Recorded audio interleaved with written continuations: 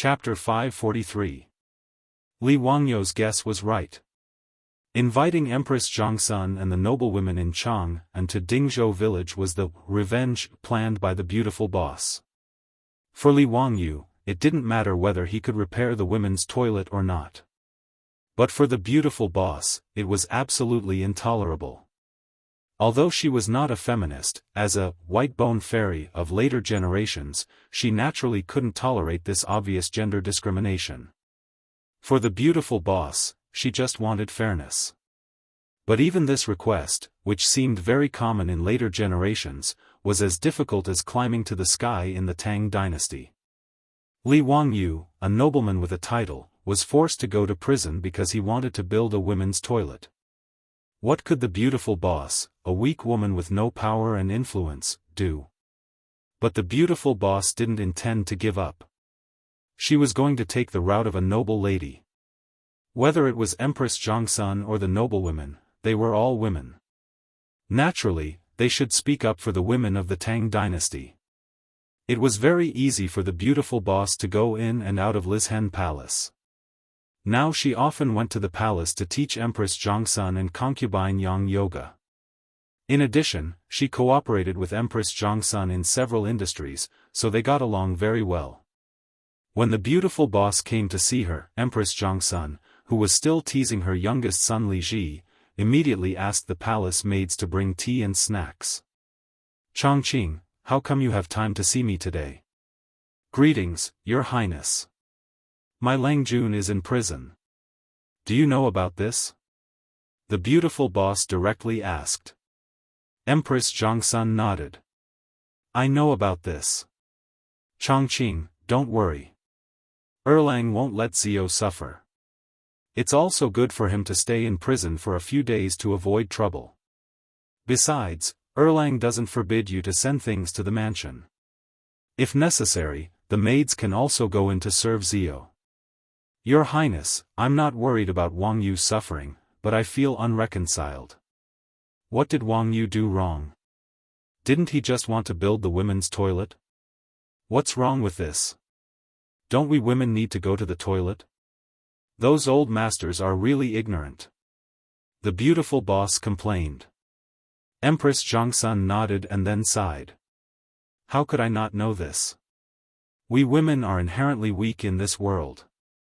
I've heard that when commoner women go out, they have to hide and avoid people when they need to relieve themselves. It's so embarrassing." Even so, she was still reprimanded by those people for not maintaining proper etiquette. "Your Highness, since you know this and sympathize with all the women in the world, why don't you support Wangyou in building a women's toilet?"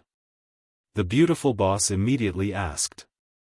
"How can it be that simple? Even though I'm the empress, my every move is watched by countless pairs of eyes in the imperial court. Now that even Erlang is unable to support Zio, how can this consort stand up and go against the court officials?" The beautiful superior couldn't help but laugh. She lowered her voice and said, "Your Highness, you don't have to speak directly. I have an idea, do you think it'll work?" Hearing her beautiful superior's words, Empress Zhongsun repeatedly nodded her head and immediately ordered a palace maid to invite Yang Fei over. Yang Fei naturally didn't oppose this plan. After the three of them discussed it, they each went to make their own preparations.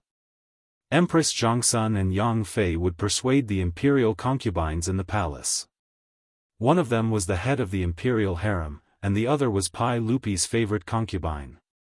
In addition to their special identities, the imperial concubines in the imperial harem naturally followed Empress Zhongsun and Yang Fei's lead.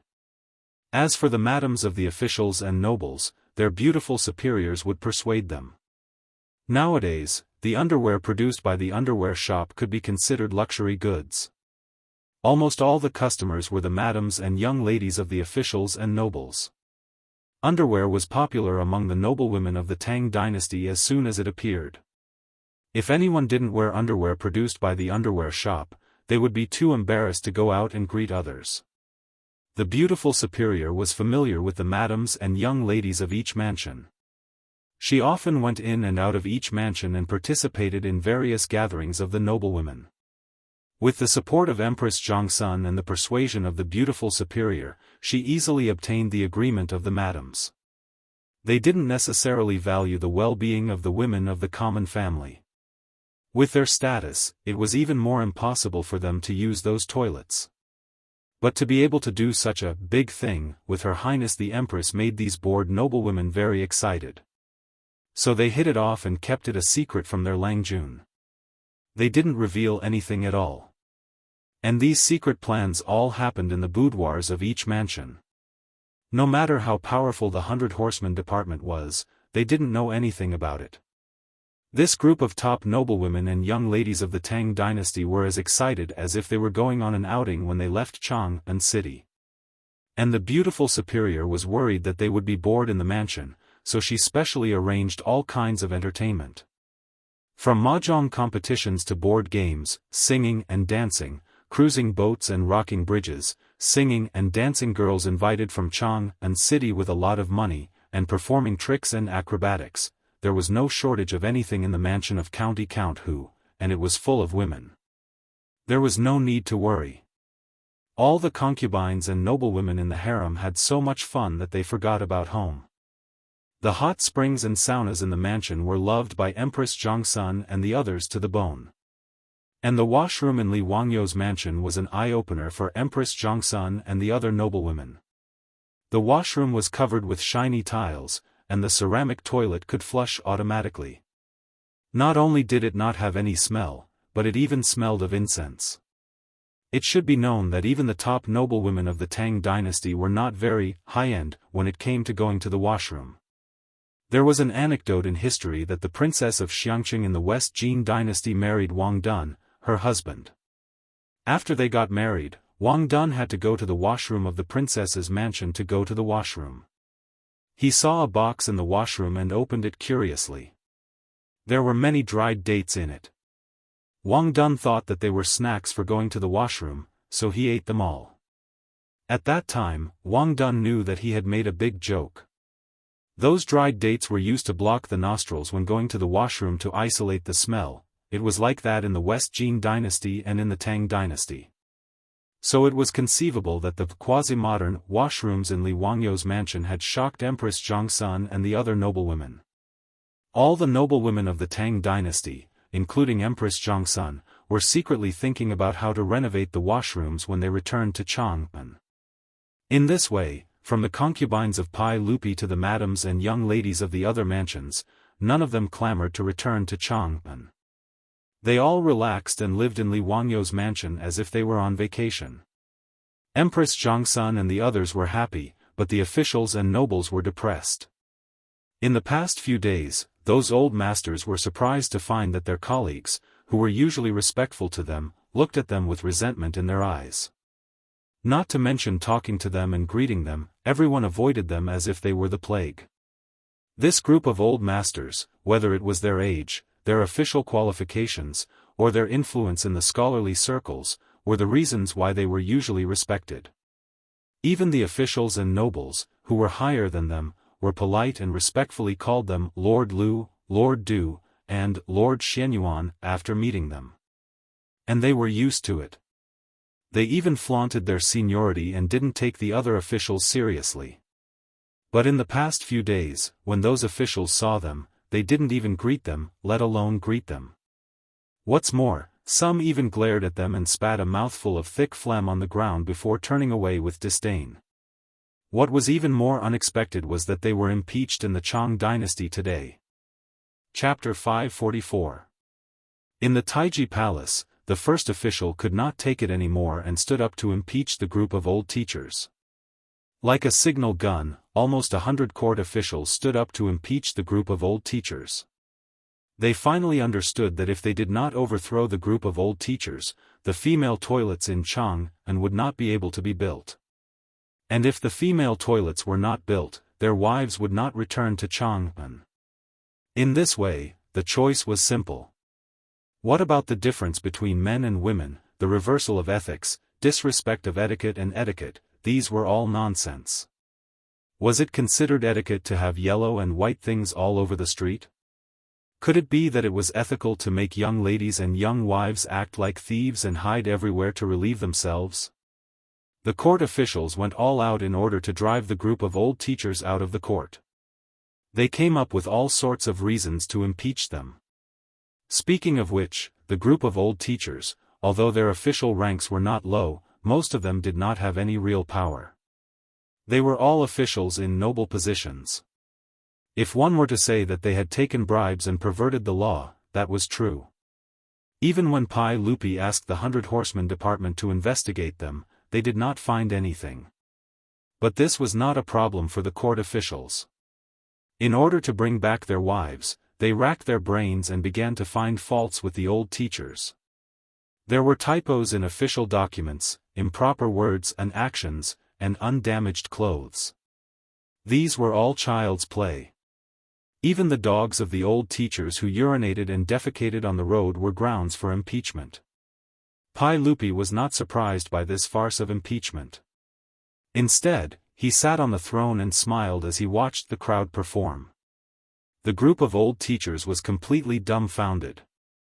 Usually, they were the ones who impeached others from a moral high ground. When had they ever been treated like this? They were so angry that their faces turned pale. Their bodies trembled as if they had Parkinson's disease. Your Majesty, I am innocent. Are these people crazy? How dare they humiliate me like this?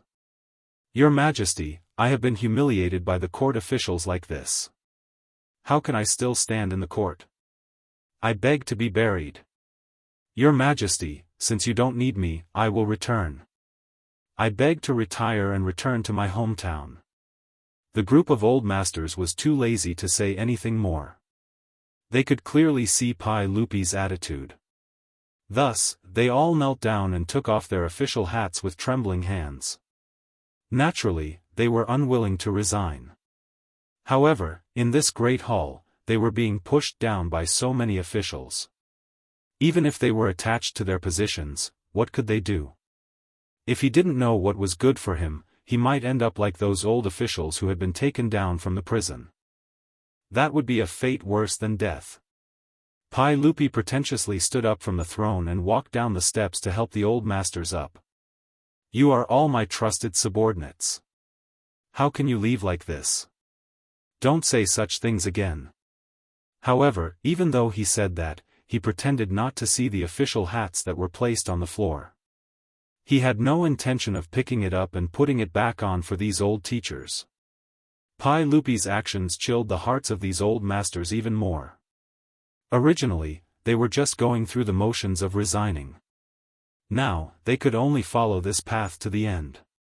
Disheartened, the old masters once again asked to resign. Their attitudes and tones were much more resolute. Pai Lupi was still unwilling.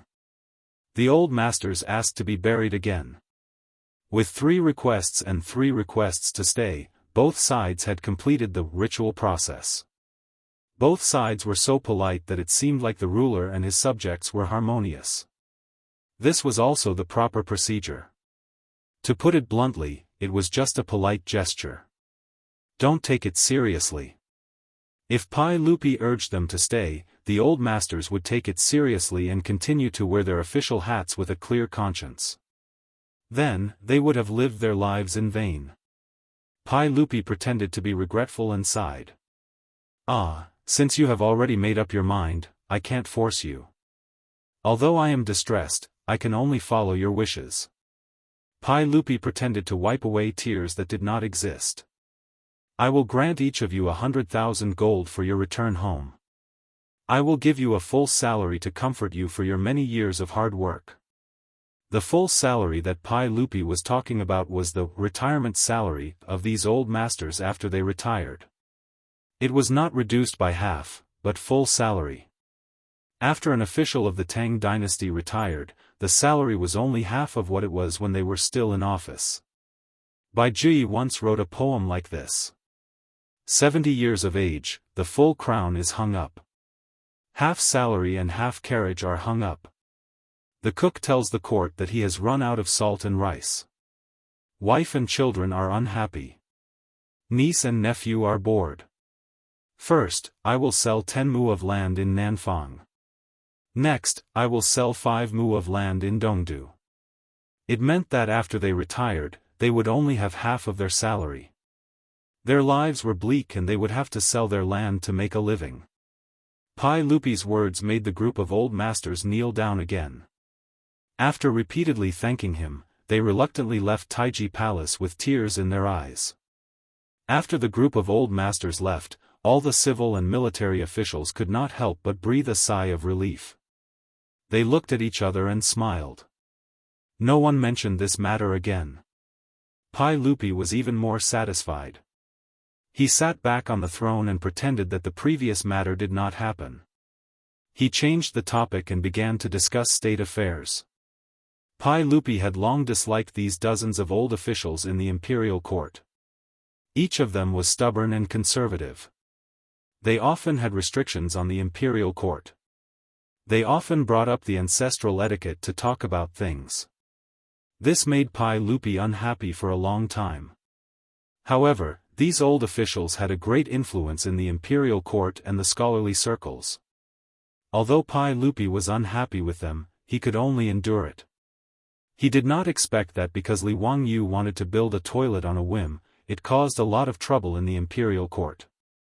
This group of old officials and old masters, because of a small female toilet, were sent to prison or resigned. This made the imperial court much quieter. After taking down this group of old masters, the officials eagerly waited for Li Wangyu to change the words on the toilet. Li Wangyu had built 2 toilets on the left and right. They were clearly the men's and women's toilets. This was not only seen by the old masters, but also by the officials. Now that there were no more restrictions, as long as Li Wangyu ordered people to write the words, women's toilets, everyone would be happy. However, no one expected that after an entire day, the 300 toilets in Chang and city had not changed at all. As for Li Wangyu, Count Huxian, he acted as if nothing had happened. He wandered around Chang and city with his foppish friends. What was the meaning of this? The officials were confused. Why was Count Huxian not making use of the time to build the women's toilets? Why was he wasting time? Did he not know that they were waiting to pick up their wives? An impatient official directly found Li Wangyu and asked him about this matter. Count Huxian, may I ask Count Huxian, when do you plan to open the women's toilets in Chang'an City? Everyone is looking forward to it. Li Wangyu showed a confused expression. What women's toilets? Where did the women's toilets come from? Those 300 toilets, I built all the men's toilets. There are no women's toilets. Don't talk nonsense. Because I wanted to build the women's toilets, I went to prison for a period of time. Now that I deeply realize my mistake, I will never build the women's toilets. His answer immediately stunned the official. Why was this Count Huxian acting so arrogant? If you are so arrogant, can we still have fun together in the future? Li Wangyu naturally did this on purpose. Since he had wanted to build the women's toilets, he had been impeached by the officials. Now that the situation had reversed, if he did not properly torment the officials, he would be letting down the opportunity that his beautiful superior had created for him. Chapter 545. The news that Count Li Wangyu did not intend to change the opening of the women's washroom immediately spread to the ears of the officials in Chang'an. The officials and nobles who originally thought that they would be happy after taking down the old officials were completely dumbfounded. Why did he not follow the script? Was there still any trust between people? Some people immediately understood that this was Count Hu's revenge on them. Who asked them to stand by and watch when others were impeached for building the women's washroom? Some even hit them when they were down. Now that the situation had reversed and the officials were asking Li Wangyu to change the women's washroom, they would naturally be criticized by Count Hu. After the court was dismissed, Pai Lupi had nothing to do, so he invited Fang Xianling, Du Ruhui, and Zhang Sun Wuji into the palace to play mahjong with him to pass the time. Currently, Empress Zhongsun and a group of madams were living comfortably in County Count Hu's residence and had no intention of returning. Pai Lupi and the other old men had a lot of time to play mahjong. Ever since Li Wangyu created mahjong, it quickly became popular in Chang'an. Not only did Pai Lupi and the officials and nobles like it, but it also quickly became popular in the marketplace and in the various gambling houses. The sound of playing mahjong resounded throughout the land of China nearly 1,000 years in advance. 50,000, Your Majesty. Now that Ziyu is provoking the officials like this, I'm afraid he will cause a lot of trouble. Fang Xianling casually threw out a card. Pai Lupi hurriedly shouted, bang. 9 of them. Fang Xianling, it's okay. This kid must have some complaints in his heart. Let him vent his anger. Zhongsun Wuji looked at Pai Lupi and reached out to take the 9 of them. Win. All of them. Your Majesty, you are very kind. In my opinion, it would be good to let County Count Huxian go and stir things up a bit.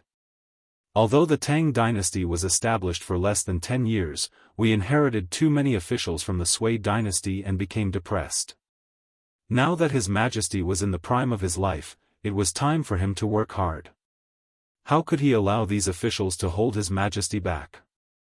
There was nothing wrong with Count Huxian building a toilet, but there were people in the court who stirred up trouble out of nothing and stirred up a lot of trouble. This is still a small matter. If Your Majesty wants to reform the old practices, I'm afraid it will be even more troublesome. Fang Xianling and Du Ruhui both nodded their heads in agreement. Your Majesty, you really can't blame County Count Hu for this. Even though the old officials in the court who strongly opposed it are no longer here, there are still many people who have opinions about the women's washroom because of their instigation. This subject has heard that there are quite a few elderly people on the street with dove canes who are shouting that if a female toilet is to be built, they will go and destroy the toilet. Du Ruhui also laughed. Fang Xianling nodded. These people are even more troublesome than the old officials in the imperial court. They are all very old and can't be beaten or scolded. If they really ordered people to push down the toilets, Ziyu really wouldn't be able to do anything. I'm afraid even Wanyan and Chang'an counties would be at their wits' end. The elderly that the two of them were talking about were those above 60 years old who were highly respected among the people. The country would give them the king's staff, also known as the dove canes. The elderly who received the dove canes would not only receive a rank of 7, but they would also have the privilege of walking on the side roads of the emperor and entering and exiting the government offices. Even if they committed a crime, they would be given a lighter punishment. The 10 bamboo scrolls of the king's staff said, when one is old and receives the king's staff, there is a dove on it. When the people see it, they will compare it to righteousness. If anyone dares to scold or beat them up, they will be considered traitors. This meant that the elderly who held the dove canes were like envoys. Anyone who dared to scold or beat them up would be heavily punished. These elderly were already very famous among the people, and with the dove canes given to them by the government, they were even more respected. These elderly also had the duty to help the government educate the people and promote filial piety. As for the construction of the women's washroom, apart from the old officials in the imperial court, the ones who opposed it the most were the elderly. Zhongsun Wuji also smiled. I think that County Earl who knows about this matter, which is why he didn't make a move. He wants to use the wolf to swallow the tiger strategy. I'm really curious what the situation will be like when the officials and generals of the imperial court face off against these elderly. Li Er clapped his hands and laughed heartily. He threw a few chips to Zhongsun Wuji and said, that makes sense. I want to see what Zio can do. Come, let's continue. Since the madams of the various manors aren't here, we will light up the lanterns and fight. No one is allowed to leave. While the 4 of them were leisurely playing around in the governance hall, the officials couldn't sit still anymore. Many officials who were familiar with each other all invited them to discuss how to solve this matter. Some of the more impulsive officials complained, in my opinion, we shouldn't wait for the county earl to make a move. We should find someone to change the toilet. Wouldn't that be the end of it? This county earl is obviously trying to make things difficult for us. Brother's words make sense. Anyways, the toilets have already been built. Rather than asking the county earl, why don't we change the toilets ourselves? I don't believe that the county earl will fall out with us. Okay. Then let's do that. We'll immediately find blacksmiths to do it. What's done can't be undone. Then the county earl won't be able to do anything to us. Great, let's go together. Let's wait until the 300 toilets are changed. Let's see what the county earl can do. The officials all felt that this method was feasible. As they said, it was better to rely on oneself than to rely on others. Rather than sitting there and worrying, why not do it themselves? They just needed to find some blacksmiths to change the names of the toilets. It wasn't much of a problem. As soon as they said they would do it, they immediately ordered someone to find a craftsman. Carrying the paint bucket and brushes, they went to the nearest toilet. The toilets in Chang'an City were all of the same design. They were split into left and right, with a thick brick wall in the middle. The officials all knew that these were the men's left and women's right toilets. However, the toilets on both sides of the road were painted in red, with the words, "Men's Room" written on them.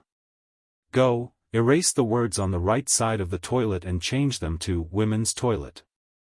The officials ordered the blacksmiths to change the logo of the toilets. The blacksmiths agreed and began to work. However, they saw a group of people rush out from the inner building. The ones in the lead were a few elders holding a dove staff. Stop! What are you doing? The officials looked at each other, not understanding what these elders were shouting about. However, even these 4th or 5th rank officials were very polite to the elders holding dove staffs. Greetings, elders. I'll have the blacksmiths change the words on the toilets and change the toilets on the right side to the women's toilet. What advice do you have for me? Preposterous. Truly preposterous. You are all officials of the imperial court and hold high positions. How can you do such a preposterous thing? How can this woman use the toilets outside? Do you still have any morals? That's right. It was wrong of County Count Who to build a women's toilet. Fortunately, County Count Who repented under the teachings of the saint.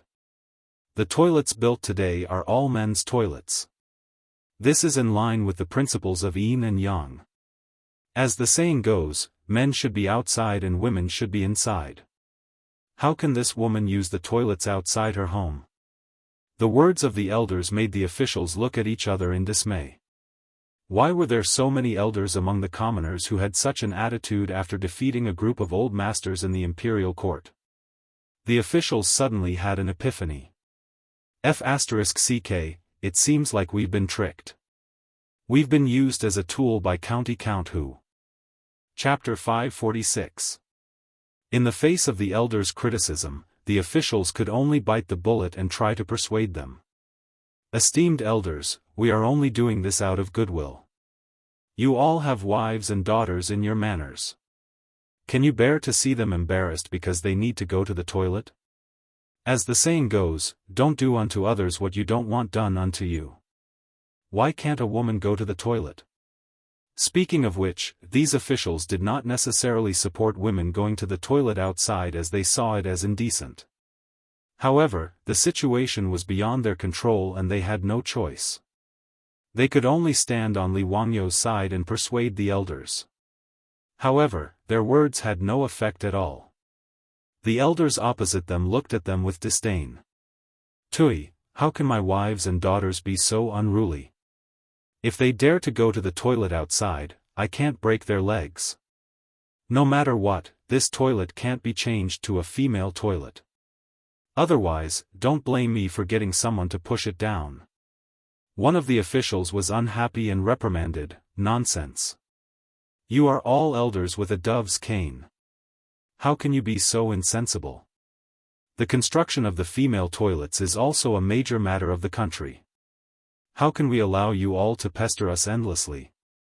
If you dare to spout nonsense again, I'll throw you all in jail. It would have been better if he had not said that. Once he said that, it was as if he had poked a hornet's nest. The group of elders immediately jumped up and down. All right. If you want to arrest me, then arrest me. I want to see which law I've broken. Yes. This Lang Jun has such great authority. Just take us away. I want to see who dares to change this toilet today. If you want to change it, then kill me first. After that, you can do whatever you want. The elders' words put the officials in a difficult position. These elders with dove's cane were not to be trifled with. As long as they did not commit any crimes, even Pai Lupi would have to be polite to them to show his respect for the elders and respect for filial piety. Everyone looked at each other, not knowing what to do. For a moment, no one said anything. The craftsman at the side did not understand and asked softly, Langjuns, do you still want to change the words? Change my ass. The official, who was already angry, became even angrier after being questioned by the craftsman. He kicked over the paint bucket and turned to leave. The others shook their heads helplessly. They were truly at a loss when encountering this group of venerable elders. Everyone turned around and left, leaving behind the blacksmiths who were at a loss. In fact, the reason why Li Wangyu refused to show himself, other than deliberately making things difficult for those officials, was also because of this group of elders.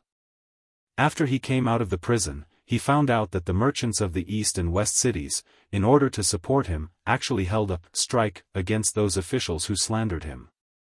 This made him very moved.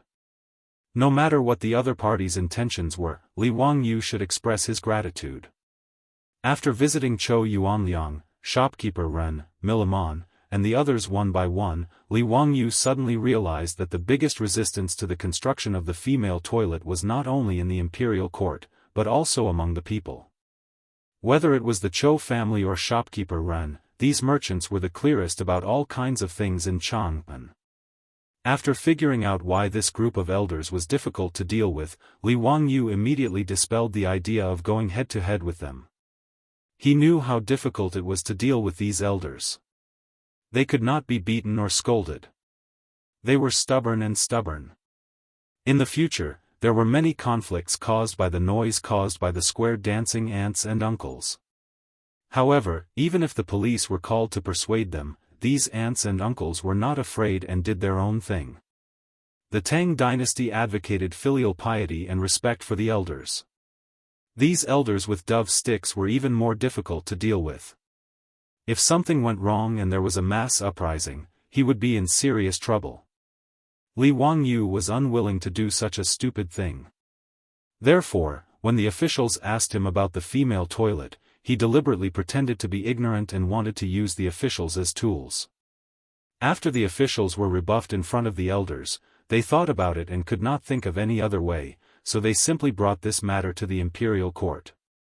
The officials reported to Pai Lupi, hoping to issue an imperial edict to renovate the toilets. Of course, Pai Lupi would not agree. How could he be willing to be the bad guy? Although these elders had no power or influence, they had a lot of influence in Chang'an. Even if he issued an imperial edict to separate the toilets into male and female toilets, he was afraid that these elders would really dare to push down the female toilets. In this way, it would not be good. Seeing that Pai Lupi was not willing to give in and that the elders among the people were against it, this group of officials who were crazy about their wives had no choice but to act shamelessly. After discussing with each other, they all ran to Kaihua Square to block Li Wangyu's mansion. The old housekeeper, Li Heng, was scared out of his wits when he saw nearly 100 court officials wearing dark red and light red official robes blocking the entrance to his house. The old man had never seen such a scene. He could only invite the officials into the mansion and ask Niu Yong and Niu Wu to invite Li Wangyu out to meet the guests. The mansion Li Wangyu bought was only for temporary accommodation. The area was not big. After 20 to 30 officials squeezed into the main room of the front yard, there was no place to stay. The others simply stood in the front yard. At this time, Li Wangyu was drinking cold drinks with the rich playboys in the backyard, leisurely playing do diju and mahjong. After hearing Niu Wu's report, he could not help but laugh. Ziyu, how can you still laugh? This time, you have caused a lot of trouble for these officials. Be careful not to provoke public anger. It won't be easy to clean up the mess. Wei Shuyu advised. Chai Lingwu also nodded and said, yes, now that the madams in each mansion are not here, I heard that many people's homes are in a mess. If you don't get the female toilets out, Her Highness the Empress will lose face and refuse to come back. Be careful that the officials and saints will settle the score with you. Cheng Chumo and the others also nodded. They all felt that Li Wangyu had gone too far this time. Li Wangyu elegantly took out a folding fan from his waist and opened it with a swish. He shook his head and said, no matter, I have my own plans. Wahahaha, wait for me to go meet them. The rich playboys stopped playing mahjong and all clustered around Li Wangyu to the main room, wanting to see what he was up to. When Li Wangyu entered the main hall and saw so many people, he was shocked and quickly greeted the officials. Count Hu, there is no need to be so polite. Quickly tell us, what are your plans now? Don't try to fool us with the nonsense from before. An impatient official did not wait for everyone to finish their greetings and impatiently asked. Li Wangyu, on the other hand, was neither hurried nor slow. After bowing to everyone, he opened his mouth and said, everyone, it's not that I'm trying to fool all of you. It's just that I didn't think that I would do something bad with good intentions. It is not that I, Li Wangyu, am looking for trouble. It is just that when I saw how dirty Chang and was and found it intolerable, I became impulsive and wanted to use my own money to build toilets. But who would have thought that for the sake of building toilets, would be locked up in the prison by the saints? Everyone, I am also wrongly accused. No one could refute his words. This was indeed the case. Originally, building toilets was something that would benefit everyone. No one wanted to see such a situation happen.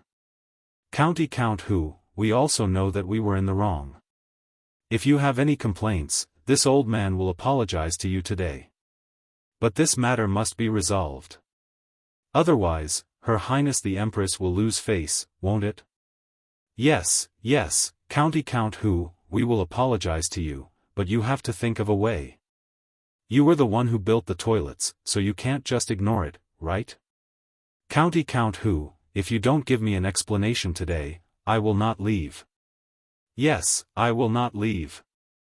The officials were truly anxious. Some tried to soften their tone, while others tried to threaten him. In short, they all had the same goal, to make Li Wangyu resolve the matter of the toilets. Li Wangyu was overjoyed at this. He revealed his pearly white teeth and smiled at the crowd. Gentlemen, I have a plan. I wonder if you're interested. Chapter 547. Chang An's morning drum, regardless of wind or rain, would always sound on time, waking people up from their dreams. Old Lu, who lived in Qinren Lane, got up and changed his clothes with the help of his servants. He wasn't in a hurry to eat breakfast. Instead, he picked up his extremely precious dove staff and walked out of his house with the help of his servants. This dove staff, which was bestowed by the government, was old Lu's favorite. Even his eldest son couldn't touch it. As an elder of Qinren Lane, old Lu was used to walking around the lane every day after getting up. He greeted his neighbors and received everyone's compliments. The gate of the lane hadn't opened yet, but there were already some neighbors who had gotten up early and were busy. When they saw old Lu, they would politely greet him with their hands clasped. As the oldest elder in Qinren Lane, old Lu was used to this. He greeted everyone with a smile and then continued to walk around the lane. Old Lu walked to the toilet that was built by the county magistrate. He looked at the two toilets on the left and right. They both had the words, men's toilet, written on them. He nodded with satisfaction. Although the toilet on the left was still open, old Lu didn't care that much. If those officials wanted to change the toilet on the right into a women's toilet, he absolutely couldn't. If the government wanted to force a change, old Lu would rather tear down the women's toilet than compromise. In any case, as an elder, he wasn't worried that the government would do anything to him. Not to mention the fact that the county magistrate of Wanyan County was only at the 6th rank, even those high-ranking officials in red robes would be polite when they saw him. With the help of his servants, old Lu went to the toilet to relieve himself. Old Lu had to admit that the toilet built by the county magistrate was a good thing. Ever since the toilet was built, the lane became much cleaner. The filth in the corners and alleyways of the past was gone. Originally, there were some people who were too lazy to walk to the toilet and wanted to relieve themselves as they did before. However, after these people were caught by the Marquis of the Lane or the bailiffs of Wanyan County, they were severely punished 60 times. After a few times, the situation of urinating and defecating in the lane stopped. Since there were toilets, many people in the district were no longer willing to use the toilets in their own houses. After all, he had to find someone to clean his own toilet after using it. It was really troublesome. It was far more convenient to walk 2 steps to the toilet. Old Man Lu walked out of the toilet in a relaxed manner, and prepared to return to his mansion with the help of a servant. He habitually cleared his throat and spat out a mouthful of thick phlegm. Just as this spit landed on the ground, 2 martial marquises from the Qinren Square martial marquis shop appeared out of nowhere. "Stop! Elder Lu, why are you spitting this filthy thing everywhere?" Old Lu was stunned when he heard this. He thought to himself, I just spat a mouthful of phlegm. How did it become something filthy?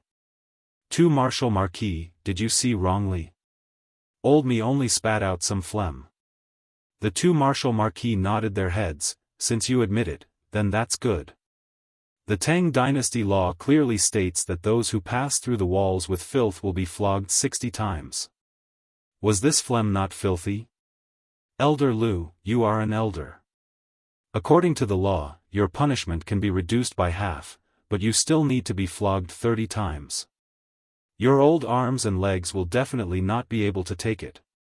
Since it's like this, then fine me with copper. Fine me with 5 pounds of copper. Take out the money. The rule that the martial marquis was talking about was that if one threw trash on the street, the punishment would be 60 flogs. And the penalty of 5 pounds of copper was a copper coin. How could Old Man Lu bear this? Furthermore, he felt that he only spat a mouthful of phlegm. How could it become throwing trash? He immediately started arguing with the 2 martial marquis. Nonsense, old me only spat a mouthful of phlegm. How can it be filthy? The martial marquis grinned. How can it not be counted? This is naturally filthy. Elder Lu, we respect you as an elder, so we are being polite. If you are so stubborn, then we will go to Wanyan County to talk. Humph. Let's go. Old me does not believe that the Lu Ming house can sit by and watch you act so recklessly. Old Man Lu said angrily.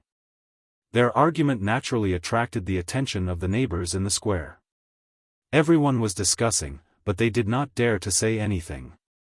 After all, they were not as old as Old Man Lu. They were still in awe of the martial marquis. This argument did not end, and it really went to Wanyan County's yamen. And the neighbors who were watching immediately ran to Old Man Lu's house to report. This scared Old Man Lu's few sons. They quickly followed the neighbors and rushed to the yamen. Qinren Lane and Wanyan County's Xianyang Lane were only separated by a large street. By the time Old Lu's several sons arrived, Wanyan County's county magistrate Lu Dehang had already begun the trial. As an elder, Old Man Lu did not need to bow when he saw an official. He just casually stood in the main hall and casually cupped his hands towards Lu Dehang. Lu Ming House, Old Me wants to ask you to give me justice.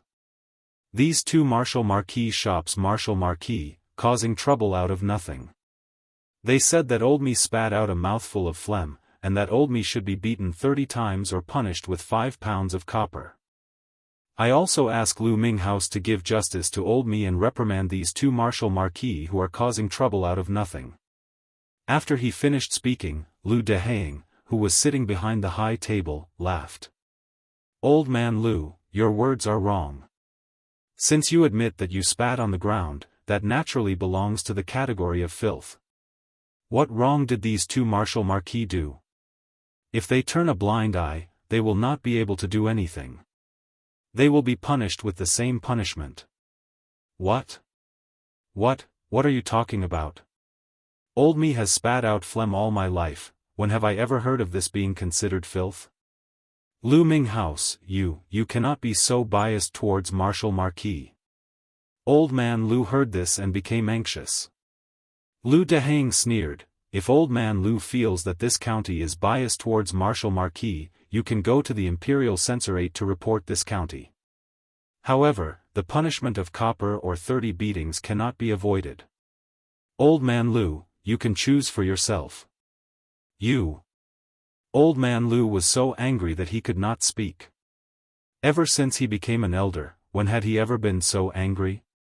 Without waiting for him to continue to be angry, he heard someone in the hall shout, "Accept the punishment, we accept the punishment, we accept the punishment of 5 pounds of copper." The ones who spoke were old man Lu's sons. After they heard the news, they hurriedly rushed over. Once they heard Lu Dehang's words, they did not dare hesitate and immediately accepted the punishment. Old man Lu was over 70 years old. 30 beatings could directly take his life. How could they not accept the punishment? Although it was painful to take out a copper coin, it was not to the extent of hurting his muscles and bones. Old man Lu's sons immediately took out a copper coin from their money pouch and paid the punishment. Only then did this matter end. A few people carefully supported old man Lu out of the county government. Old man Lu angrily glared at the county government's gate and habitually wanted to spit again. However, his son was so scared that he hurriedly stopped him. "Father, you don't dare spit again. A copper coin."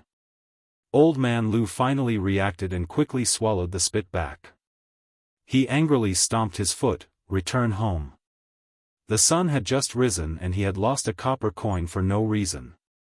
Old man Lu felt that he did not look at the almanac when he went out today and bumped into a villain. But he did not expect that this unlucky matter was not over yet. Chapter 548. With the help of his sons, old Lu walked out of Wanyan County and prepared to go back to Qinren Square angrily. He had just walked a few steps when he was stopped by the yamen runner of Wanyan County. "Stop! Who told you to walk on the left? Carriages, horses, and pedestrians should move to the right. Don't they know this simple rule? If you walk on the wrong side, you will be beaten 50 times. Old Lu, as an elder, how can you not follow the law?" The yamen runner's words made old Lu's blood pressure rise. "This is the street in the square, not the street outside. How can I walk on the right side?" Every day in Chang'an City, caravans came and went. Walking on the right side was an iron law. If someone violated it, he would be beaten 50 times. But that was the rule set to avoid congestion on Vermilion Bird Avenue. Now the yamen runner actually asked him to walk on the right side of the street in the square. How could old Lu not be angry? How could he not feel that the yamen runner was deliberately looking for trouble? "Hee, old Lu, we respect you as an elder, so we are trying to persuade you. Which law of the Tang dynasty says that in the square, we don't have to walk on the right side?" "You." Old Lu pointed at the pedestrians on the street with his dove cane. "There are so many people who don't walk on the right side. Why don't you stop them?" The yamen runner rolled his eyes. "They are not elders. Old Lu, you are an elder with a dove cane. Naturally, you have to set an example and educate the people.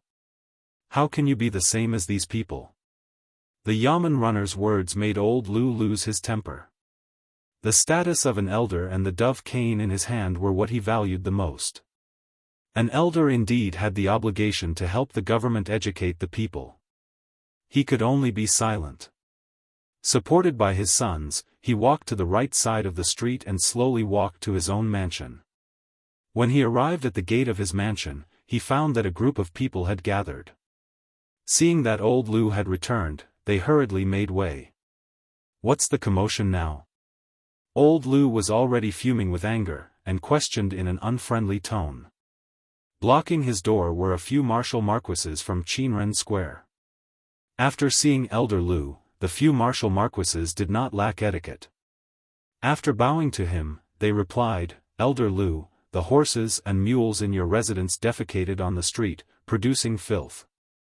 And the dog in your residence, peeing at the corner of the wall and spitting filth. Just now, when he spat out a mouthful of phlegm, he caused a ruckus in the county magistrate's office for 10,000 years.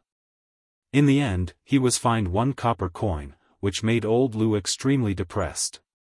Now that he heard that even his own family's horses and dogs would be caught and punished by Wu Ho for peeing outside, he immediately exploded. What do you want? Weren't all the dogs and horses in Chang and the same? Are you blind? Why are you pestering the old me?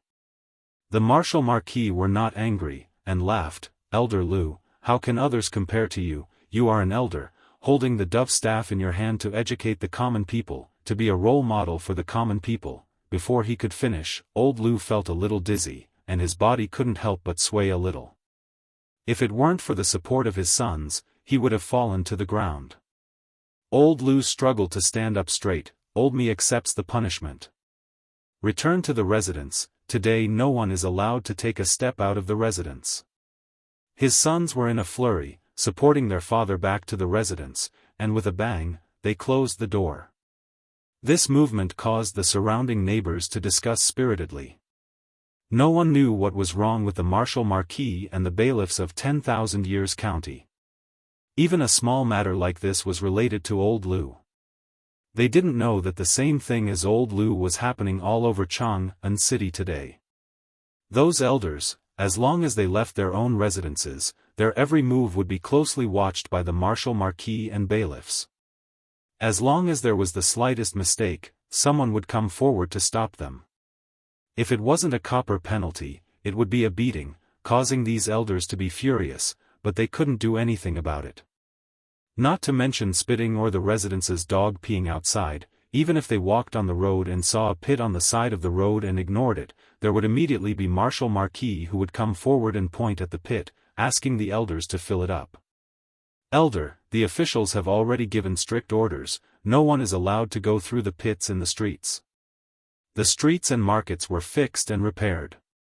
How can you turn a blind eye to these pits? What if someone falls? Hurry up and flatten these pits. Nonsense, how can this be done by old me? Why not? You are an elder, holding a dove staff, you should educate the people. Seeing these pits, why is it unfair? These words made the elders speechless, and they could only obediently lower their heads. In less than half a day, the elders who usually liked to walk around with their dove staffs, pointing and pointing, were all gone. They all retreated back to their residences, afraid that the martial marquis and bailiffs would find trouble.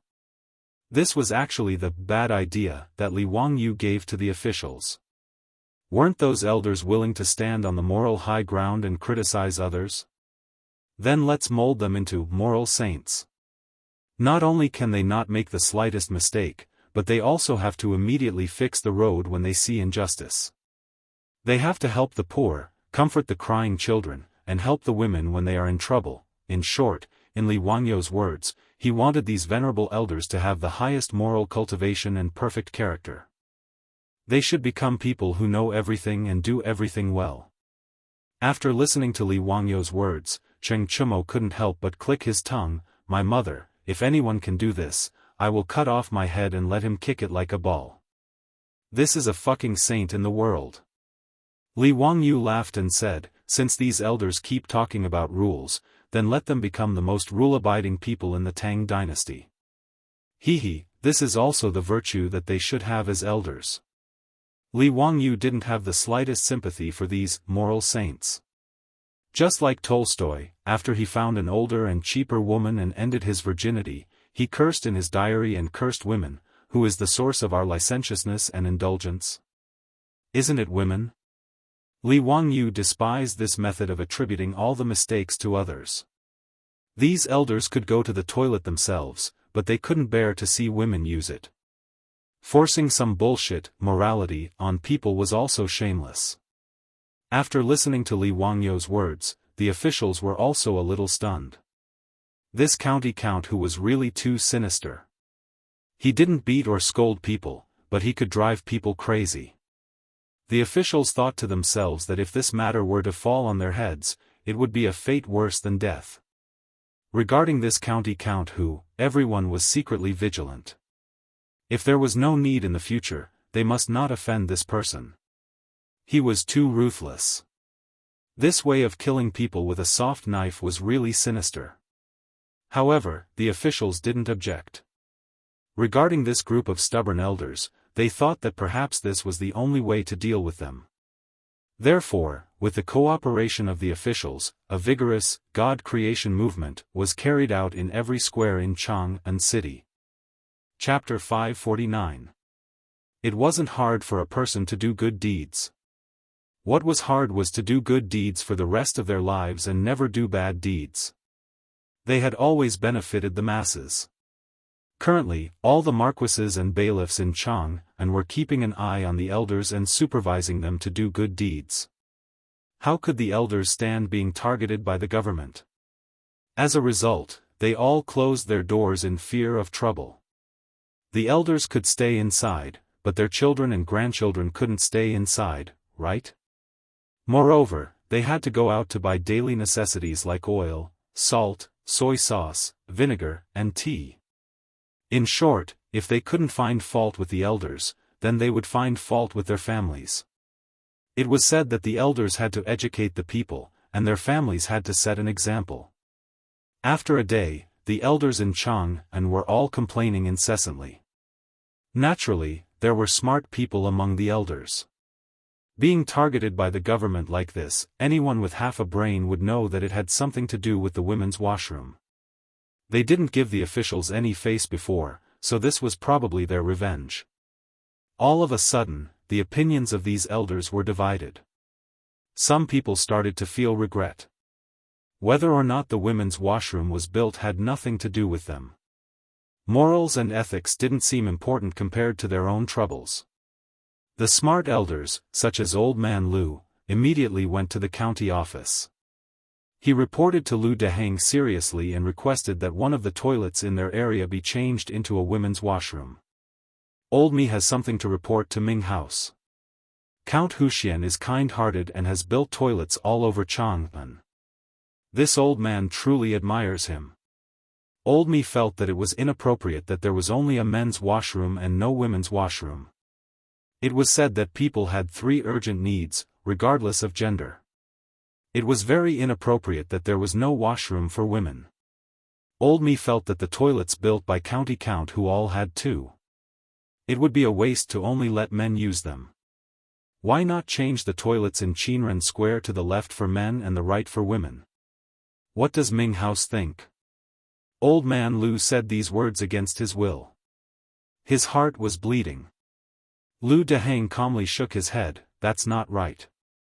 There are many people who object to this. Some people even said that if they built the women's washroom, they would destroy the toilets.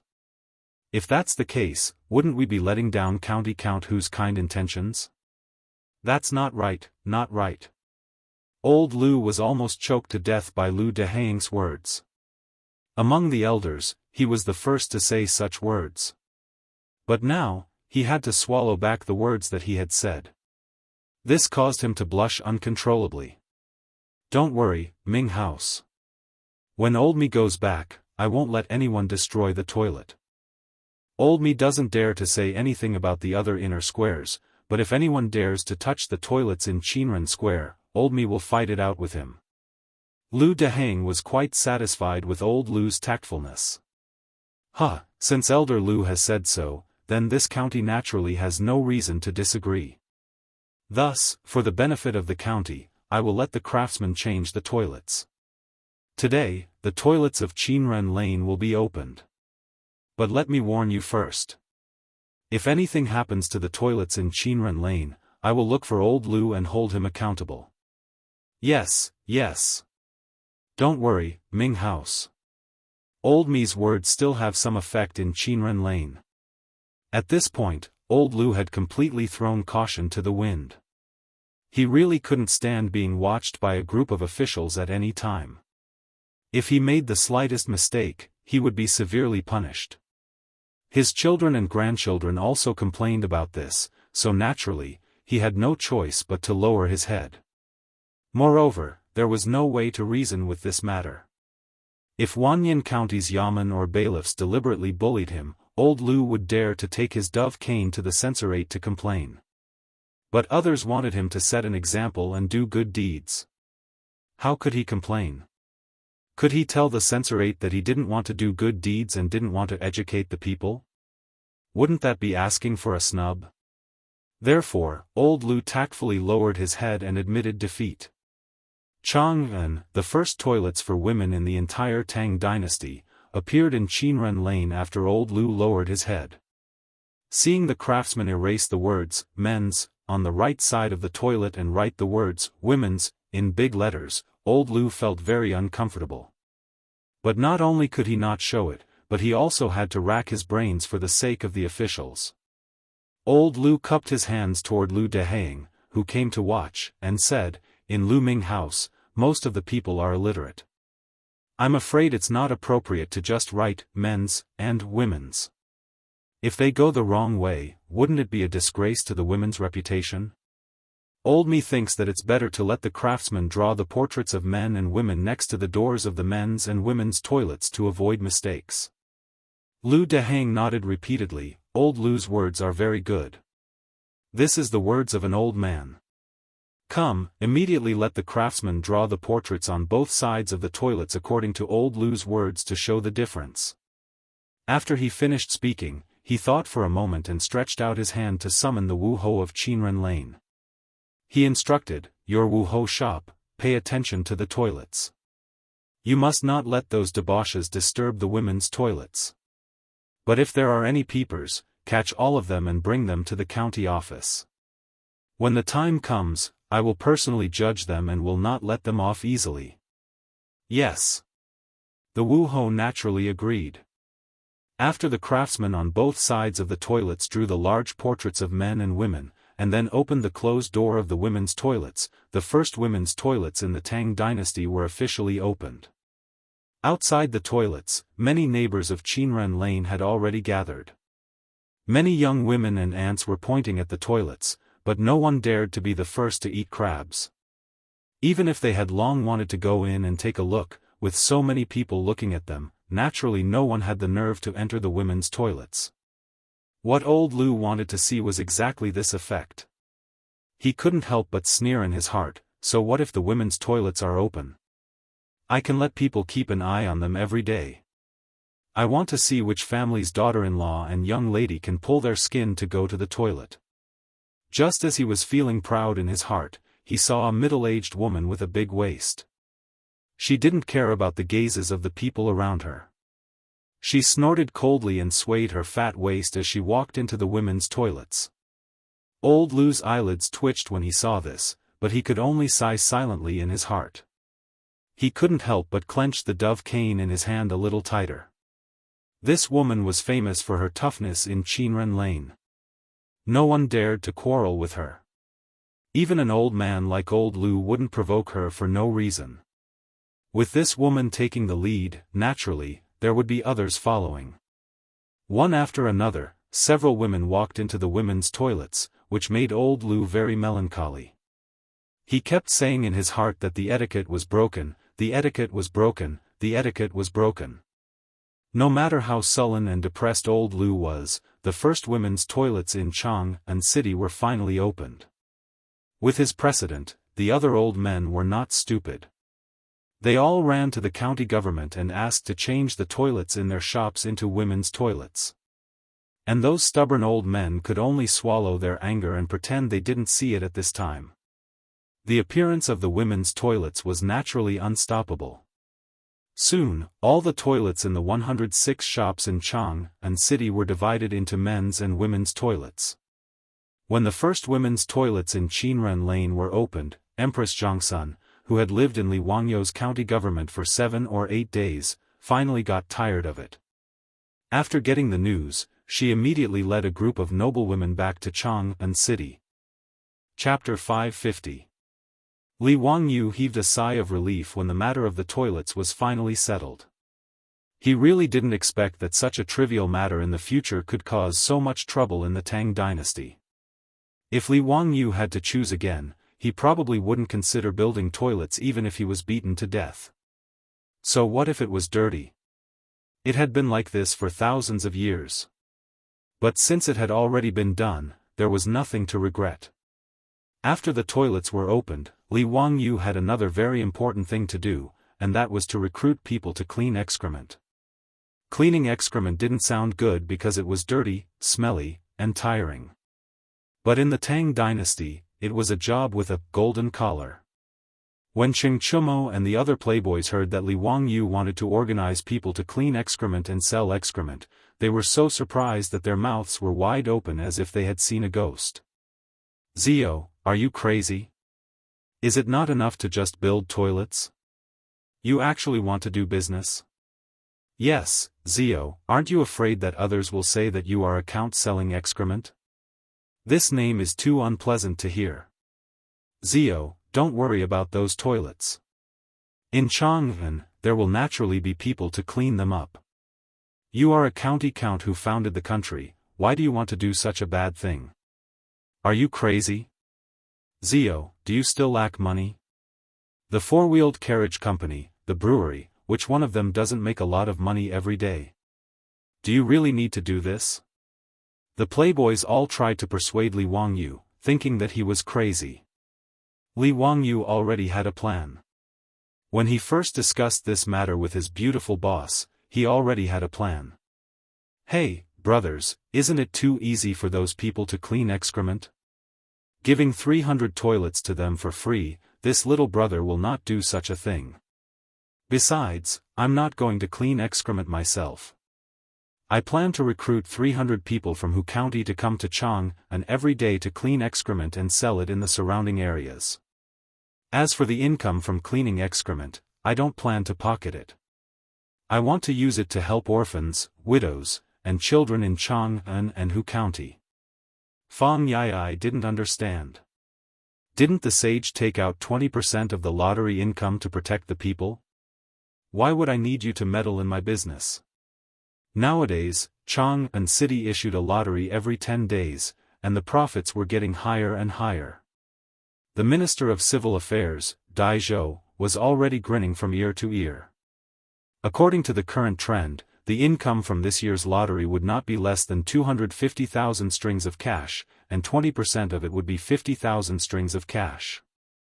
Li Wangyu only curled his lips and said, that amount of money is just a drop in the bucket.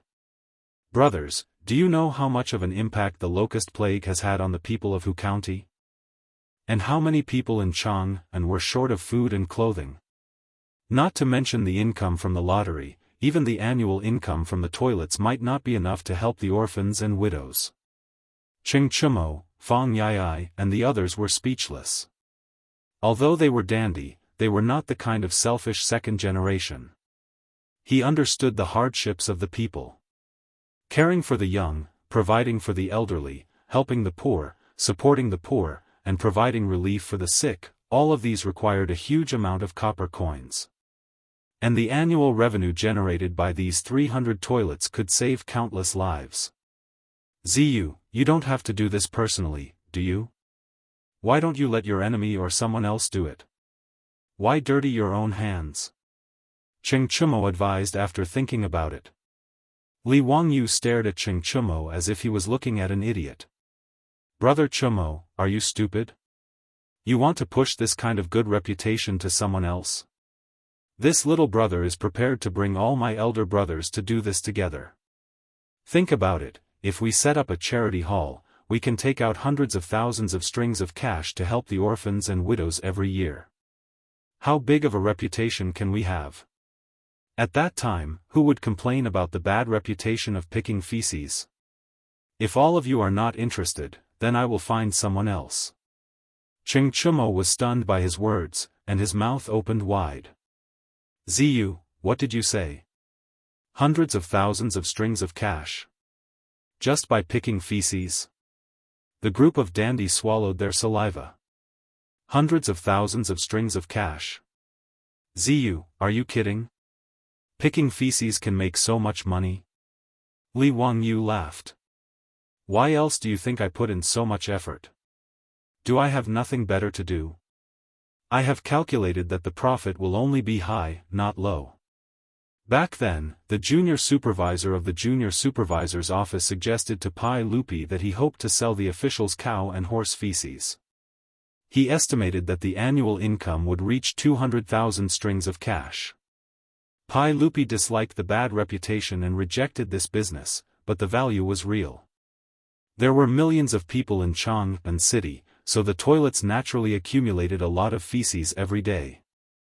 Li Wangyu estimated that one toilet could make about 2 strings of cash by selling feces every day. 300 toilets would be 600 strings of cash, and this was just one day's income. In a year, it would be 200,000 strings of cash. Excluding the expenses of hiring people to pick feces, it would not be a problem to make more than 100,000 strings of cash by selling toilets. After Li Wangyu explained the benefits to the silk pants eyes lit up. Zio, this is a great idea. We must do it. Fang Yai patted his chest shamelessly. Isn't it just picking feces to make money? I don't mind the stinky money. I am willing to do it for the people. The group of playboys gave Fang Yai a bunch of middle fingers in unison to show their praise for his shameless spirit. The dandy originally thought that it would be good if they could make tens of thousands of strings of cash by picking feces every year. They did not expect that there would be such a huge profit. Li Wangyu was even willing to take out all the profits to open a charity hall to do good deeds. It would be used to care for the young, support the old, relieve the poor, and relieve the sick in Jianghu city. This was a big deal, so how could they not be tempted?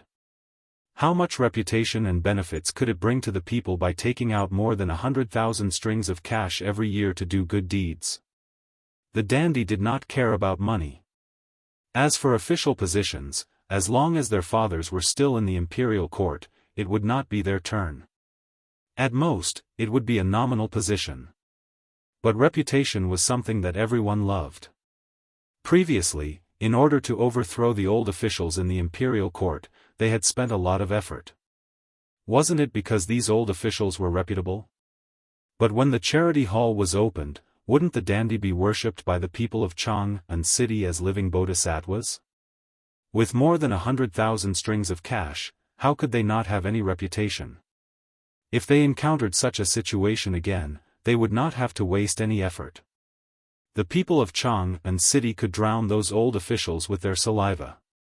However, Chai Lingwu poured cold water on them. Zio, everyone, I'm afraid this is not appropriate. Taking out such a large sum of money to relieve the orphans and widows is naturally a good thing. I'm afraid that we will be impeached by people with ulterior motives, saying that we are trying to buy people's hearts. That would not be good. Li Wangyu glanced at him with an exasperated look on his face. Of course, we can't just rely on us. Since the land to build the toilets was provided by the saint, the charity hall naturally has to be led by the royal family. I will invite the empress to be the manager of the charity hall. We will follow the empress and be in the charity hall in name. In this way, who will have anything to say? Are we going to impeach the empress for buying people's hearts? The empress and the saint will naturally be worshipped by the people, and we will also have a good reputation. It's killing many birds with one stone. The dandy was stunned, then they clapped and laughed. Wonderful, really wonderful. Zio, you are indeed smart. This matter is settled. We must take part in it. Just as everyone was talking happily, the old housekeeper Li Heng came in and reported, Lang Jun, shopkeeper Ren of Ren's saddle shop requests to see you. Oh? Is there something he needs? Invite him to the central room. Lang Jun, shopkeeper Ren also brought a guest and requested to see you together. Chapter 551. Li Heng's words puzzled Li Wangyu. It was understandable that shopkeeper Ren wanted to see him, but bringing a guest with him seemed to be against the rules. Li Wangyu did not care about status, nor did he have any prejudice or discrimination against merchants. But in the eyes of the Tangs, it was already very generous of a merchant like shopkeeper Ren to be able to enter his residence and meet him, the county count of Hu County. It was overstepping his authority to bring in an unfamiliar guest without informing him first. Li Wangyu thought for a while and felt that shopkeeper Ren was not someone who did not know the severity of the situation, so he nodded. Bring them to the central room. I will be there in a moment. Cheng Chumo and the others laughed. Zio, you are too easy to talk to. For a merchant like him to be able to enter the residence of a county count like you, he must have burned incense in his past life. It is not a good thing that you are still indulging him like this. This is shopkeeper Ren. Last time when I entered the prison, he also helped me a lot, so we can be considered friends. Brothers, please take a seat. I will go and see what is going on. Li Wangyu smiled and walked to the central room in the front yard. Wait for me, I will go with you.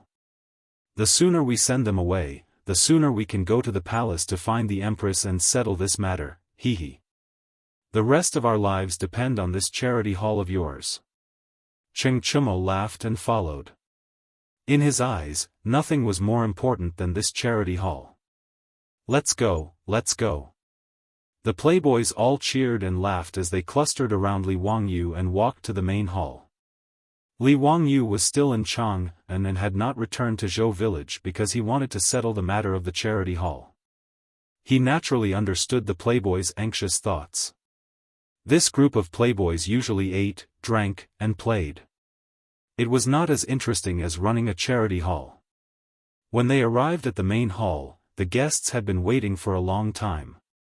When they saw Li Wangyu and the group of playboys coming out, they quickly stood up and bowed respectfully. The stranger said, "This one is here to see the county count of Hu County. Sorry for the intrusion. Greetings, County Count Hu Xian. This is a good friend of mine. Today, he would like to see County Count Hu Xian about something, and he asked me to introduce him. His surname is Luo and his given name is Hui. He is also a wealthy merchant in Chang'an." Although shopkeeper Ren said that, he bowed deeply with an ashamed expression on his face. This made Li Wangyu feel a little strange. Li Wangyu felt that the name Luo Hui sounded familiar, but he couldn't remember where he had heard it before. There's no need to be so courteous, please sit. Why do you want to see me today? Shopkeeper Ren knelt on the floor and opened his mouth, but he didn't know what to say.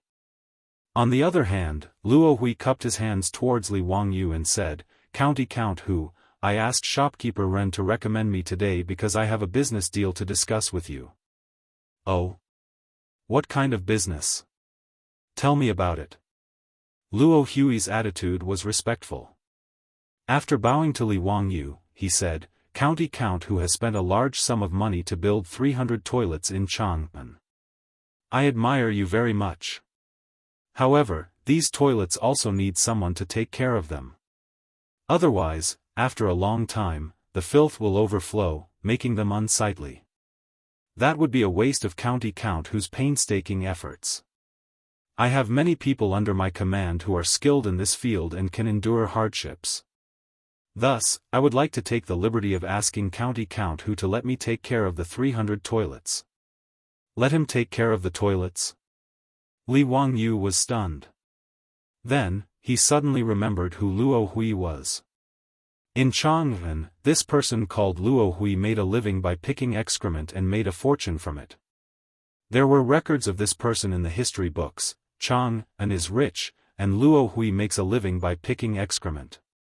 In the history books, it is said that he made a lot of money by picking excrement. Luo Hui also makes a living, and his family is very rich.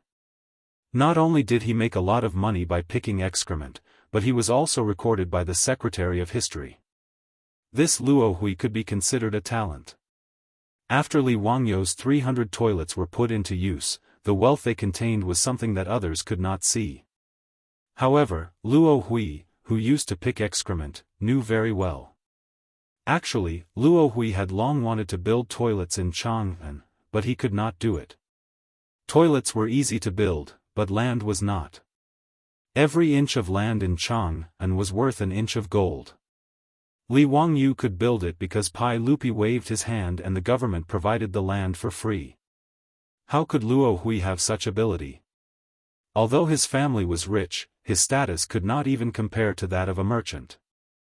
Naturally, he could only dream about it. After the 300 toilets were built in Chang'an, Luo Hui was very envious. The benefits involved were too great. Luo Hui was able to accumulate a lot of wealth by picking excrement, so he naturally had his own unique skills. Notice Chang'an had a population of 1 million. Among them, there were hundreds of people who picked excrement. Originally, in order to fight for territory, there were many fights. However, Luo Hui was very capable and his methods were very clever. Through various methods such as roping in, suppressing, bribing the yamen runners and marquis, he was able to gather all the excrement pickers in Chang'an under his command and formed a large force. Now, all the excrement pickers in Chang'an had to pay Luo Hui a varying amount of copper coins according to their assigned area. In this way, he only needed to sit in his mansion and he would have a large amount of copper coins every day. Moreover, he had gathered a team of hundreds of people. These excrement pickers were strong and listened to him. This made Luo Hui's ambition expand a lot. However, Chang'an was the heart of the Tang dynasty. There were nobles everywhere in Chang'an. Whether it was the princes and princesses, hundreds of officials and nobles, aristocratic families, eunuchs, imperial guards, or playboys, they were not people that Luo Hui, who used to pick excrement, could provoke. However, the ordinary merchants in Chang'an became the target of his humiliation. He used excrement pickers as an excuse to collect high fees from them. Naturally, the merchants did not want to pay such a high price. As a result, Luo Hui did not allow anyone to pick excrement in the merchants' manors and shops. No one picked the excrement, and Luo Hui and the others did not allow excrement pickers to enter Chang'an. In the end, the merchants had no choice but to bow their heads and admit defeat.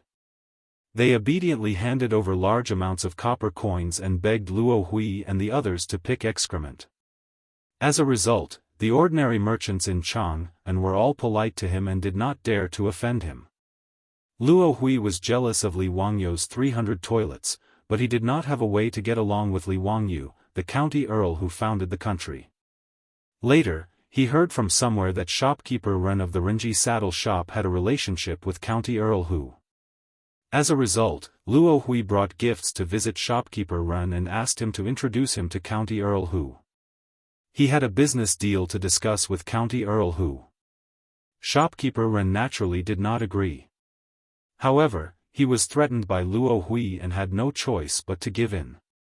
In shopkeeper Ren's opinion, no matter how unreasonable Luo Hui was, in front of Li Wangyu, he was nothing more than an appetizer and would not cause any trouble.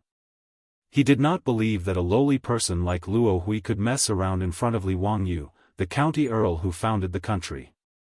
However, shopkeeper Ren still felt very guilty about bringing Luo Hui to County Earl Hu without permission. Hearing Luo Hui's words, he could not help but stand up and bow to Li Wangyu. County Earl Hu, I made a mistake. Actually, I am not familiar with this Luo Hui. Before he could finish, Li Wangyu smiled and waved his hand at him. No matter, shopkeeper Ren, I know your character very well. There is no need to say more. He turned his head to look at Luo Hui with a faint smile. How do you plan to cooperate with me? Tell me. Chapter 552. Li Wangyou's words stunned Luo Hui. He didn't seem to understand the meaning of Li Wangyou's words.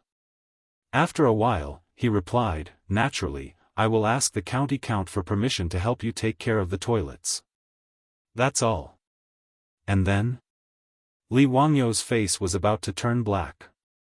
You don't plan on taking away my 300 toilets just because of this, do you?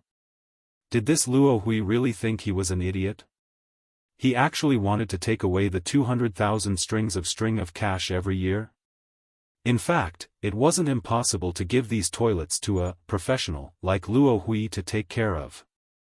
In any case, the goal of Li Wangyu and the wastrels wasn't to remove excrement, but to make money from this business and use it to open a charity hall.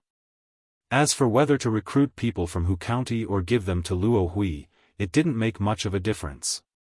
If Luo Hui knew what was good for him, this person who delivered himself to his door could save him and the wastrels a lot of trouble. However, Luo Hui's words just now made Li Wangyu a bit angry. Did this Luo Hui think he was an idiot who didn't know anything? Even the wastrels on the side couldn't help but laugh when they heard this. Cheng Chumo was rocking back and forth with laughter. Wahahaha, you scoundrel, you're quite good at scheming. Luo Hui originally had this idea. In his mind, how could a noble like Li Wangyu understand the benefits of removing excrement? Moreover, he shouldn't be interested in this stinky business. He thought that Li Wangyu was only building toilets on a whim and would dislike them for being filthy and too lazy to take care of them. With his silver tongue, it would be very easy for him to trick the young county count into giving him the right to take care of the 300 toilets. However, when he heard Li Wangyu and Cheng Chumo's conversation, he immediately understood that the county count knew the benefits involved. This humble one didn't explain clearly and caused the county count and the young dukes to misunderstand. What this humble one meant was that the county count and this humble one would each take half of the earnings from removing excrement. County count who didn't need to worry about anything. All the dirty and tiring work was taken care of. Every month, the profits would be sent to county count who's residence on time. What do you think, county count who? After Luo Hui finished speaking, before Li Wangyu could say anything, Cheng Chumo grabbed Luo Hui's collar and said, "You bastard, what a good plan. You actually want to take half of the profits? Do you have such a big appetite? Laozi can answer you on behalf of county count who. Those toilets can be handed over to you, the Tian Shi knew, to take care of, but I will give you 10% of the profits, and the remaining 90% will be sent to county count whose mansion. What do you think? Are you going to do it or not?" Cheng Chumo's words made Luo Hui's face turn ugly. How could 20,000 strings of cash a year be what he wanted? Even if he were to sit at home and do nothing, he would still earn tens of thousands of strings of cash a year. Naturally, he would not be interested in a mere 20,000 strings of cash. This young duke is making things difficult for me. Picking excrement was also money earned through labor. It was smelly and tiring. The young duke was kind-hearted. How could he bear to let those who worked hard suffer losses? This portion is really too little. Cheng Chumo spat at him. "Bah, you bastard, you really have a big appetite. 20,000 strings of cash a year, what kind of person can't ye invite to pick excrement? In short, are you going to do it or not?" Luo Hui's face became uglier and uglier. "Young duke, forgive me for not being able to comply." He wanted to continue complaining, but he heard Cheng Chumo directly ask Li Wangyu to leave. "If you don't want to do it, then don't be long-winded. Get out. Niu Yong, Niu Wu, help your Lang Jun throw this guy out the door." Regarding Cheng Chumo's decision, Li Wangyu did not even lift his eyelids, silently agreeing with his words. Niu Wu and Niu Yong naturally understood. They walked forward with a smile and patted Luo Hui's shoulder. "Go, don't annoy the young duke. You won't have a good time." Luo Hui did not dare to say anything more. His face turned red, and he could only obediently stand up. He bowed to Li Wangyu and the others before turning to leave. However, before he left, he was still very unwilling.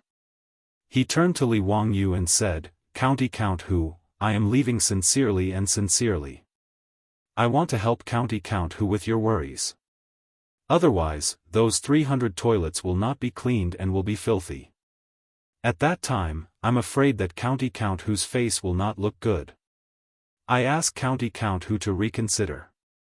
Li Wangyu did not even raise his eyebrows, and he was too lazy to say anything more to Luo Hui. He could also see that Luo Hui's appetite was not small. He was surprised that he could not be satisfied with 20,000 strings of cash a year. Although he had read in the history books that Chang An was rich, Luo Hui, and his family was very rich, he did not expect that this guy only relied on picking excrement. He did not even care for 20,000 strings of cash a year. After Luo Hui was driven away, shopkeeper Ren was very embarrassed. He stood up and bowed to Li Wangyu. County Count Hu, I was rash today. I was forced by Luo Hui to the point that I had no choice but to bring him to my residence. I ask for County Count Hu's forgiveness. Oh? Is this Luo Hui very overbearing? Isn't he just a person who picks excrement? Fang Yi Ai asked curiously after hearing shopkeeper Ren's words. Shopkeeper Ren smiled bitterly and told them everything about the Luo Association. Li Wangyu and the group of silk pants shook their heads repeatedly when they heard this. Damn it, if I had known, I would have beaten him up to vent my anger. A person who picks excrement actually dares to bully others like this. Does he really think that Chang An City is his? Cheng Chumo was furious. He slammed his fist on the table, causing the teacups to clatter. Brother Chumo, he's just a local tyrant. What's there to be angry about? Li Wangyu smiled. I originally wanted to save some trouble and just let Luo Hui take care of the toilets. Since he's so ambitious, then forget it. We'll just recruit people from Hu County. Each person costs 200 copper coins a day. If we recruit 300 people, we'll only earn 20,000 coins a year. It's not much trouble. The wastrels all nodded. To them, this wasn't much. On the other hand, shopkeeper Ren cautiously said, County Count Hu, everyone, I'm afraid that Luo Hui won't let this go, he's rebelling. What does a lowly person who picks excrement want to do? It's fine if he's honest, but if he has any other ideas, I'll send him to the Golden Guards to loosen his bones. Cheng Chumo glared. Shopkeeper Ren naturally didn't dare to say anything else. He apologized to Li Wangyu again and again before leaving. Li Wangyu and the others naturally didn't take Luo Hui to heart. They discussed how to operate the charity hall again. Li Wangyu rode out on his horse and went to the East Market to find his beautiful superior. They went together to Lijian Palace to meet Empress Zhongsun. Empress Zhongsun was full of praise for the matter they proposed and agreed without hesitation. Previously, she had cooperated with her beautiful superior to create a storm of Madam abandoning home. Originally, she just wanted to vent the anger of all the women in the world. She didn't expect that the toilets would contain such great benefits. With regards to Li Wangyu's willingness to take out all of the 200,000 a year income to set up a charity for the young, the elderly, the poor, and the sick, there was no reason for her to disagree. Empress Zhongsun looked at Li Wangyu with doting eyes. Zio, you child, you're really... What should I say about you? Don't worry. You can boldly do the charity hall. If anyone has any complaints, I'll go and reason with them. Empress Zhongsun naturally understood why Li Wangyu and her beautiful superior had pulled her in. Of course, they were worried about being impeached and wanted to buy people's hearts. With Empress Zhongsun's support, Li Wangyu and his beautiful superior were naturally at ease. The name of the charity hall was also decided by Empress Zhongsun. It would be called Wangyu Charity Hall. First, it was to let the lonely and distressed forget their worries. Second, it was to affirm and reward Li Wangyu's good deed. Li Wangyu smiled bitterly at using his name to name the charity hall. However, he could only thank Empress Zhongsun again and again for her good intentions. The wastrels began to recruit excrement pickers in Hu County. They rubbed their fists and prepared to do something big, but they didn't expect trouble to come again. Chapter 553. The wastrels were now fully invested in the charity hall. They even padded their chests and offered to hire manure pickers in Hu County. In the past few days, Li Wangyu had been leisurely running back to his own manor. On the other hand, the foppish young masters were busy with their hot-blooded work. They recruited people, built manure carts, bought horses, and contacted the various counties in Chang and to sell jinkala. With the wastrels around, the surrounding counties naturally had to give them face. Not only were they in charge of purchasing the manure, but they also sold the manure to the various villages. Moreover, the price they offered was quite sincere. In fact, to be able to provide a steady supply of jinkala every day was something that the officials of these counties could not ask for more. In an era without fertilizers and pesticides, jinkala was an important resource that affected the yield of every mu. Jinkala could not be used as fertilizer immediately. It needed to be composted and fermented, otherwise it would burn the roots of the crops. Every state, county, and county had a site dedicated to composting. After fermenting, the jinkala would be sold to the various villages as fertilizer. After solving the problem of sales, the wastrels were even more motivated. It was even easier to recruit manure pickers in Hu County. Originally, Li Wangyu wanted to pay 200 copper coins a day, but he was stopped by the wastrels. It was not that they were unwilling to pay, but that the money was too much. The average monthly income of the people in Chang was only about the same. However, if they were to pay 200 copper coins a day, that would be 6 strings of copper coins a month. Even if manure pickers were hard work, that was too much. In the end, the salary for manure pickers was set at 100 copper coins a day. Even so, that was 3 strings of copper coins a month, which was comparable to the monthly salary of a 5th-rank court official. The wastrels asked Yang Quan to let the bailiffs go to the various villages to inform them. Hearing that they would be paid 100 copper coins a day and 3 strings of copper coins a month, even the bailiffs were tempted. They could not wait to take off their clothes and sign up themselves. This news shocked more than 100 villages in Hu County. On the day of registration, thousands of people rushed to the county office to sign up.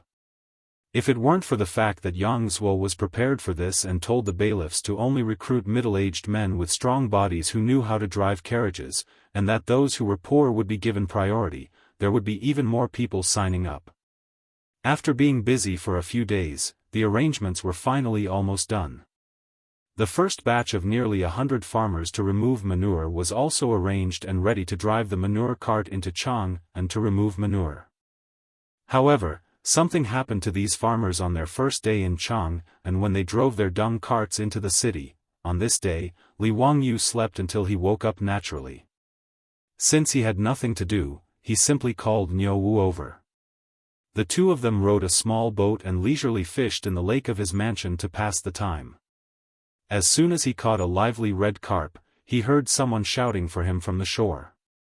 "Zio, something's happened. Don't fish anymore. Come back quickly. You brat. We're worried sick, and you're still in the mood to fish. Come back quickly, something's happened." The ones jumping and shouting on the shore were precisely the group of silk pants. Li Wangyu was baffled. What had happened all of a sudden? Seeing how anxious the silk pants were, he didn't dare to delay. He threw the red carp back into the lake and called Niu Wu to quickly row the boat to the shore. As soon as the boat reached the shore, Cheng Chumo directly jumped on. "Zio, you're still in the mood to fish? Something's happened. Come with us to Chang'an." Li Wangyu hadn't steadied himself on the boat yet. The boat immediately swayed left and right as Cheng Chumo jumped on. If it weren't for Niu Wu's quick reflexes, he would have fallen into the lake. "Brother Chumo, why are you panicking? The sky won't fall. Tell me what's going on." Li Wangyu rolled his eyes at Cheng Chumo. Cheng Chumo's face was full of anger, but before he could say anything, the group of dandy gathered around and began to explain to him what had happened that day. Li Wangyu's head started to swell as he finally understood what had happened to make the dandy so angry. Today was the first day the farmers from Hu County entered Chang and to remove manure. More than 100 farmers drove 40 to 50 dung carts into Chang and early in the morning. These dung carts were modified based on four-wheeled carriages by the silkpants craftsmen. 2 farmers were assigned to each dung cart. Not only did they have to remove manure, but they also had to clean the toilets. Then, they had to drive the dung carts to the counties around Chang and sell them to the farming officials. It wasn't complicated, so the farmers naturally didn't think it was a hard job. Compared to lying on the ground with one's back facing the sky and a drop of sweat falling into 8 pieces, it was a really easy job. Removing manure was smelly and tiring, but compared to their monthly salary, the farmers didn't dislike it at all. Instead, they enjoyed it. Being selected to remove manure in Chang'an, these farmers were envied by many people. There were even many who couldn't find a wife because of their poverty. After being selected to remove manure for Hu County, there were many who took the initiative to propose marriage. This made the simple farmers of Hu County so happy that they couldn't close their mouths. Many farmers couldn't sleep last night because they had to drive into Chang'an to start work. Although Hu County was right next to Chang'an, many farmers were nervous because it was their first time entering Chang'an. 40 to 50 manure carts lined up for inspection and entered Chang'an through the illustrious Virtue Gate. Then, they dispersed according to the areas assigned to them by the rich playboys, preparing to remove manure from the toilets in the alleys and streets. But before the farmers could drive the dung carts to the toilets, something happened. Lu Shi was the 11th child in his family. He had 10 elder brothers and sisters above him, so he was named Lu Shi. Most commoners in the Tang dynasty were illiterate, so they gave their names like this. They gave their names casually. They even thought that the more lowly the name, the easier it was to raise them. Lu Shi was the youngest child in his family. But after the chaos at the end of the Sui dynasty, only his crippled elder brother and his 4 married sisters survived. His parents had passed away, leaving Lu Shi and his crippled elder brother to rely on each other. They were very poor. Although the 4 sisters often subsidized their younger brother, their own family's living conditions were also tight, so they couldn't help much. This time, Li Wangyu had asked the silkpants to recruit manure pickers in Hu County. Lu Shi had signed up with a fluke mentality, but he hadn't expected to actually be selected. This made his family overjoyed, and they felt that there was finally hope for their good days. Today was his first time entering Chang'an to remove manure. Lu Shi was excited and nervous. He was so focused on driving the dung cart that he didn't even dare to talk to his companions for fear of an accident. But the more he was afraid of accidents, the more accidents happened. The dung cart had just turned a corner and was about to drive into the inner district when Lu Shi heard a scream coming from beside the cart. He was so scared that his heart almost stopped beating. He quickly pulled the reins and stopped the cart. He and his companions looked in the direction of the sound. They saw an old woman lying beside the dung cart. Her head was covered in blood and she was holding onto the shaft of the cart tightly, as if she was afraid that they would run away. Lu Shi's heart skipped a beat. He thought to himself, "We've hit someone." Chapter 554. In the Tang dynasty, there were clear laws and regulations regarding traffic accidents. In the Tang dynasty's law, it was clearly stated, in the streets and alleys of the city, anyone who drives a carriage without a reason shall be whipped 50 times, and those who kill for a reason shall be reduced by 1 level. Killing for a reason was intentional murder, and the highest punishment was death. 1 level lower than that was banishment for 3,000 miles. This was the highest level of banishment, one of the 5 punishments in the Tang dynasty. Generally, there were additional punishments, such as 3 years of housework, which was 3 years of labor in shackles. In other words, if there was a traffic accident in the Tang dynasty, the driver of the carriage would be whipped 50 times. If someone was killed, then he would be banishment for 3,000 miles and work in shackles for 3 years. The punishment could be said to be quite severe. Lu Shi's whole body trembled when he saw that the carriage he was driving had actually hit someone and caused her head to bleed. He couldn't even speak. He didn't know how he bumped into this old woman. He had been very careful when he turned the corner of the dung cart. The other companion on the dung cart was also frightened to the point that his hands and feet were cold. However, he was still somewhat calm. He quickly jumped off the cart and supported the old woman. "Granny, how are you? Are you okay?" "Granny, I'm sorry. We didn't mean to. We really didn't see you." This commotion naturally attracted the attention of the surrounding crowd.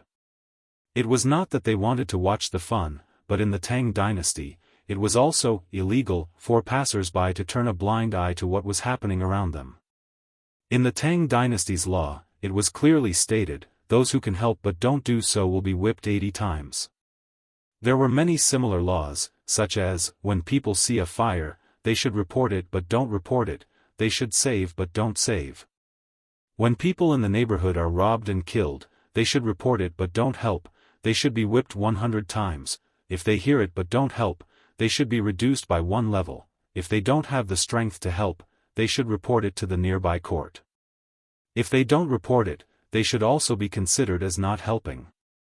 In the face of fire, crime, and other situations, passers-by had the obligation to help in time, otherwise it would be illegal. The laws of the Tang dynasty punished those indifferent people who could have helped but turned a blind eye to it in times of crisis. Therefore, when they saw the old woman knocked down by the dung truck, many passers-by immediately gathered around and asked if they needed help. The old woman's head was bleeding profusely, and she seemed to be severely injured. She pulled on the shaft of the carriage and shouted, "Someone, we've hit someone. That damned coachman had hit someone. Help!" Lu Shi and his companions were so scared that they didn't know what to do. On the other hand, some passers-by quickly found a nearby Wuho and escorted Lu Shi and his companions to the county office to await their punishment. The old woman was also sent to the nearby hospital for treatment. Lu Shi and his companions failed and were locked up in the prison of Chang and County, awaiting Cui Zhua's trial. However, when Lu Shi was thrown into the prison by the bailiffs with a long face, he was shocked to find that there were already several companions who had been recruited to scavenge excrement in the prison. After asking around, he learned that the farmers in Hu County had encountered the same thing as Lu Shi after entering Chang'an. If it wasn't the dung truck that had hit the old man, it would have hit the children and women. In short, it was as if they had seen a ghost. After receiving the news, the playboys hurried to Wanyan and Chang'an counties. When they heard the news, they couldn't help but be furious. Out of the 50 dung trucks, 25 pairs were broken. Not a single one escaped, and all of them were in trouble. After such a thing happened, no matter how stupid the playboys were, they knew that someone had done it on purpose. The playboys angrily went to Cui Zhua and Lu Dehang to reason with them. This was clearly a deliberate framing of the farmers who were scavenging excrement, and they should be sentenced to the crime of making false accusations. Regarding this, Cui Zhua and Lu Dehang were helpless. Cui Zhua and Lu Dehang didn't believe that the people who had been hit by the dung trucks hadn't done it on purpose. How could there be such a coincidence that all 50 dung trucks had gotten into a car accident and injured people? However, those injured people were real. It could only be said that the other party had really gone all out, and those people were willing to do it to themselves. For those who had been hit by the dung trucks, bleeding from their heads was already considered light. Those who were seriously injured even had their bones broken. It was very miserable. These injured people insisted that they had been hit by the dung trucks. Moreover, there were many witnesses at the time, and it was indeed so. As for distinguishing whether the dung trucks had hit these people or if these people had deliberately hit the dung trucks, in an era without traffic cameras, it was difficult for Cui Zhua and Lu Dehang. It was difficult for even the gods to determine this. As a result, even if Cui Zhua and Lu Dehang knew that someone had done it on purpose, they didn't dare to let those farmers go. Otherwise, if they were accused of negligence, it would be difficult to explain. After such a commotion, going into Chang and to scavenge excrement naturally became an empty promise. Even the 50 dung trucks were temporarily detained by Chang and Wanyan counties, and could only be returned after the case was over. The playboys threw a tantrum, but it was useless. Only then did they ride to Dingzhou village to find Li Wangyu to make a decision. Now, among the group of playboys, Li Wangyu was the youngest, but he had secretly become the backbone of the group of playboys. After listening to the playboys, Li Wangyu immediately thought of a word. He couldn't help but blurt out, "This is a scam." Fang Yai was confused, "What scam?" "Zio, what are you talking about?" Li Wangyu scratched his head, not knowing how to explain it to the playboys. This scam was invented by the descendants of the 8 banners in the late Qing dynasty. These people lacked a source of income and had no skills, so they came up with this crooked idea. Usually, they would hold a precious piece of porcelain in their hands as they walked through the busy streets. Looking for an opportunity, they deliberately let the moving carriage accidentally bump into him, causing the porcelain in their hands to fall to the ground and shatter. Then, they could righteously pester the owner of the carriage and ask for compensation based on the price of the precious porcelain. In fact, it was essentially extortion. Li Wangyu couldn't be bothered to explain what scam was to the playboys, so he asked, "Brothers, who do you think did this?" "Bastard, if I find out who's behind this, I'll crush his balls." Cheng Chumo, Yuchi Baolin, and the others were furious, but they didn't know who would do this. Chai Lingwu, Wei Shuyu, and the others looked at each other and blurted out, "Luo Hui." Li Wangyu also nodded. After hearing this, the first person he thought of was Luo Hui. Other than Luo Hui, doing this had no meaning to anyone else. However, Li Wangyu didn't think that a lowly person would have the guts to go against him and the other silk pants in such a blatant manner. This person must have eaten a bear's heart and leopard's guts. Cheng Chumo roared, "It's him. Why didn't you say so earlier? I'm going to beat this bastard to death right now." He turned to leave, but was stopped by Chai Lingwu and the others. "Brother Chumo, we were afraid that you would be impulsive before, so we didn't tell you. Think about it, what's the use of beating up that Luo Hui? Do you have evidence that these things were ordered by him? It's easy to catch Luo Hui, but it's easy to give people a reason to talk about it." Li Wangyu also nodded, "That's right, this matter was most likely ordered by Luo Hui." I underestimated this Luo Hui. I didn't expect that for the sake of 200,000 strings of cash a year, this person would be so crazy. But Brother Chumo, if you want to beat up that Luo Hui, I'm afraid it won't be of any use. This kind of lowly person, when the time comes, will definitely bite you back, and the censorate will accuse you of malicious injury. He dares. I'll kill him. Cheng Chumo cursed, but he was no longer in a hurry to leave. Cheng Chumo seemed to be reckless, but he wasn't stupid. He turned to Li Wangyu, "Zio, what do you think we should do about this?" Chapter 555. Li Wangyu had no experience in dealing with this kind of fraud. In later generations, there were all kinds of driving records and traffic cameras to prove innocence, but in the Tang dynasty, how to deal with it was a bit of a headache. If he directly used his and the foppish playboy's influence to suppress this matter, it was not impossible. But he was afraid that he would be targeted by people with ulterior motives and make a fuss about it, and then it would cause more trouble.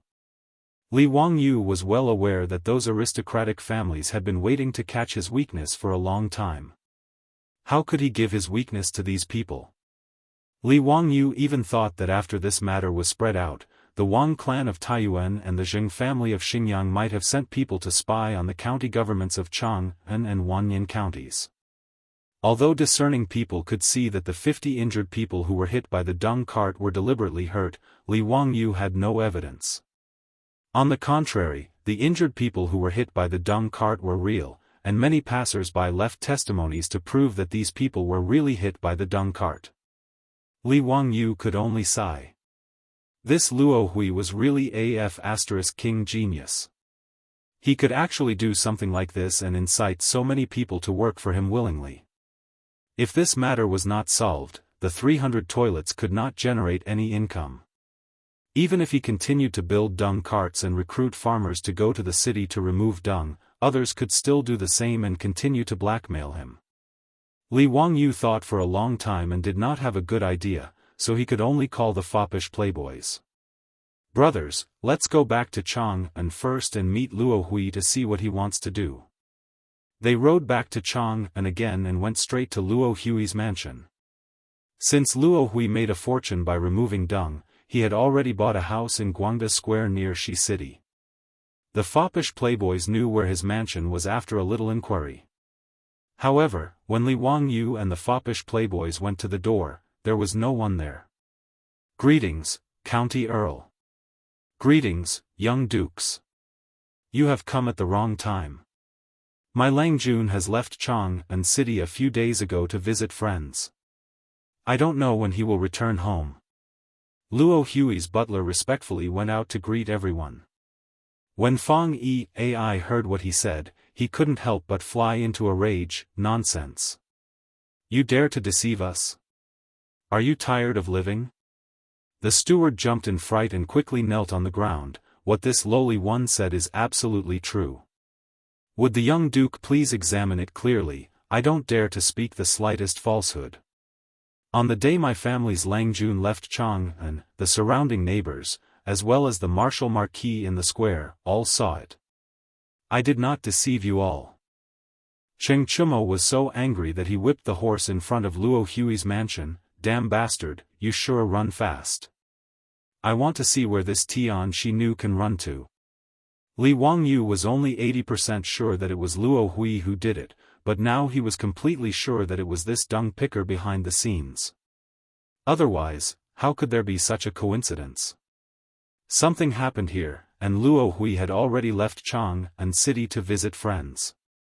This was obviously to avoid the wastrels finding trouble with him, and to continue hiding behind the scenes to do things. "Brothers, let's go back to my mansion first." Li Wangyu could only tell the wastrels to leave. This Luo Hui really gave him a surprise. He did not expect that such a small character like Luo Hui could cause him so much trouble. He had underestimated this person. Li Wangyu did not expect that this dung picker would be so daring. Was he not afraid of him and the wastrel's revenge? Thinking of this, Li Wangyu felt that this matter was not so simple. There must be something fishy about it. As he pondered, he followed the debauches to his own residence in Kai Hua Square. The group of people entered Kai Hua Square. Before they reached Li Wangyu's mansion, they found that the road ahead was blocked. Several hundred commoners had blocked the street in front of Li Wangyu's mansion, making it impossible to pass through. Cheng Chumo was in a bad mood.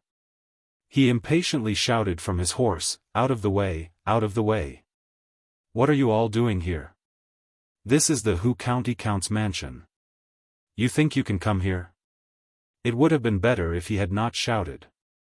Once he finished shouting, the crowd of commoners in front of Li Wangyu's mansion all began to crowd around them. "Hu County Count, your carriage hit my aunt. Is a noble person like you going to do nothing? We are looking for you, Hu County Count. Please, Hu County Count, give us commoners a way out. My eldest son's leg was broken, and he has no livelihood. How can our family live? Everyone, come and see. My poor old mother was hit by Hu County Count's carriage. Her head is bleeding. How pitiful. If you don't give us an explanation today, we won't leave. Hu County Count, you are a noble person, so we commoners naturally don't dare to act rashly.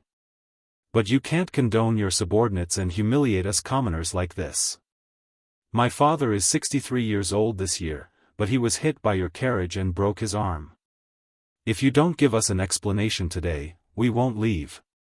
These several hundred commoners were carrying the door planks. Lying on top of the planks were people who had been injured in today's racketeering. Li Wangyu and the wastrels were all dumbfounded by this scene. What was going on? Were these people addicted to racketeering?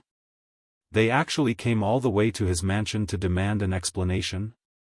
But in the face of these several hundred agitated commoners, Li Wangyu was also a bit flustered.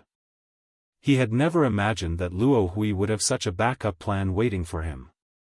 Seeing that the commoners were getting more and more agitated, Niu Wu and his troops subconsciously drew out the shi blades at their waists. They looked at the crowd nervously, afraid that they would suddenly charge forward and threaten the safety of Li Wangyu and the silk pants. "Let's go, don't fight with them. Let's go back to the mansion first," Li Wangyu shouted. At this time, he didn't dare to let Niu Wu and the others attack. If they accidentally killed a few more people, then it would really be a big joke. After hearing Li Wangyu's order, Niu Wu and his troops did their best to separate the angry crowd and escorted Li Wangyu and the wastrels into the mansion. After Li Wangyu and the others entered, the mansion's gate closed with a bang, leaving the crowd of commoners outside to continue their clamor. Cheng Chumo was so angry that he kicked over a flower pot in the courtyard. "Bastards, are these people crazy?" Fang Yai was so angry that he almost rushed out to beat them up, but he was stopped by the wastrels. Li Wangyu didn't say anything.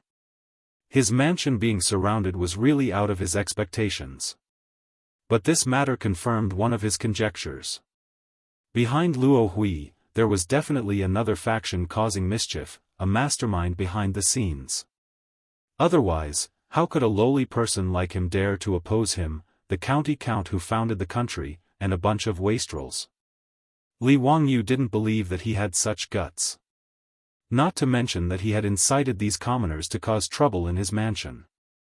Moreover, he didn't see the marquises of Kaihua Square or the bailiffs of Wanyan County come to drive these people away. He didn't believe that Lu Dehang and the marquises of Kaihua Square didn't know that so many people had gathered here. It was clear that someone was exerting pressure on Lu Dehang and the colonel of the marquises to make them stand by and allow these commoners to surround his mansion. Li Wangyu thought to himself. The Wang clan of Taiyuan, the Zheng clan of Xingyang, the Duke of Lu Ho Junji, and the Duke of Chongping Zhang Liang. In this half a year, the only people who had enmity with him were these few. Any one of them, or even several of them, could have instigated Luo Hui to do this. This was interesting. It seemed like these people had suffered a loss and were very unwilling to accept it. Chapter 556. The commotion in front of Li Wangyu's mansion lasted for more than 2 hours before a martial marquis finally came to disperse the crowd. After the crowd surrounding his mansion dispersed, Li Wangyu ordered people to open the mansion door. He walked out and looked at the mess on the ground, then looked at the group of martial marquis standing in front of the mansion door with their hands hanging down. He could not help but sneer. "Everyone, I will remember today's matter and will definitely repay you in the future." Li Wangyu's words immediately scared the martial marquis into kneeling on the ground. "County Count Hu, please calm down. It's not that we want to be negligent, we. The martial marquis commander couldn't speak clearly. He really felt sullen. Both sides were big shots, masters he couldn't afford to offend. Cheng Chumo strode out and didn't try to reason with them. He arrogantly said in a loud voice, "What are you all doing? Speak. Who ordered you to do this? If you can't explain, this old man will put this on your heads." The martial marquis gloomily looked at each other. This was a fight between immortals, and mortals suffered. They hesitated for a moment, but before they could speak, they saw the two brothers Cheng Chubi and Cheng Chuliang standing on either side of their brother. "Big brother, it seems that our Duke Lu Mansion's reputation is not enough." They are not afraid at all. Yuchi Bao Lin and Yuchi Bao Chi also stood out. "If you think that the Duke Lu Mansion is not enough, then add my Duke Yi Mansion. And my Duke Qiao Mansion. My Lai Mansion will advance and retreat with the County Count Hu Mansion. Duke Liang Mansion also has the same attitude. Duke Sheng Mansion also has the same attitude." Niu Xingping dragged his lame leg out. Hee, our Langya County Duke Mansion can't compare to these Duke Mansions, but if anyone wants to oppose the County Count Hu Mansion, then they can try the Langya County Duke Mansion's blade. The words of the wastrels finally made the martial marquis clearly remember the power behind these wastrels. They were so scared that they almost wet their pants. Their backs were soaked in cold sweat. They now felt that they were like pigs in a mirror, completely inhuman. He wanted to say who was the instigator, but when he thought about that person's power, crushing them was not much harder than crushing ants. Thus, he swallowed the words that were about to come out of his mouth. County Count Hu, young dukes, today is all our fault. Please punish us, County Count Hu and young dukes. The colonel of the Wu Marquis shop opened his mouth for a long time, but he didn't dare to say that name.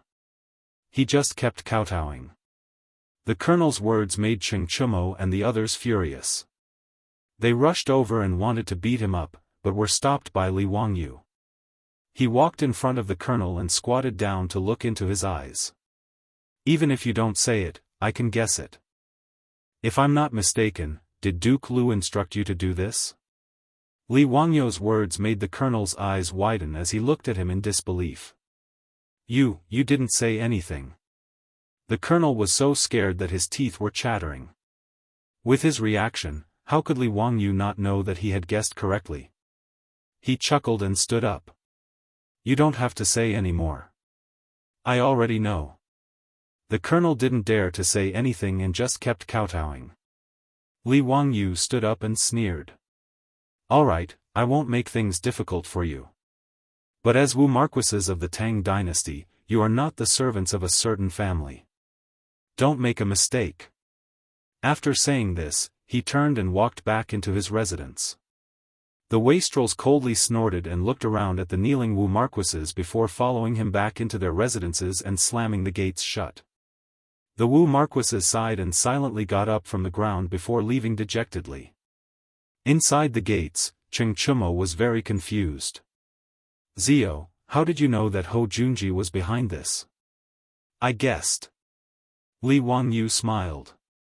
The Wu Marquis shops are controlled by the left and right imperial guards. The hands of the great clans shouldn't be able to stretch that far. And among the many generals, the only ones who have a grudge with me are Ho Junji and Zhang Liang. A few days ago, Zhang Liang was appointed as the chief steward of Huai province by the sage and has already gone to Huai province. Isn't that only Ho Junji left? His words enlightened the wastrels. That bastard. I was wondering why that Tian Shiwei, Luo Hui, was so bold to do such a thing. It turns out that he's hooked up with Ho Junji. Hehe, Zio, it seems like Duke Lu is very unhappy that the Nyo brothers killed 10 of Ho Junji's soldiers.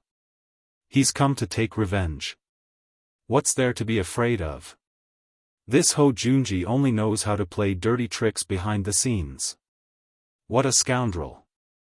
After pondering over today's matter, the wastrels began to curse Ho Junji. Li Wangyu lowered his voice and said, Brothers, have you thought of a problem?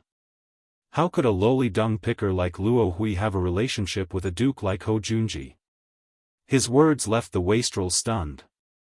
Yes, a lowly duke like Luo Hui and a duke like Ho Junji were like the difference between the clouds and mud. How could a proud person like Ho Junji collude with someone like Luo Hui? Confused, the wastrels turned to Li Wangyu and said, Zio, speak. Don't keep us in suspense. Li Wangyu chuckled. Brothers, have you forgotten what kind of shady business Luo Hui is in? Dung picker. What's wrong? It's nothing. Little brother, I just remembered something that Eunuch Dai told me. He said that the junior supervisor of the junior supervisor residence once suggested to the saint that the horse dung of the various government offices and imperial army camps should be collected and sold. Do you know about this? Li Wangyu changed the topic and spoke about what Dai Zhou had said to him in the Hall of Governance that day. The wastrels didn't understand what he meant. They looked at each other and nodded. I've heard of this matter. It seems that the saint didn't want his reputation to be good, so he gave up. What does this have to do with anything? Zio, why are you making me more and more confused? Zio, don't keep us in suspense. Speak clearly. Li Wangyu rolled his eyes at them and said, the horse dung of the imperial army. Brother Chumo, Brother Baoqi, Brother Zhengping, how did you deal with the horse dung in your lord's camp? Cheng Chumo and the others were stunned. Naturally, it was collected and sold as military funds. Wait, Zio, you mean to say that Ho Junji's Zuowei residents sold the horse dung to Luo Hui? Li Wangyu nodded. That should be the case. Otherwise, how could the mighty Duke of Lu have anything to do with someone like Luo Hui? And even secretly order him to oppose us? He felt that the relationship between Ho Junji and Luo Hui wasn't as simple as selling horse dung. Li Wangyu recalled a case of the Song dynasty that he had read in a book in his later life. During the reign of Gaozong of the Southern Song dynasty, Yang Xuanzhong was the chief commander of the Southern Song army. This person was later impeached by the imperial censor for embezzling more than 100,000 yuan of dung money. But Yang Xuanzhong had planted spies in the imperial censor and learned of this news in advance. Thus, he rushed to submit a memorial to the emperor and said, "There is a certain amount of dung money in the army, but it is only for the use of the imperial court." When the imperial censor was impeached, the emperor naturally didn't believe him and said that the imperial censor was dismissed from his post, but his surviving relatives flourished day by day. When Li Wangyu had read the book, he had only sighed that even the ancients could play the role of spies, and he had even mocked a great general like Yang Xuanzhong for embezzling dung money. He was truly too greedy. But now that he thought about the matter between Ho Junji and Luo Hui, Li Wangyu couldn't help but stroke his chin. There was an 80% chance that Ho Junji had embezzled the dung money of the Zuowei residents, right? This matter could be used as an excuse. Chapter 557. Even though they knew that Ho Junji was behind the scenes, they couldn't resolve the predicament that Li Wangyu and the wastrels were facing. The 50 manure carts had all been blackmailed, the 100 farmers of Hu County had been detained, and the injured had come to cause trouble for Li Wangyu.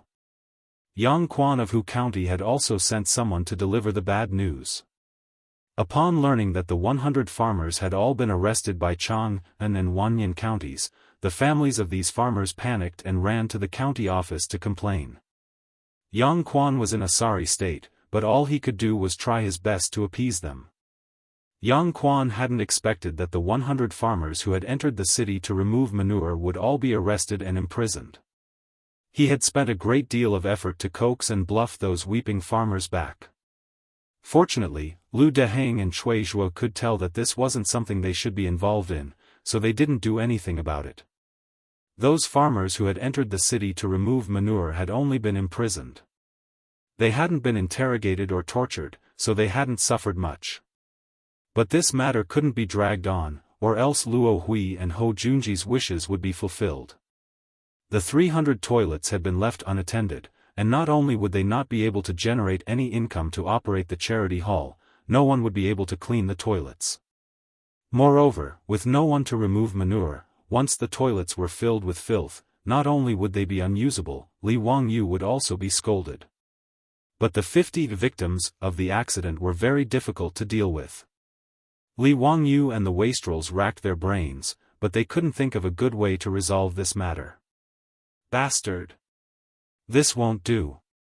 This old man will bring people to find those bastards. I don't believe that they've all been bewitched by Luo Hui and aren't afraid of death. I don't believe that they won't tell the truth under torture. Cheng Chumo couldn't think of a solution and was about to explode in anger.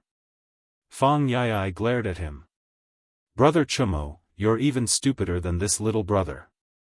Who knows how many eyes in Chang'an are watching us right now? If you go and torture those people, won't you really be fulfilling their wishes? I'm willing to bet that those great clans won't let Zio off. It would be strange if no one impeached Zio in the morning court tomorrow. How about it? Is there anyone who wants to bet with me? Chai Lingwu said with a smile.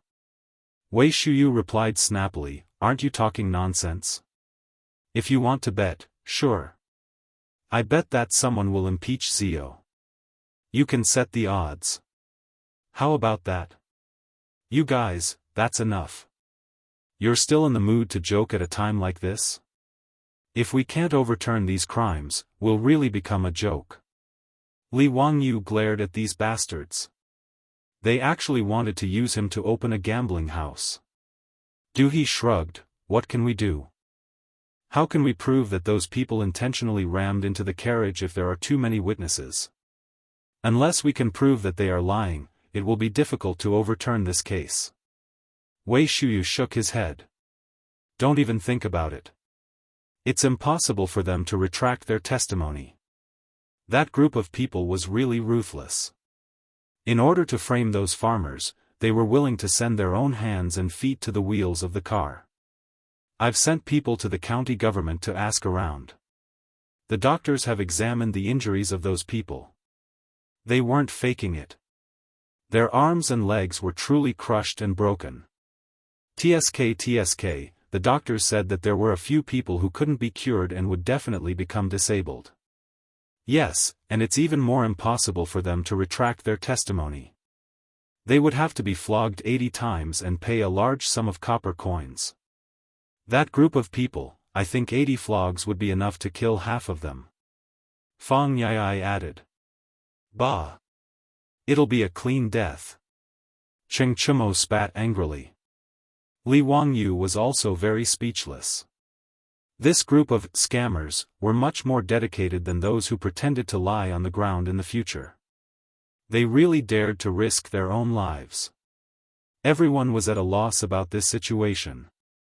Wei Shuyu, Du He, Du Go, and Fang Yai even made a trip back to their own houses to ask for their father's opinion. This bizarre carriage case had now been heard by all the civil and military officials in the imperial court.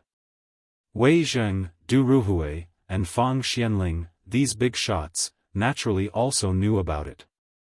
But in the face of their son's inquiry, these top think tanks of the Tang dynasty could only smile bitterly and shake their heads. The other side was too willing to go all out.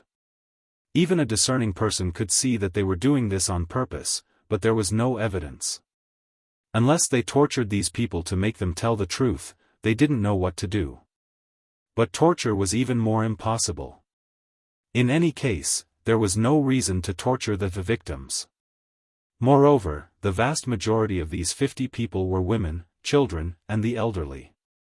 If they were interrogated by torture, they would probably be beaten to death. No one could bear the responsibility for that.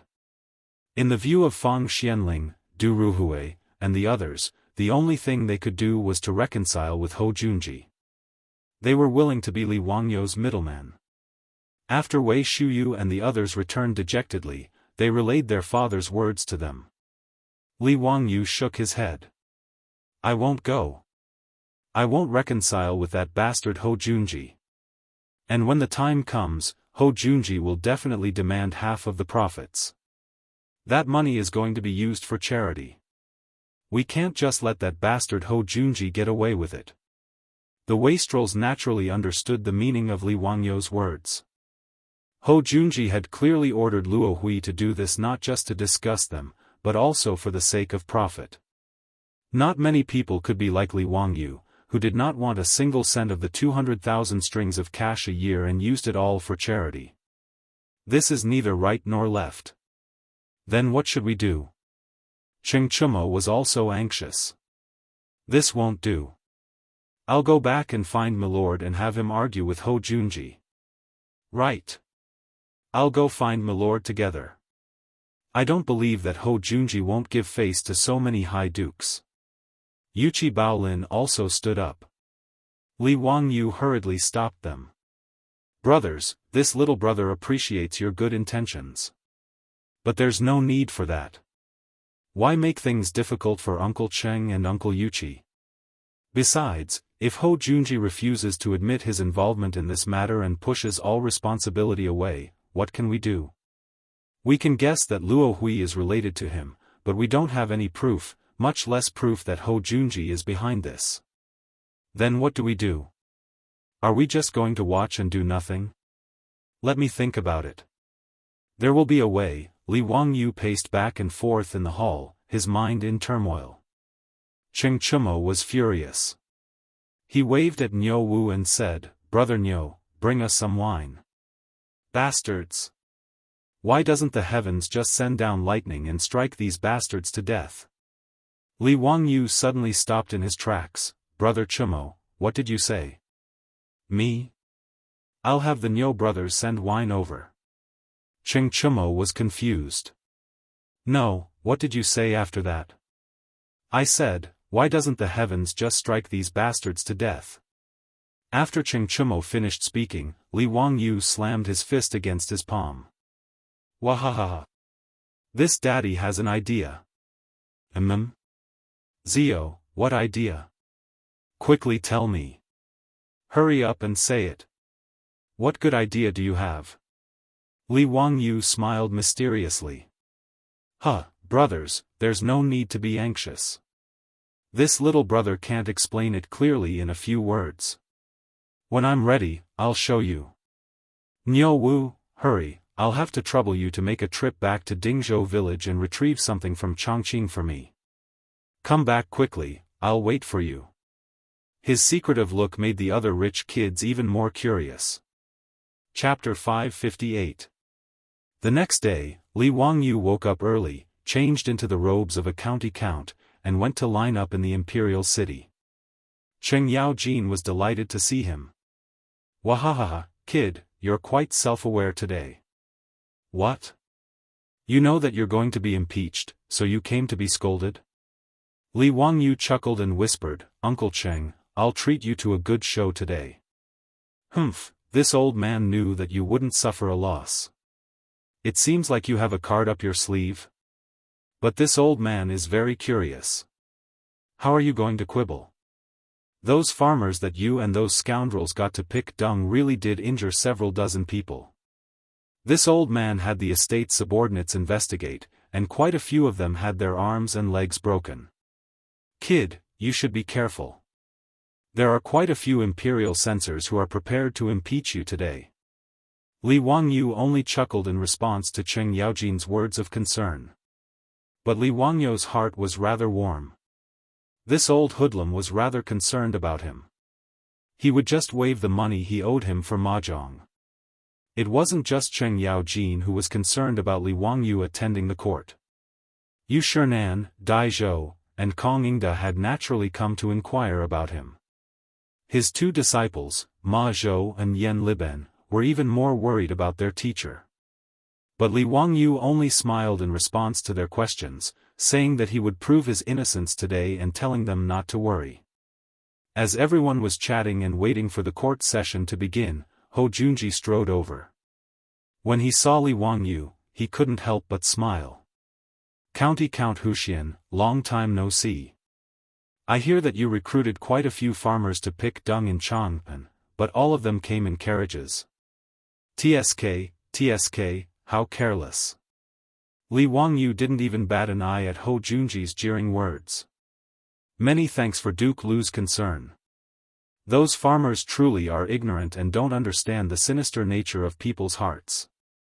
One can know a person's face but not his heart. Isn't that right, Duke Lu? Count Huxian truly has a sharp tongue. I hope you can do the same later. Li Wangyu's sarcastic words caused Li Wangyu's face to go stiff. With a cold snort, he left, not intending to waste any more words with Li Wangyu. Within his wide sleeves, Li Wangyu raised two middle fingers at Ho Junji's back.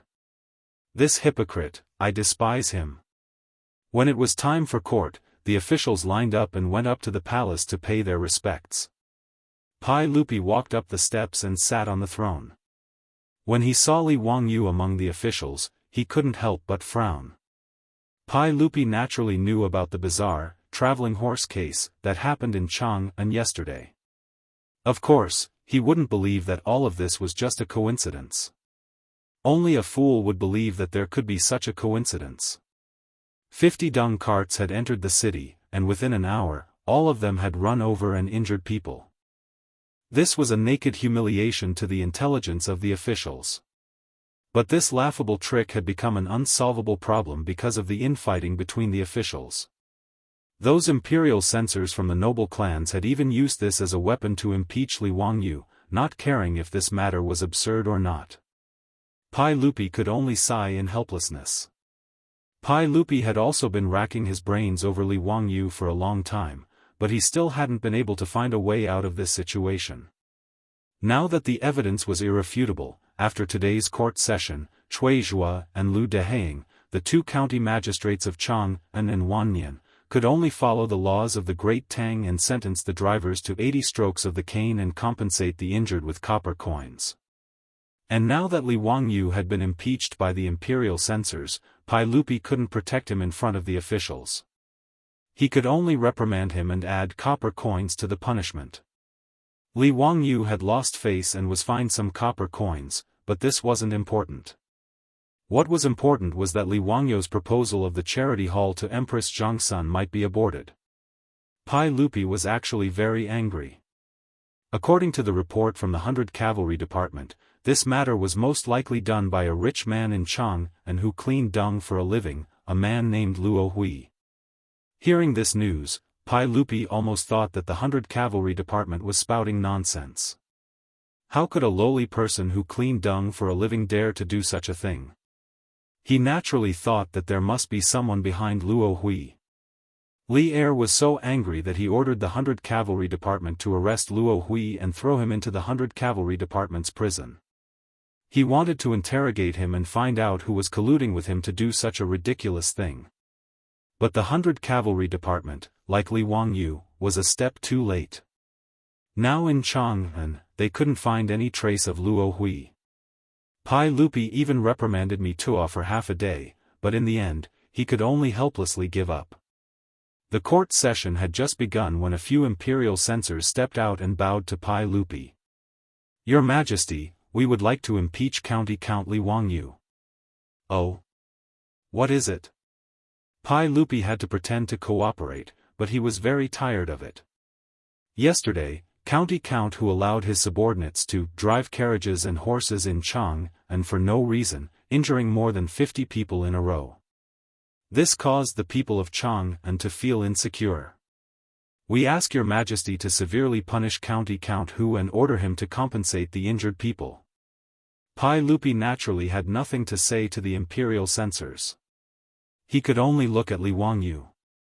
"Zio, do you have anything to refute the words of these imperial censors?" Li Wangyu stood up and stepped out. "Your Majesty, I have been wrongly accused. This matter has nothing to do with me. These imperial censors have wrongly accused me." Seeing Li Wangyu push the matter away, the imperial censors couldn't help but become anxious. They no longer cared about seniority and pointed at Li Wangyu angrily. "County Count Hu, don't speak nonsense. There are witnesses and evidence in this matter, and you dare to deny it in front of His Majesty?" Li Wangyu rolled his eyes at them as if he was looking at a group of idiots. "What exactly are you accusing me of? You are accused of allowing your subordinates to drive carriages and horses without reason." Li Wangyu spread his hands and looked at Pai Lupi. "Isn't this not a problem? Your Majesty, please investigate. Nothing happened to the carriages in my residence yesterday." The words of these imperial censors have really confused this subject. You dare to speak such nonsense in front of His Majesty? Do you dare to say that the carriages that injured 50 people in Chang'an City yesterday didn't belong to you, County Count Hu? A young imperial censor also became anxious and pointed at Li Wangyu angrily. Li Wangyu shrugged. "They really didn't belong to me. Everyone, I'm afraid you found the wrong person. You. County Count Hu, do you dare to say that those manure carriages weren't going to your toilets to remove manure?" "That's true." "Humph, it's good that you admit it." Li Wangyu smiled and waved his hand. "Wait, are you all mistaken?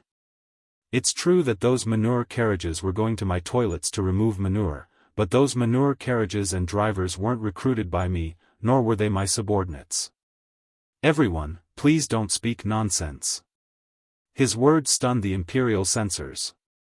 They opened their mouths but didn't know what to say. They simply turned their heads and knelt before Pai Lupi. "Your Majesty, those carriages that injured people belong to County Count Hu." Everyone in Chang and city knows about this. Now, count who is actually trying to shirk responsibility. It's truly despicable. Your Majesty, please make a judgment. Pai Lupi also felt a headache coming on. He couldn't help but look at Li Wangyu. Zio, what's going on? Explain it clearly to us. Yes, Your Majesty. Those manure carriages were indeed going to this official's toilets to remove manure, but the manure carriages and drivers have absolutely nothing to do with this official. Li Wangyu smiled very easily. Oh? Then these imperial censors have misunderstood you? Who did those carriages belong to? Li Wangyu smiled even more happily.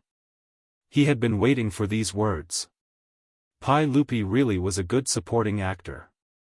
Reporting to Your Majesty, those carriages and coachmen were all created and recruited by Cheng Chumo, Cheng Chuliang, Cheng Chubi, Yuchi Baolin, Yuchi Baoqi, Du He, Du Go, Fang Jun, Wei Shuyu, Chai Lingwu, and Niu Zhengping. Li Wangyu's words instantly silenced the hall. Ho Junji, the clan officials, and the imperial censors who had impeached Li Wangyu all began to curse in their minds. Shameless, truly too shameless. Since he could push the blame onto these debauches, Fang Xianling, Du Ruhui, and the others glanced at each other, wondering what Li Wangyu was up to. Chapter 559. Li Wangyu's words left even Pai Lupi speechless. This brat was actually able to throw the blame away so cleanly. It was truly difficult for him. Pai Lupi coughed dryly. Zio, are you sure? Those carriages and farmers belong to Cheng Chumo and the others? Yes, Your Majesty. If Your Majesty and the other officials do not believe me, you can summon Cheng Chumo and the others into the hall and ask them. Li Wangyu said casually. They are in my residence in Kaihua Square today. Your Majesty can summon them into Taiji Palace for questioning. Pai Lupi nodded. Mi Tuo immediately gestured to the eunuch beside him and the eunuch immediately ran out of the hall. Cheng Yaojin could not help but laugh out loud, causing the officials in the hall to raise their eyebrows. Pai Lupi coughed dryly. Jijia, don't cause trouble in the court. Yes, Your Majesty, this subject just could not hold back for a moment. Please forgive me. Cheng Yaojin waved his hand at Pai Lupi without the slightest hint of apology, causing Pai Lupi to roll his eyes. Fang Xianling, Du Ruhui, and the other big shots also reacted and could not help but laugh. Wang Renyu, Zheng Yuanshou, Ho Junji, and the others all felt like they had been F***ed. Today, the aristocratic families wanted to use yesterday's case of moving carriages for no reason to slap Li Wangyu's face. Although they could not do anything to him, it was still good for them to vent their anger. However, Li Wangyu's nonchalant words left him out of the matter. This was a pain in the ass. If the imperial censors continued to impeach him, they would offend Fang Xianling, Du Ruhui, Cheng Yaojin, Yuchi Jingda, Chai Shao, and the other big shots. But it was even more impossible to not impeach him. They could not possibly go to Pai Lupi and say, sorry, we impeached the wrong person. We won't impeach him, right? Cheng Yaojin thought of this and could not help but laugh, mocking the aristocratic families for being humiliated today. None of the imperial censors had expected Li Wangyu to be so shameless. Everyone in Chang knew that the horse carriage that entered the city to remove dung yesterday belonged to his mansion. But he refused to admit it. What could he do? Not long after, the group of hedonistic sons were led into the Taiji Palace by the servants and had an audience with Pai Lupi. The censors who impeached Li Wangyu were extremely disgusted at this moment, but they could only pinch their noses and ask the foppish lords, General Cheng, may I ask if the carriage that killed someone in Chang and yesterday belongs to you? Cheng Chumo nodded his head casually. That's right, that's exactly the case. The faces of the imperial censors became more and more ugly. Director Cheng had tacitly agreed to this matter, making their impeachment today a complete farce. Your Majesty, the carriages of General Cheng and the others are traveling in Chang'an City. We feel that your majesty should reprimand them to not disturb the people." The censors could only be careful with their words and tried their best to speak to Li Erqi in a tactful manner. Pai Lupi naturally knew why they changed their minds, but he was too lazy to say more. Just as he was about to reprimand the foppish lords, Li Wangyu suddenly opened his mouth.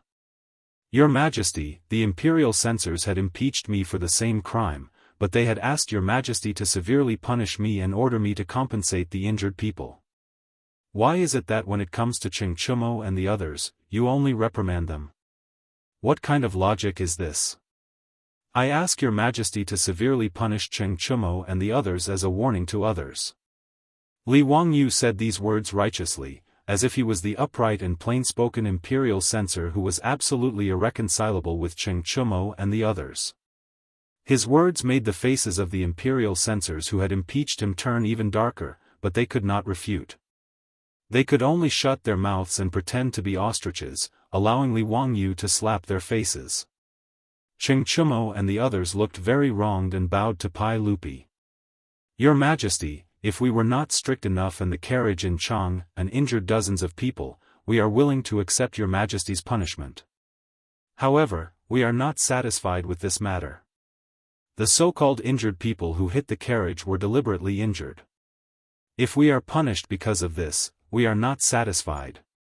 We ask your Majesty to issue an edict to order Chang'an and Wanyan counties to interrogate the injured people and give us justice." The imperial censors did not know how to respond to the foppish lord's complaints. If these words were said by Li Wangyu, they would naturally jump out and righteously reprimand Li Wangyu for talking nonsense. They would also take out a large number of witnesses and evidence to prove that Li Wangyu's carriage hit and injured the people. But these words were said by the foppish lords, so the imperial censors did not know what to do. They secretly turned their heads to look at Wang Renyu and Zheng Yuanshou, but saw them slowly shaking their heads. They knew that this matter could only be dropped. Pai Lupi did not expect that Li Wangyu could shift the blame to such an effect. Previously, he was like Fang Xianling and the others. They were all thinking that Li Wangyu would be impeached and it would be difficult for them to get away. But he did not expect that Li Wangyu and the foppish lords would change the target of the imperial censors' impeachment to a group of foppish lords. The great clans were naturally unwilling to offend so many imperial court bigwigs over such a small matter. This gave Li Wangyu and the others a chance to reverse the situation. As long as the officials did not obstruct them, Pai Lupi would naturally agree to the demands of the foppish lords. As long as they were willing to investigate this matter, they would definitely find the truth. Wang Renyu and Zheng Yuanshou glanced at each other and decided not to intervene. Today, Li Wangyu had gotten off lightly. While the great clans were unwilling to participate in this matter, Hou Junji's complexion turned unsightly. At this point, he could no longer continue to watch from the sidelines. Before Pai Lupi could speak, Hou Junji stepped forward and said, "Your Majesty, this subject believes that Cheng Chumo's words are incorrect. Those 50 injured people were all hit by carriages. This matter is absolutely true, and there are several dozen passers-by as witnesses. How pitiful and innocent are these injured people. It's one thing for the authorities not to compensate the injured, but how can they be interrogated? This is truly detrimental to your Majesty's reputation of loving the people as your own children. This subject believes that this matter cannot be allowed." Li Wangyu and the foppish lords were not at all surprised by Hou Junji's words. On the contrary, they looked at each other and smiled. Li Wangyu had naturally predicted that Hou Junji would make such a choice. If he didn't step forward, then all his previous efforts would have been for naught. As long as he interrogated those injured people, the matter would naturally become clear. At that time, those injured people would be falsely accused and the peasants would be released. How could he, Hou Junji, stop Li Wangyu and the foppish lords from organizing people to enter the city to remove excrement? That was a profit of 200,000 strings a year. Li Wangyu did not believe that Hou Junji, famed for his greed in history, would be able to hold himself back. Reality was just as he had predicted. The great clans had retreated because of the factions backing the foppish lords, but Ho Junji had charged in. Cheng Chumo chuckled and said, "Your Majesty, since Duke Lu has said so, I would like to ask your Majesty to make a trip to Chang and County and have the injured confront the farmers. Ask them about the case and clear our names." "Nonsense. Your Majesty must not." Ho Junji was just about to stop him when Pai Lupi waved his hand at him. Pai Lupi stood up from his throne and said, "Junji's words are reasonable. There are many injured people in this matter and cannot be underestimated. However, since Cheng Chumo and the others feel that they have been wronged, there is a need to clarify the case. Since that's the case, why don't we do as Cheng Chumo suggested and confront these peasants? Let's see if they drove the carriage for no reason or if they were framed. Someone, send a carriage to Chang'an. We will personally interrogate them today." "Yes. Send a carriage to Chang'an." Before Ho Junji could dissuade him, Mi Tuo had already shouted in a shrill voice. Chapter 560. Pai Lupi had personally arranged for Chang'an County. In order to not disturb the common people, he and his officials had changed into civilian clothes. Even so, when Pai Lupi led his officials into the Chang'an County Hall, Cui Zhuo was still given a fright. Upon learning that Pai Lupi was going to personally interrogate yesterday's carriage case, Cui Zhuo immediately ordered the bailiffs to summon the peasants to the hall. Lu Dehaing, the county magistrate of Wanyan County, was also summoned to Chang'an County. The peasants imprisoned in Wanyan County were also escorted to the Chang'an County Hall so that they could be interrogated together. As for the injured people who had been hit by the carriages, the bailiffs naturally went to inform them so that they could be brought to Chang'an County for a face-to-face confrontation with the peasants. Many of the injured had to be carried to the main hall of the county yamen. Their bodies were wrapped in bandages and blood was seeping out of them. They looked very miserable. Seeing this, Li Er couldn't help but frown. This group of people was willing to do such a thing to him. He was afraid that it wouldn't be easy for Li Wangyu and the others to confront them and force them to change their words. Those who could harm themselves to such an extent were clearly people of firm will. How could they so easily change their statements? As long as they insisted that it was the peasants who had hit them with their carriages, the case would be impossible to overturn. Ho Junji scornfully chuckled. He had only wanted to dissuade Pai Lupi from coming to Chang'an County Hall because he didn't want to complicate matters, but he didn't think that Li Wangyu and his group of wastrels had any chance of overturning the case. Li Wangyu and his group of wastrels had guessed correctly. It was naturally Ho Junji who had ordered Luo Hui to injure the peasants of the 50 dung carts that had entered the city to scrape dung. This brazen blackmail was to send a clear signal to Li Wangyu. Don't even think about scavenging for money in Chang'an. Ever since Ho Junji had lost his gambling house to his subordinates, he had hated Li Wangyu to the bone. For a greedy person like him, losing his money tree, the gambling house, was as painful as losing his life. And when he learned from Luo Hui that the 300 toilets Li Wangyu had built in Chang'an were bringing in more than 200,000 strings of cash each year, Ho Junji's eyes had gone red. Luo Hui didn't dare to oppose Li Wangyu, the county count who founded the country, but Ho Junji did. Stimulated by this enormous profit, Ho Junji had ordered Luo Hui to stop Li Wangyu's men from entering the city to scavenge the excrement. He had to seize this fat piece of meat. The two of them planned this absurd car and horse case in order to embarrass Li Wangyu. Ho Junji had even calculated the reaction of the great clans, and he was certain that they would not let go of this opportunity to impeach Li Wangyu.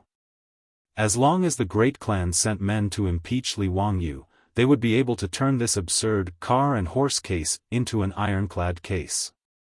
If Li Wangyu could not send men into the city to scavenge for excrement, Luo Hui would be able to openly claim the 300 toilets as his own.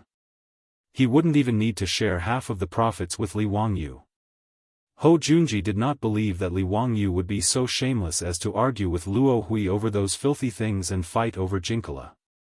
Moreover, If the toilets were left unattended, excrement would spill everywhere and pollute the environment, and Hou Junji might even find someone to impeach Li Wangyu. Luo Hui had gone to scavenge for excrement, but he had done a good deed without leaving his name behind. How could he be blamed? This was Hou Junji's wishful thinking. He had never imagined that Li Wangyu would shift the responsibility of scavenging for excrement onto the wastrels. Hou Junji was filled with regret that the great clan's impeachment plan had been abandoned halfway. But Hou Junji didn't care. If he couldn't scam Li Wangyu, then so be it. The most important thing right now was to stop those farmers from scavenging for excrement. As long as he could pin down the crime of car and horse case, Hou Junji didn't believe that anyone would dare to scavenge for excrement in Chang'an. Luo Hui had carefully selected these self-inflicted wounds from his own subordinates, and these elderly, women, and children were the family members of Luo Hui's excrement pickers. Luo Hui had promised them a large sum of money, and once the matter was settled, these excrement pickers would no longer have to pay him. All the money they earned from scavenging for excrement in Chang'an would belong to them. As the saying went, birds die for food and men die for wealth. These excrement pickers were already their family members, so how could they not be tempted by these conditions? They had always been looked down upon by others, and they cared even less about their bodies. Thus, these people, whether old or young, did not give themselves any leeway when extorting money. If they could break a leg, they would not break a hand, and they made themselves miserable. Now that they were in the main hall of the county yamen, these people were crying and making a fuss, all of them begging the Ming house to uphold justice for them. They had to severely punish those farmers who had injured them and give them justice. As for the farmers, they were all kneeling on the ground, glaring angrily at these people, their eyes almost spitting fire.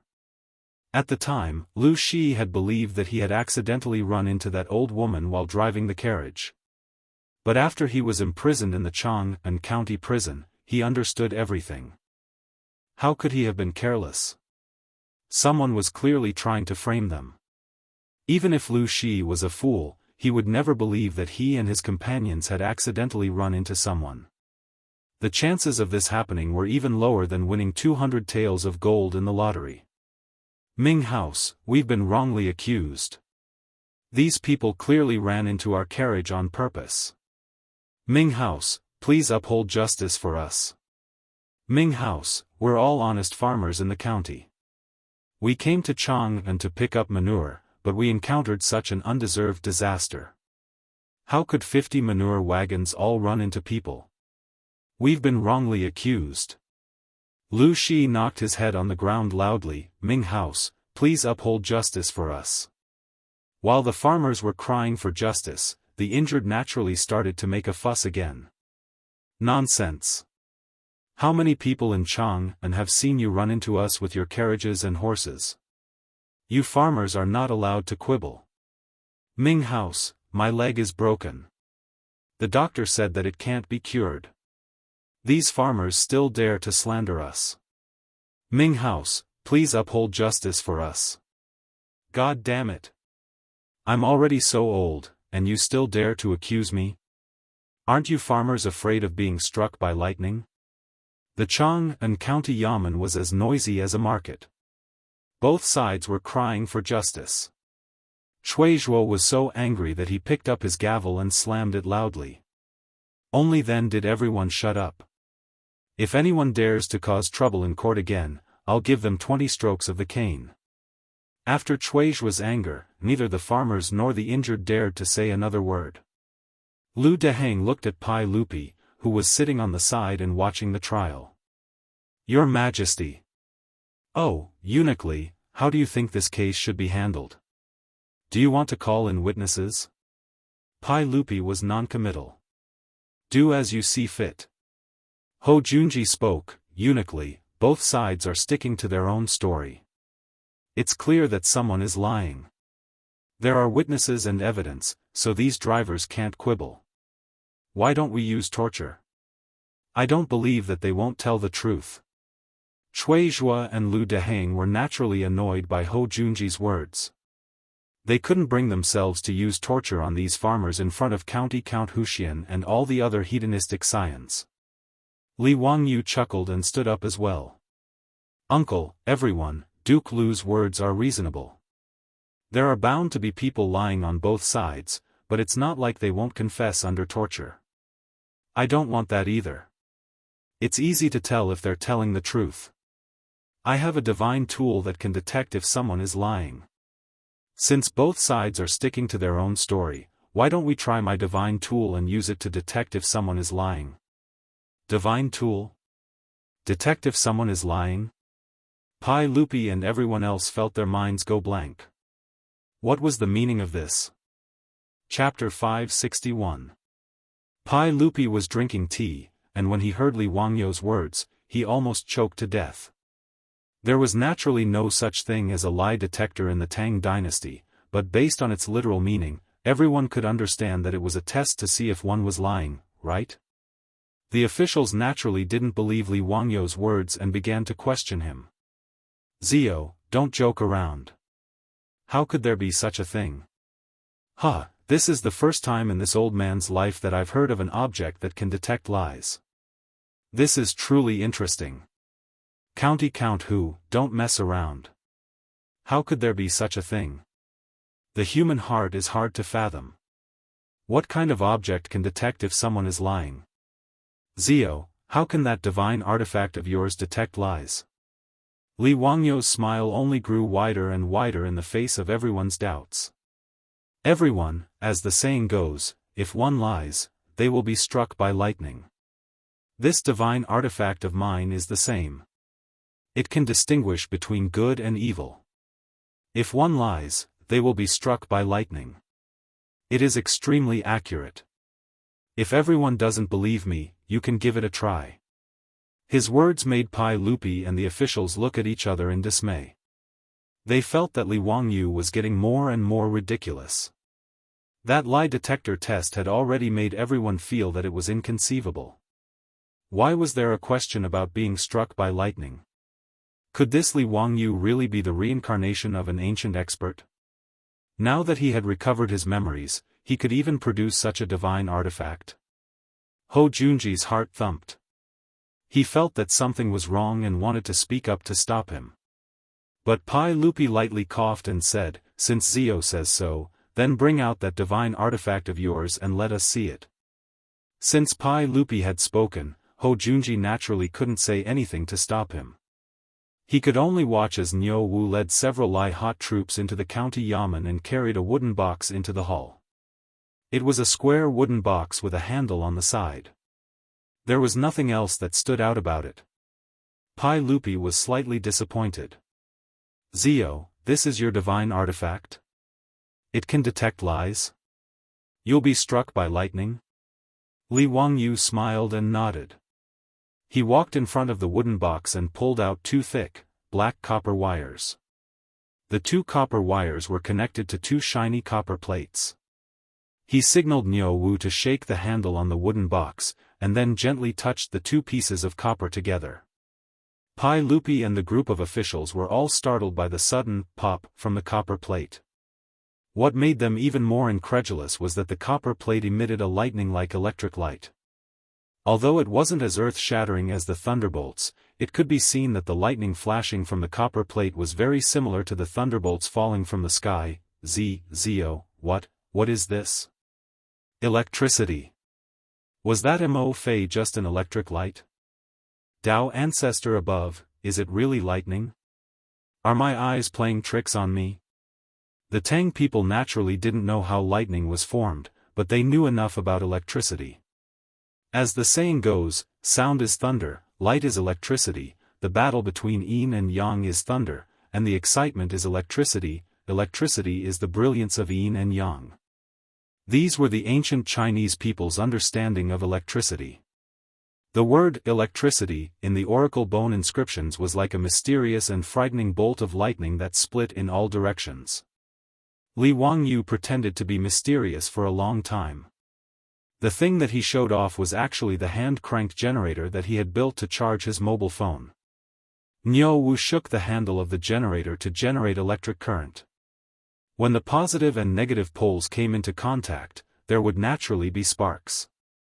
Of course, those who studied physics in junior high school would know that this was the phenomenon of electric charge breaking through the air and causing the air to conduct electricity.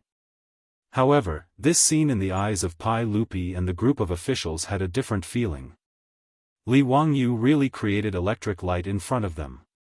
This was really too unbelievable. A hand-cranked generator, a simple discharge phenomenon, to the Tang people, the stimulation was no less than a UFO suddenly landing on the road and aliens walking out. Ho Junji's mouth dropped open in disbelief.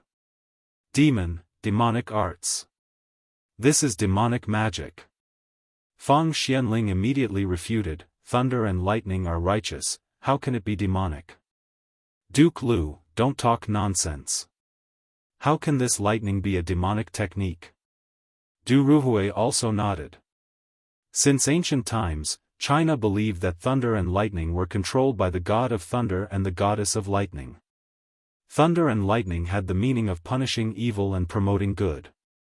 The god of thunder could distinguish between good and evil in the human world, enforce the law on behalf of the heavens, kill evil people, and uphold justice.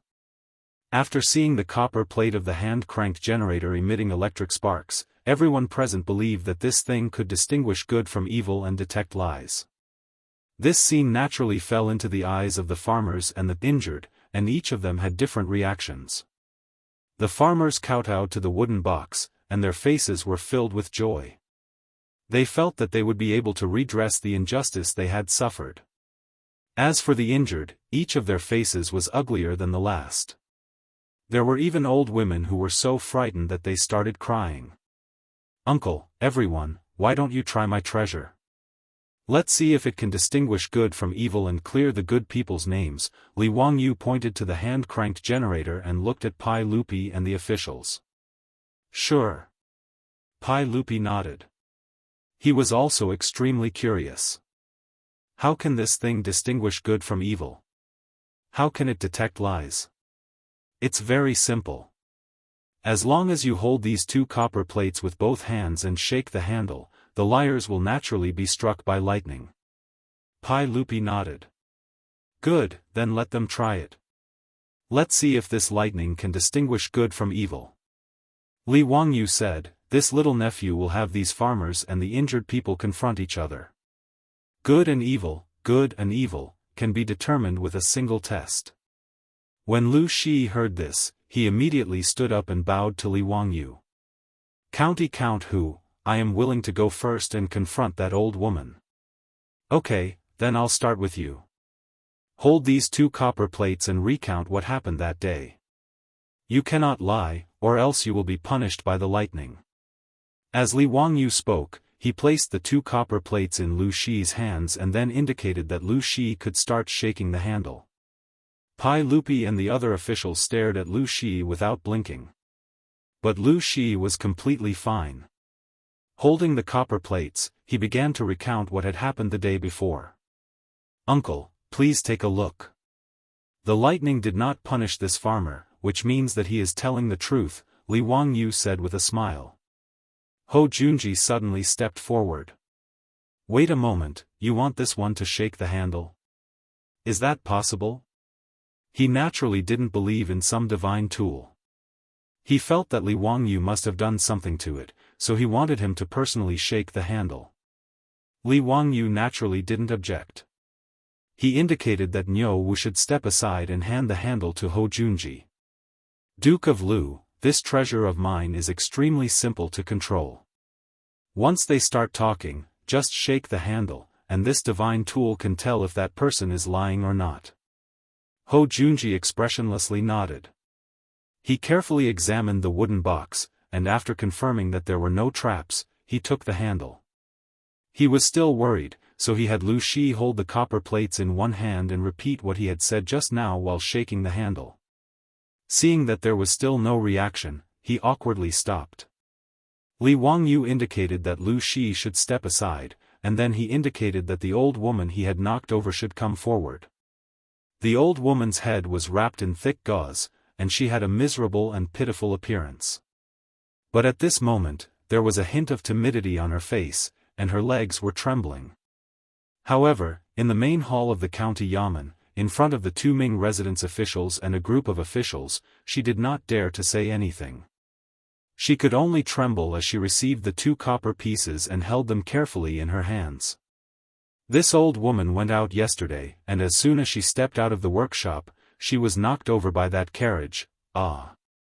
Just as the old woman began to speak, she howled miserably as if she had received a huge shock.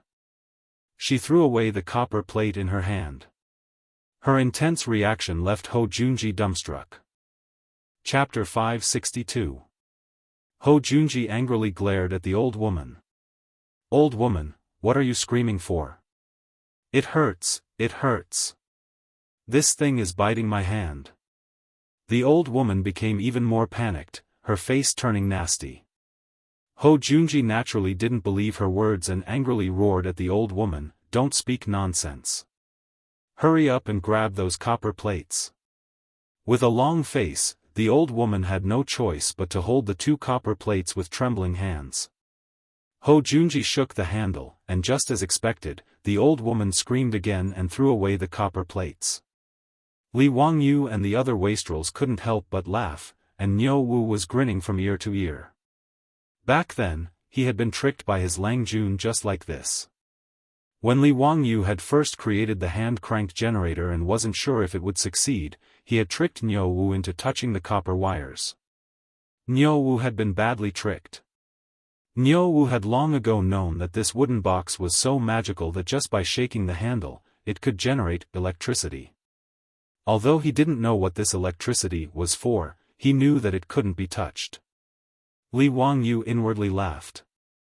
It would be strange if the old woman didn't scream. Unless she had mutated into a superhero like the Storm, anyone would scream after being electrocuted. Li Wangyu wasn't sure how many volts the hand-cranked generator he had created could produce.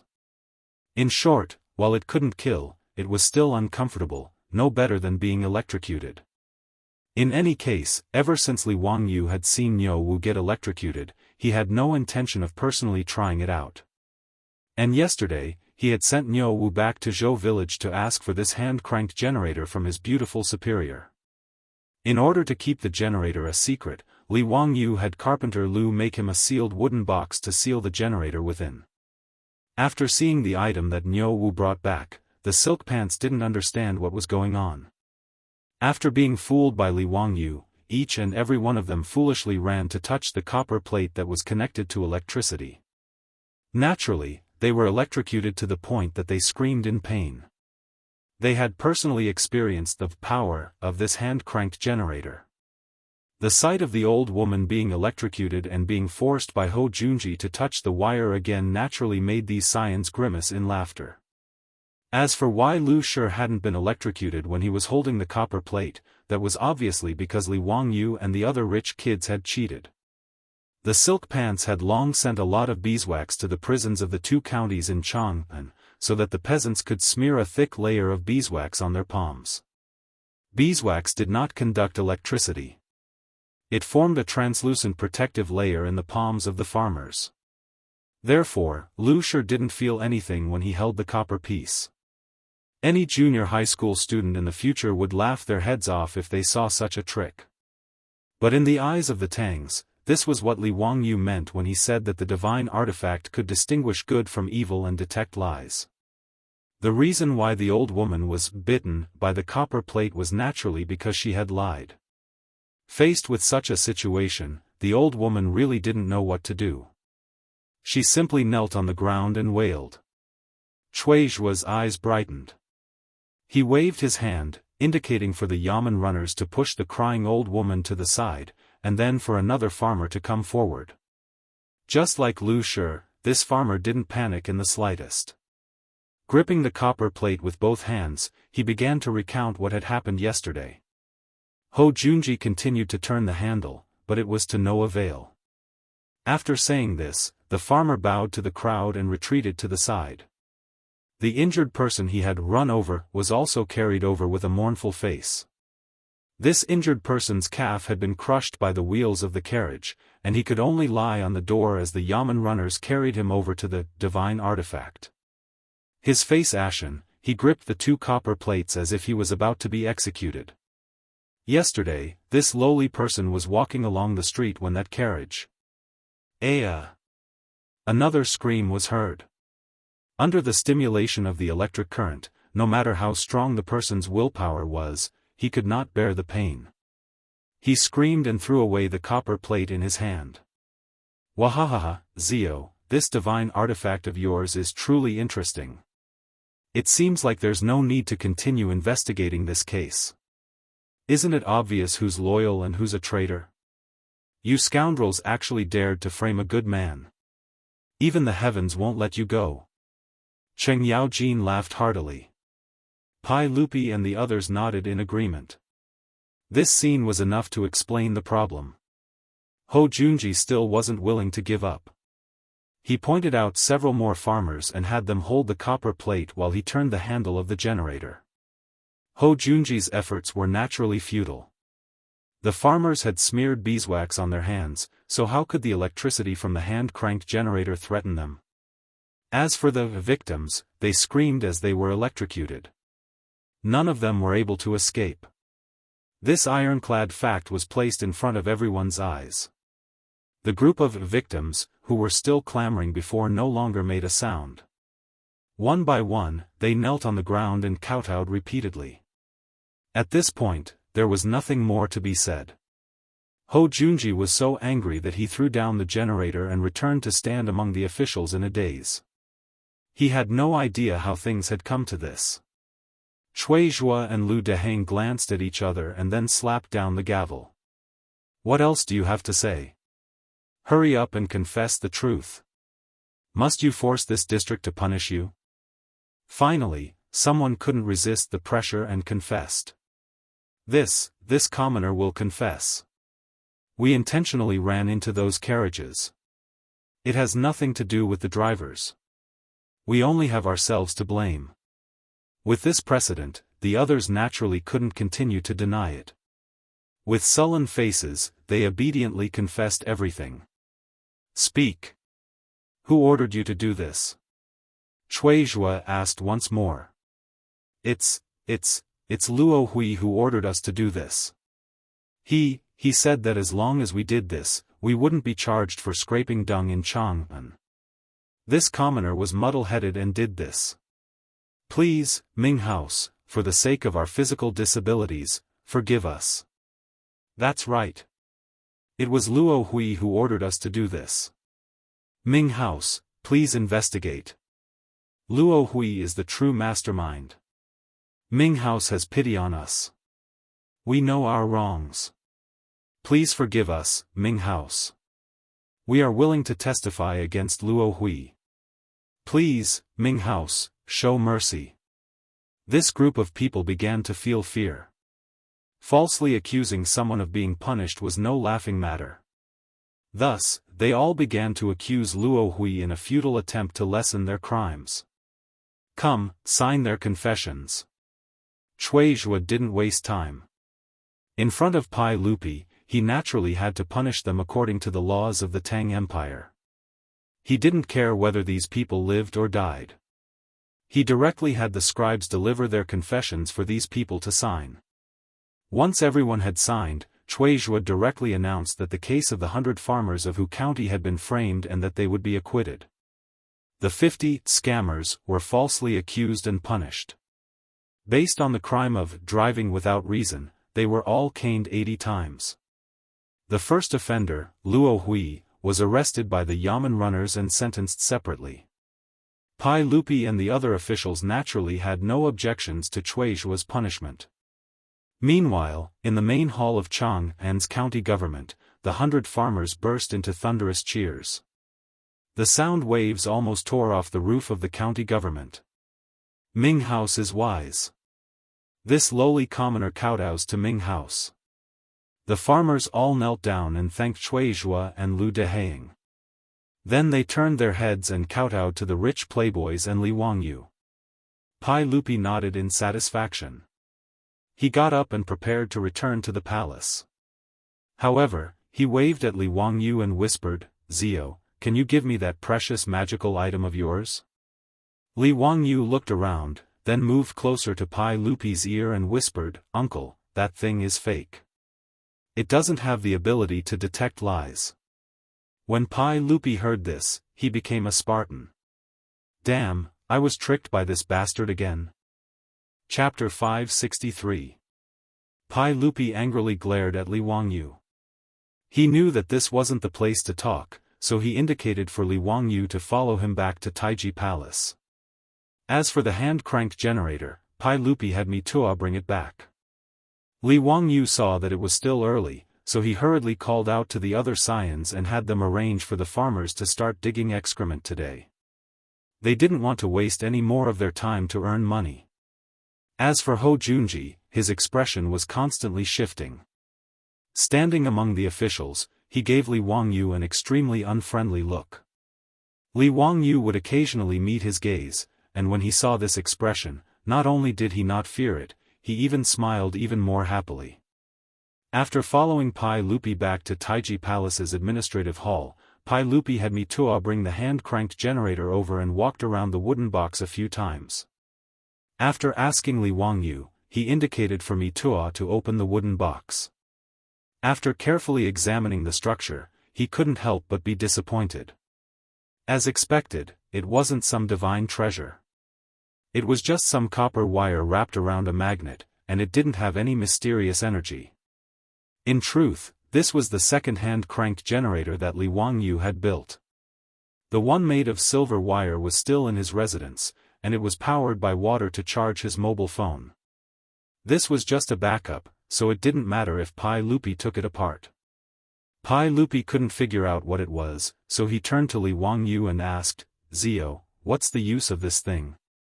Li Wangyu spread out his hands. "Uncle, you've also seen it. This little nephew named this thing a hand-cranked generator. As for its use, it's naturally capable of producing electricity. What use does this electricity have? Can't it distinguish between good and evil and detect lies?"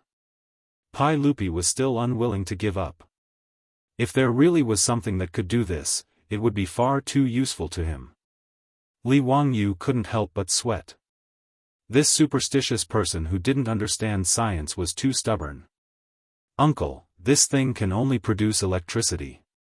It can't distinguish between good and evil."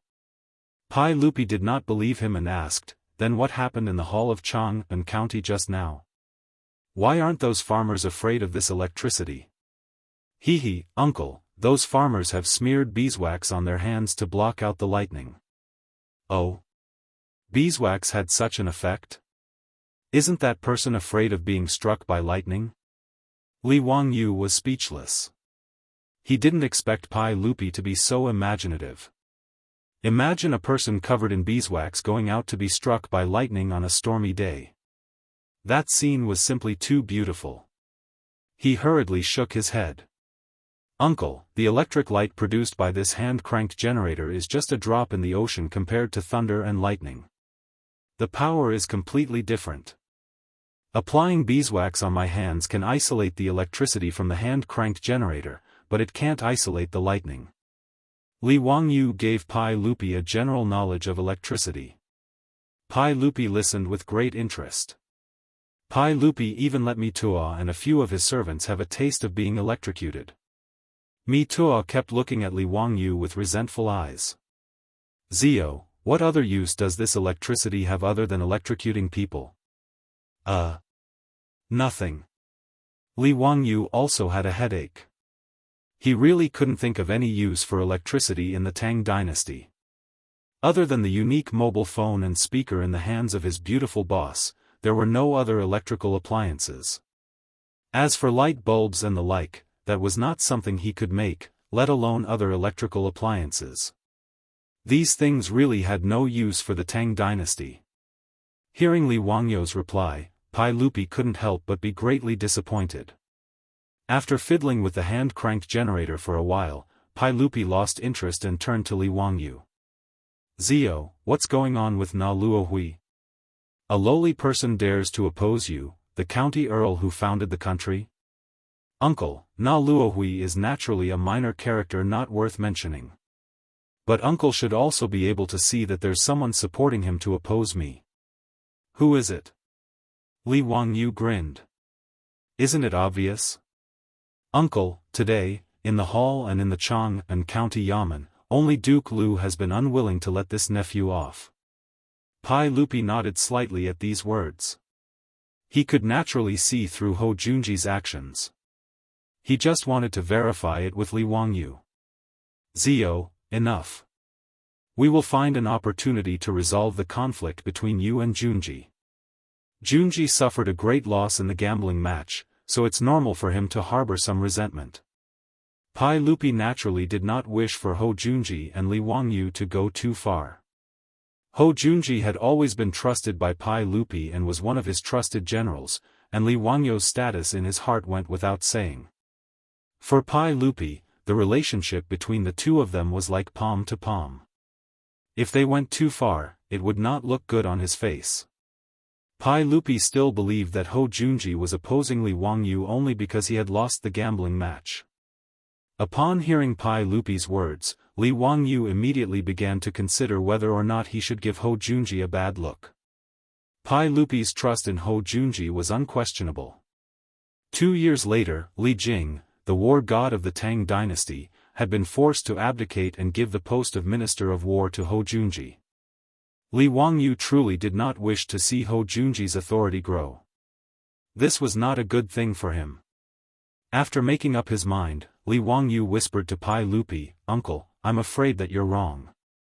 Duke Lu is making things difficult for this nephew not because of that gambling match, but because of profit." "Oh? What do you mean?" "Uncle, you also know that those 300 toilets make no less than 200,000 strings of coins a year from the excrement sales. This nephew has already reported this to Aunt, and we plan to use it all to help the orphans and widows."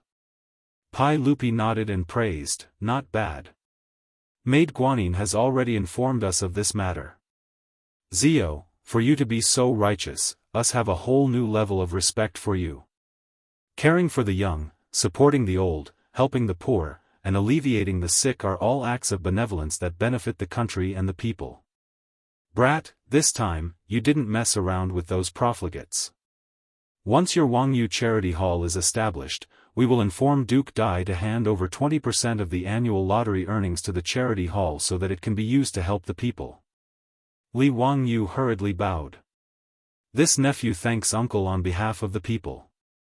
However, uncle, this nephew doesn't care about the 200,000 strings of coins, but there are people who care about wealth." Pai Lupi couldn't help but glare at him. "You're saying that Junji is eyeing your excrement sales? How is that possible? He's the mighty Duke Lu, so how could he do such a thing for some money?" "Hee, uncle, this nephew isn't speaking nonsense. Uncle, do you know why that Luo Hui is acquainted with Duke Lu?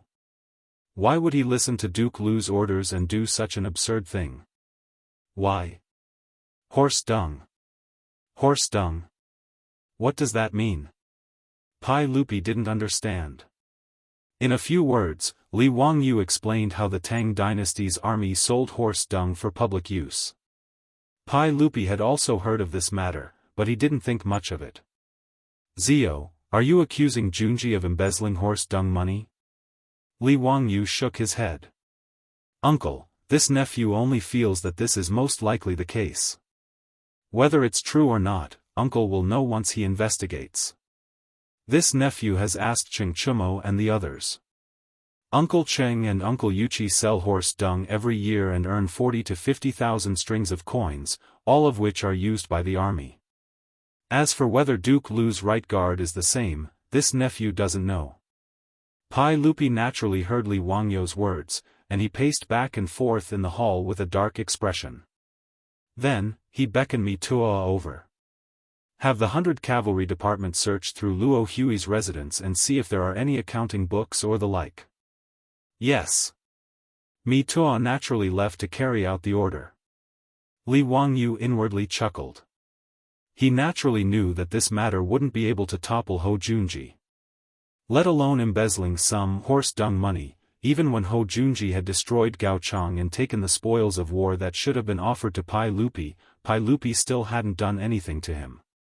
But planting a thorn in Pai Lupi's heart was also good. Perhaps in the 4th year of Zhengguan, Hou Junji's appointment as Minister of War might be overturned because of this unremarkable horse dung. Chapter 564. In Guangda Lane, near the western market of Chang'an, a group of 100 cavalry officers smashed open the gate of the Luo residence and charged in. Before Luo Hui's family, stewards, and servants knew what was going on, they were all taken away by the 100 cavalry officers, imprisoned, and interrogated. Luo Hui's wealth, which he had worked so hard to accumulate, was confiscated and his residence sealed.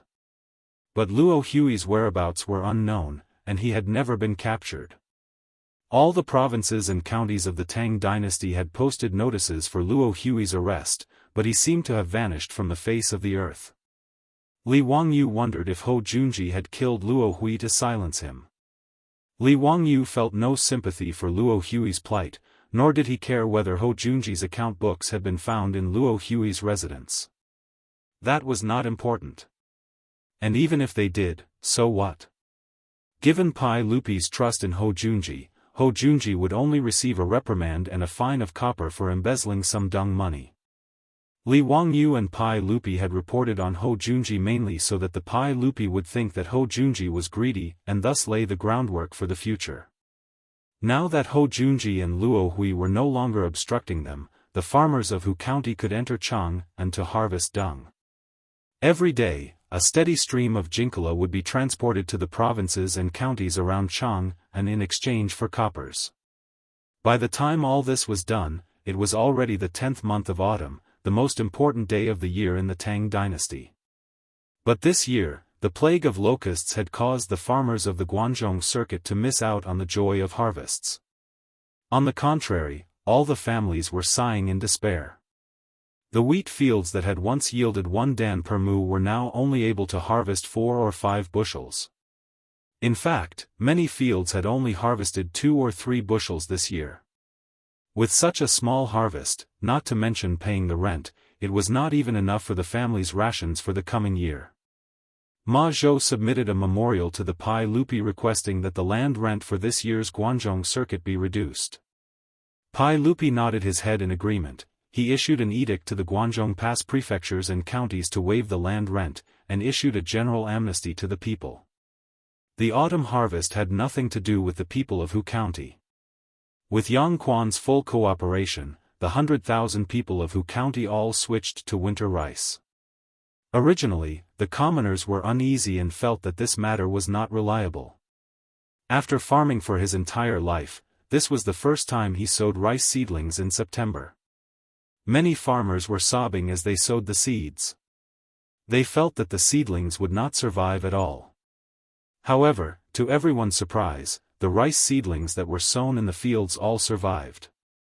Now, the rice sprouts in the fields were green, giving the people of Hu County a glimmer of hope. Of the hundreds of villages in Hu County, the only one that hadn't switched to planting rice and was now entering the autumn harvest season was Dingzhou village. The ducks that Li Wangyu had fed back then had made great contributions on the battlefield. In the surrounding villages, the wheat fields in Dingzhou village were basically preserved. At most, the wheat fields in Dingzhou village were reduced by 20 to 20%. Therefore, when the government of Hu County ordered people to burn the wheat fields and switch to rice, they only bypassed Dingzhou village's fields. Since ancient times, China had placed great importance on agriculture. Even though the farmers of Dingzhou village no longer relied on the crops in the fields to make a living, when the autumn harvest came, everyone still went to the fields to harvest the year's worth of hard work. Even in the future, those well-dressed white-collar workers who were born in the countryside and worked in office buildings in various cities would still ask for leave during the autumn harvest and run back to their hometown to help harvest the wheat and rice. This was already a deep-rooted belief in the hearts of the Chinese. Li Wangyu was naturally aware of this as well. Now that he had many people in his residence, he naturally had to help the village. Early in the morning of the autumn harvest, Li Wangyu led Niu Wu and Niu Yong, as well as a group of servants to the fields in the village to help harvest the wheat. Even his beautiful superior led the old steward, Perrin, Aphrodite, and a group of maidservants to help. Some delivered water, while others followed to pick up the wheat. It was very lively. Li Wangyu symbolically harvested a few clumps of wheat before he was so tired that he was sweating profusely. He felt like he couldn't even straighten his back. The old village chief hurriedly advised him to rest at the side. His beautiful superior waved at him from under the shade of a tree. Hee, didn't someone boast to me that he was a village boy? Why can't you do it after just a few times? Your body is really weak. Li Wangyu was so angry that he almost wanted to drag her back to his residence to prove his ability after being teased by his beautiful superior for being weak. However, this was clearly just a thought. Li Wangyu rolled his eyes at her. Nonsense. When I was young, my family harvested by hand, but it wasn't my turn to work at that time. By the time I grew up, the village was already harvesting mechanically. Every year during the autumn harvest, there would be an army of harvesters that would come to work with harvesters. They would only harvest 100 pieces of wheat per moo. Who would be so full as to put in the effort to harvest? Humph, sophistry. In the end, you are too weak. With your small body, I don't know where you got the courage to kill 3 Japanese in a row. The beautiful superior changed the topic and brought up this matter again, making Li Wangyu very embarrassed. He could only touch his nose and not say anything. That day in the prison, he drew his sword and killed 3 Japanese. Naturally, the beautiful superior knew about it immediately.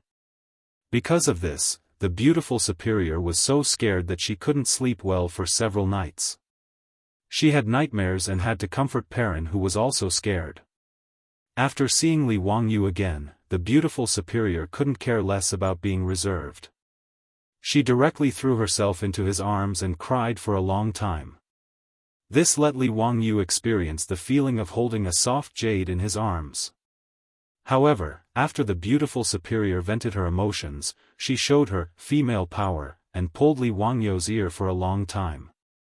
Only when Li Wangyu repeatedly promised that he wouldn't be so impulsive in the future did she let him go. Therefore, when the beautiful superior brought up this matter again, Li Wangyu could only keep quiet to avoid provoking her again. With nearly 100 people from Li Wangyu's residence helping to harvest, in addition to the threshing machine that Li Wangyu made, the harvest in the village was very fast. Buckets of wheat were put into sacks and pulled by carriages back to the granaries of the various residences in the village. These 2 days, the village was very lively. Everyone's face was full of smiles. The autumn harvest always made people happy. However, the old villager found Li Wangyu again. Lang Jun, now that the autumn harvest is over, when do you think is appropriate to send this year's land rent to the residents? The old man's words made Li Wangyu stunned for a moment before he reacted. Currently, Dingzhou village was under the jurisdiction of him, the county head. Now, the villagers didn't have to pay rent to the government. Instead, they handed it to him, the master. Li Wangyu hurriedly waved his hand at the old man. What's there to pay? Keep it for yourself. Do you think I'm lacking in your trifles? Keep it for yourself. In the future, the village won't collect land tax. His words naturally scared the old villager. He waved his hand again and again. You can't do that. You can't do that. It's against the rules. Lang Jun, how can you not collect land tax? This. The old housekeeper Li Hung was also happy. He pushed the old villager. You're a farmer.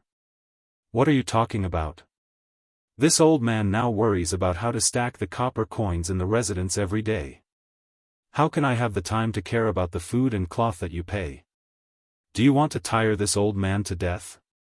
If Lang Jun says he won't accept it, then he won't accept it. Don't talk about it anymore. Li Hung and the old villager were also joking. After moving to Dingzhou village for more than half a year, the 2 old men's relationship was quite close. They often met to drink wine and chat. Now that the residence didn't lack anything, and his Lang Jun had been promoted to county head, Li Heng was full of energy every day. His originally white hair had become a lot darker, and he looked a lot younger. The old villager naturally didn't get angry at his words. He could only sigh in his heart that Dingzhou village's ancestors were blessing them to meet a master like Li Wangyu. It was a blessing that they had cultivated for several generations. After repeatedly thanking Li Wangyu on behalf of the villagers, the old villager looked at Li Heng and suddenly grinned. "Housekeeper Li, how old are you this year?" Li Heng was stunned. He didn't understand why the old villager asked this question. This old man is 48 years old. His words, however, gave Li Wangyu a shock. Damn, Li Heng is only 48 years old? He always thought that this old man, oh, no, it should be uncle, was over 60 years old. Chapter 565. The Tang people were different from the later generations. Due to the good medical conditions and adequate nutrition, 48-year-old people were considered middle-aged at most. The World Health Organization of the later generations even classified people under 44 as youths, and 45 to 59 as middle-aged people. Li Heng was 48 years old, which meant that he had just entered middle age. Li Wangyu also remembered that historians had studied the average lifespan of the ancient people. During the Sui and Tang dynasties, the average lifespan was only 40 years old. Li Heng was 48 years old, which was not considered young in the eyes of the Tang people. As for the long-lived elders like Yu Shinan and Sun Simiao, they were already considered to be Ren Rui and could not be lumped together. Perhaps it was because of a lifetime of hard work, but in Li Wangyu's eyes, the 48-year-old Li Heng was as old as a 60-year-old man in the future. He had never asked about Li Heng's age, and the original owner of his body did not seem to know either. He only knew that when Li Heng was born, he was already an elder in the family and had served Li Zhou for many years. However, like Li Heng, he did not understand why the old village chief asked about Li Heng's age. The old village chief laughed. "Housekeeper Li, you haven't married yet, right? You should have seen the wife of the Zhao family in the village, right? She is 33 years old now, and she is also very beautiful. In the early years, her husband was also a government soldier, but he was unlucky and did not come back. This wife of the Zhao family raised her daughter and has been a widow ever since. Hee, now this wife of the Zhao family has taken a fancy to you, old man. I just don't know if you are a good man or—" The old village chief did not finish his words, but Li Wangyu and Li Heng immediately understood what he meant. Was he trying to be a matchmaker? As for whether Li Heng was a good man or a slave, this was naturally a prerequisite for the wife of the Zhao family to be willing to remarry. If Li Heng was a slave, then this wife of the Zhao family, no matter how much she secretly admired Li Heng, would not choose to marry him. After all, if she married a slave, she and her descendants would all become slaves. Without waiting for Li Heng to speak, Li Wangyu immediately nodded repeatedly. "Good status, of course it's good status. Li Heng is only my residence's housekeeper, not a servant." "Old village chief, is that Madame Zhao the mother of that Madame Zhao who once sold me a pig?" "Exactly. And, that little Miss Zhao is a diligent and dutiful girl. Madame Zhao also looks decent." "Li Heng, isn't this too convenient for you? Now I have a wife and a daughter." Li Heng's face turned red when he heard their words. "No, Lang Jun, I can't do that." "Why not? Are you looking down on that Zhao family's wife, or do you dislike other people's daughters?" Li Wangyu glared at him. Li Heng quickly waved his hand. "No, I don't mind. Old slave means, what slave? I've already given you your discharge papers. Don't talk nonsense. Go to the county yamen today and find Registrar Lu to go through the procedures. If you can't do it, don't return home." Previously, when they were still at the old residence in Hu County, Yang Quan wanted to collect his debt, but Li Wangyu released all of the servants in the residence. This angered Yang Quan so much that he almost died. At that time, the discharge papers he wrote to Li Heng were torn to shreds by this stubborn old man. At that time, Li Wangyu couldn't do anything about it. However, ever since he was conferred a title and paid off his debt, he wrote another discharge papers for Li Heng. However, Li Heng didn't want to remove his status, so he kept delaying going to the county yamen to go through the procedures. Li Wangyu then looked at the old village chief. "Village chief, I'll agree to this on behalf of Li Heng. I'll have to trouble you to ask Zhao family's wife. If there's no problem, I'll have a matchmaker go to her house and give her 3 betrothal gifts so that Li Heng can marry her." The old village chief grinned and said, "A widow's family doesn't need any betrothal gifts. A banquet is enough. Zhao family's wife is naturally willing. It's her fortune to be able to marry stewardly. Leave this matter to the old me. I guarantee it'll be done properly." Li Heng's face turned even redder when he saw his Lang Jun and the old village chief talking about his wife in just a few words. That won't do.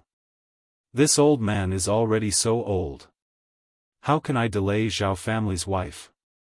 Li Wangyu didn't bother to pay attention to him. He went to discuss with the old village chief how to give the betrothal gifts and how to pick up the bride. After the discussion, Li Wangyu was full of joy. When he was about to call everyone back to the mansion, he felt that the troops behind him seemed to be looking at him. He turned his head and saw a few resentful eyes looking at him. What did this mean? Li Wangyu was frightened by the eyes of his troops. It took a long time for him to react. Damn, when these old bachelors heard that Li Heng was going to marry a wife, they all wanted to marry a wife, right? Damn, he seemed to have promised them that he would introduce a palace maid to them to be their wives. He had long forgotten this matter. Well, a man can't live without integrity. As a master, he couldn't deceive the troops. Li Wangyu didn't go back to the mansion. Seeing that it was still early, he led the troops to Chang'an City. In the legislative hall, Pai Lupi was reading the memorials and dealing with official business. When he heard that Li Wangyu wanted to see him, he was very surprised. "Zio, how come you have time to come to the palace to see me today? What's the matter?" Li Wangyu touched his nose and smiled. Nothing. I just miss uncle, so I came to the palace to see you." Pai Lupi looked up and glanced at him with a faint smile. "Is there really nothing? If there's nothing, then you can go back. I have to deal with official business and have no time to chat with you." Li Wangyu was speechless. F***ck, can't you be more polite? He racked his brains and thought about how to ask Pai Lupi for the 73 palace maids. If he directly asked, he was afraid that Pai Lupi would beat him up. That day, in order to recruit the troops, he boasted that he would match them with palace maids as their wives. But this matter was simple and difficult at the same time. Although there were thousands of palace maids in the Taiji Palace, not everyone could spy on them. Usually, Pai Lupi would only reward those who had done meritorious service with a few beautiful palace maids. There were many palace maids in the Taiji Palace who were willing to marry out of the palace. Not to mention the 73rd place, even the 730th place could be easily gathered. But the key point was, how could Pai Lupi give so many palace maids to Li Wangyu for no reason? Not to mention that they were betrothed to his troops. If this matter was spread out, where would Pai Lupi put his face? So Li Wangyu naturally couldn't just directly ask Pai Lupi for palace maids. He had to use a roundabout way to save the country. He rolled his eyes a few times and came up with a plan in his mind. "Uncle, I came to the palace today because I have something to report to you." "Speak." "Uncle, in 2 months, it will be your birthday. I want to give you a special birthday gift, so I came to the palace today to borrow some people from you." Pai Lupi's birthday was on the 5th day of the 12th month, which was the 22nd day of the 12th month of the lunar calendar. There were only 2 months left until now. Li Wangyu's words aroused Pai Lupi's interest. He put down the memorial in his hand and said with a smile, "Zu is thoughtful. What do you want to give me? What kind of people do you want to borrow?" Hee, uncle, wouldn't it be meaningless to talk about the birthday gift? Please allow this nephew to keep it a secret and give uncle a surprise on uncle's birthday, okay? I want to borrow 300 palace maids to prepare the birthday gift. Pai Lupi didn't think much of Li Wangyo's words. He only raised his head and laughed loudly. Good, good. Then I will wait for Ziyu's gift. What palace maids do you need? You can tell me Tuo and choose them yourself. Thank you, uncle. Li Wangyu hurriedly bowed, but his heart was blooming with joy. Chapter 566. After Li Wangyu thanked Pai Lupi, he asked, Uncle, if these palace maids are disobedient, do I have the right to punish them? Pai Lupi didn't take it seriously and waved his hand at him. I'll leave them to you. Naturally, you can punish them however you want. Anyone who refuses to obey will be beaten to death. Li Wangyu had been waiting for him to say this. After thanking Pai Lupi again, he hurriedly pulled Mi Tuo out of the hall of government and prepared to select palace maids. May I ask, County Uncle what kind of palace maids do you need? I'll send someone to inform them in advance. Li Wangyu chuckled. Naturally, I need someone who can sing and dance and who is good at all kinds of musical instruments. As for their age, they can't be too young. It would be best if they are at least 20 years old. It would be best if they are palace maids who are willing to leave the palace to marry. His words stunned Mi Tuo. He didn't understand what Li Wangyu meant. It was easy to understand that he needed someone who could sing and dance and know how to play musical instruments. However, he needed someone who was old and willing to leave the palace to marry. What was this for? What did this have to do with giving Pai Lupi a birthday gift? County Uncle how come I don't understand what you're saying? Don't ask. This is a secret. A secret, you know? I didn't even tell the saint when he asked. If I told him, there would be no surprise. Li Wangyu wasn't willing to tell Mi Tuo the truth. Naturally, he vaguely sent him away. Mi Tuo had no choice but to follow Li Wangyu's instructions and take him to Taichung Temple. He picked out 300 palace maids who were good at singing and dancing and were willing to marry and handed them to Li Wangyu to take out of the palace. Seeing Li Wangyu enter Taiji Palace and come out with hundreds of beautiful women following behind him, Niu Wu and his troops, who were waiting for Li Wangyu outside the palace gate, widened their eyes. Li Wangyu kicked Niu Wu angrily. It's fine if they look, but you have a wife. What are you looking at? Be careful, I'll talk to your grandmother when we get back. Lang Jun, don't, I'm just taking a look for my brothers, Niu Wu hurriedly smiled and begged for mercy. Li Wangyu angrily glared at him. Quickly go to the East Market and ask the villagers to bring the carriages here. Otherwise, we won't be able to return to Dingzhou village today. Lang Jun, are you letting the young ladies sit in that four-wheeled carriage? Those are carts for transporting goods. Niu Wu mumbled. Nonsense, if we don't take those four-wheeled carriages, are you going to carry them back? There are 300 palace maids here, where am I going to find so many horses? Why don't you ask the farmers to prepare some benches and other things and put them in the carriage? That's right, someone should go back first and inform Lady Su and Li Heng to make preparations. These 300 palace maids will be staying in the residence for 2 to 3 months. Niu Wu naturally could only follow Li Wangyu's instructions. He arranged for a troop to go back to Dingzhou village to report, and then hurried to the Shun Feng Carriage Company in the East Market. While waiting for the carriage to arrive, Li Wangyu suddenly thought, should I make four-wheeled carriages for customers?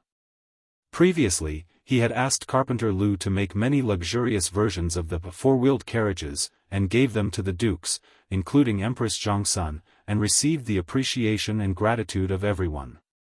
Now in Chang'an City, there were more and more people who commissioned craftsmen to make these four-wheeled carriages. However, the customers were all nobles and rich businessmen. In Chang'an City, ordinary people still relied on the number 11 bus to travel and relied on walking. After all, there were only a few people who could afford to raise mules and horses. In such a big city like Chang, and even if one went out of the city to buy something in the East Market and West Market, it would take half a day to walk. Li Wangyu thought that the reason why the East Market and West Market opened at noon was that the customers left early in the morning. By the time they reached the East Market and West Market, it would be noon. The public transportation system seemed to be a money-making business. Now that there were more and more carriages in the Shun Feng Carriage Company, there were not enough for the villagers of Dingzhou village. The beautiful boss had also recruited coachmen several times. The coachmen who came to apply came in an endless stream. After all, the income of the coachmen of the carriage company was very enviable. The business of the carriage company was getting bigger and bigger. The range of transportation was as far as Yinzhou. The beautiful boss was going to continue to expand the range of transportation. The farther the transportation distance, the more money they could make, but the less time the villagers of Dingzhou village could go home. Li Wangyu recently felt that he often did not see young and strong people in the village. This was not what he wanted to see. Therefore, he had been thinking about how to help the villagers find a job that could make money and did not have to travel far. Today, he had to transport 300 palace maids back to the village, which gave him an idea. This bus was also a profitable business. Thinking of this, Li Wangyu told the troops and turned back to the Taiji Palace. In the legislative hall, Pai Lupi was surprised to see Li Wangyu return. "Zio, is there anything else?" "Uncle, I just thought of something and came to report it to you." "What is it?" "Uncle, the population of Chang'an City is close to 1 million. However, there are only a few people who can raise mules and horses. In Noda's Chang'an City, it is inconvenient for the people to travel. It is very distressing." Pai Lupi heard this and was slightly stunned. Then, he slowly nodded. "Zio, you are right. I have heard that many people are complaining about this. However, I have no choice. Chang'an City is so big. I can't send a horse and a mule to each of them." Li Wangyu rubbed his hands and laughed. "Uncle, I have a way to solve the problem of the people of Chang'an City. Are you interested?" Pai Lupi asked curiously, "What is it?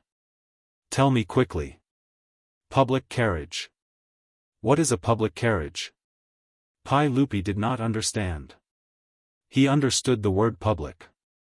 The records of the Grand Historian explained it as, "The law belongs to the emperor and the world is public." Which means publicly owned, public. But how did the carriages become public? "Uncle, I plan to build a batch of carriages with built-in benches for people to sit in.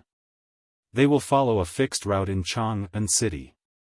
When the people need it, they can raise their hands and call for a stop.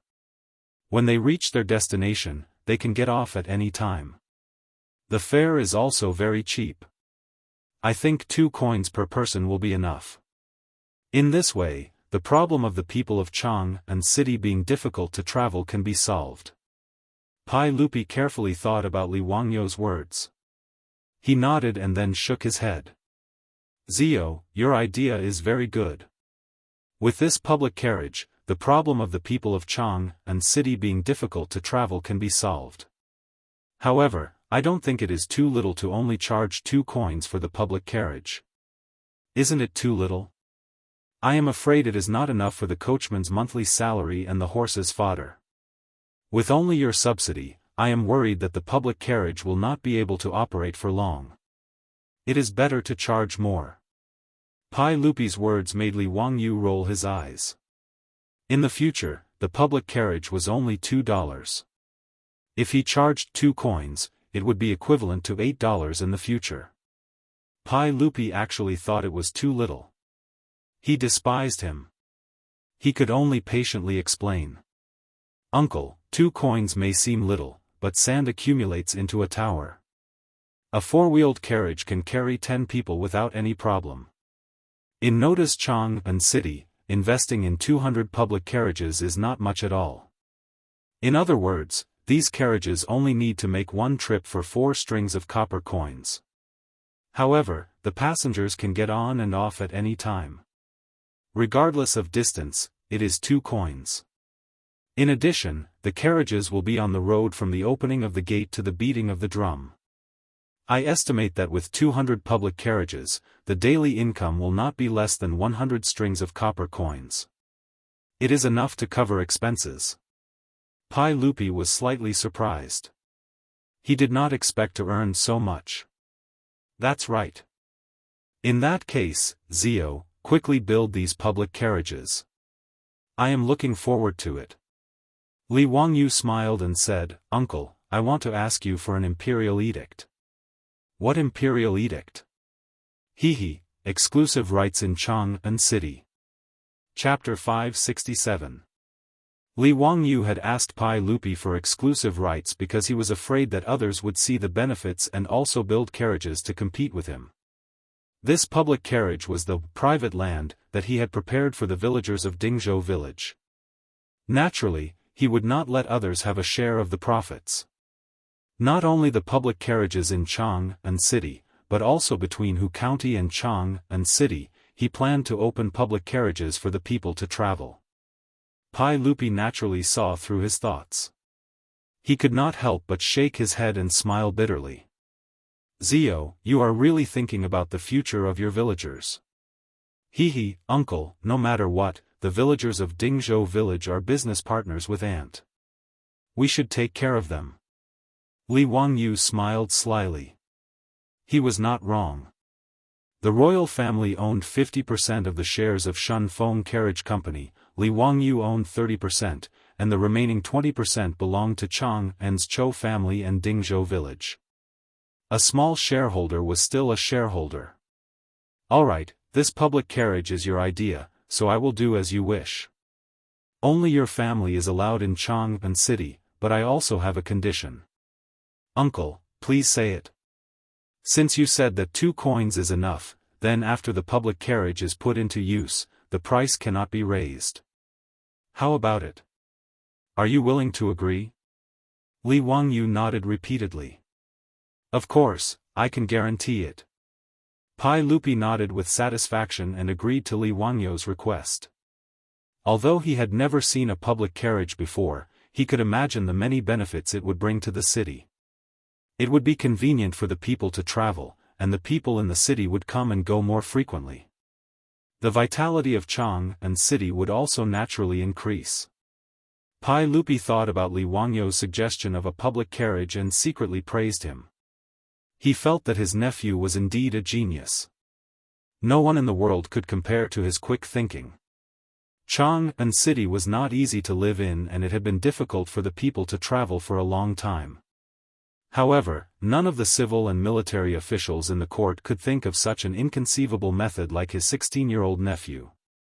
Pai Lupi picked up a brush and wrote the words, public carriage, on the paper. He looked around and was very satisfied. Zio, I will give you this calligraphy. Don't let me down. Li Wangyu quickly took Pai Lupi's calligraphy with both hands. Uncle, don't worry, within 10 days, this public carriage will appear in Chang'an City. I can guarantee it. In fact, public carriages were not the ideas of Li Wangyu. Public carriages appeared in Paris as early as the 19th century. The appearance of public horse carriages also promoted the development of the city, shortening the distance between the city and the neighboring villages, and increasing the frequency of travel.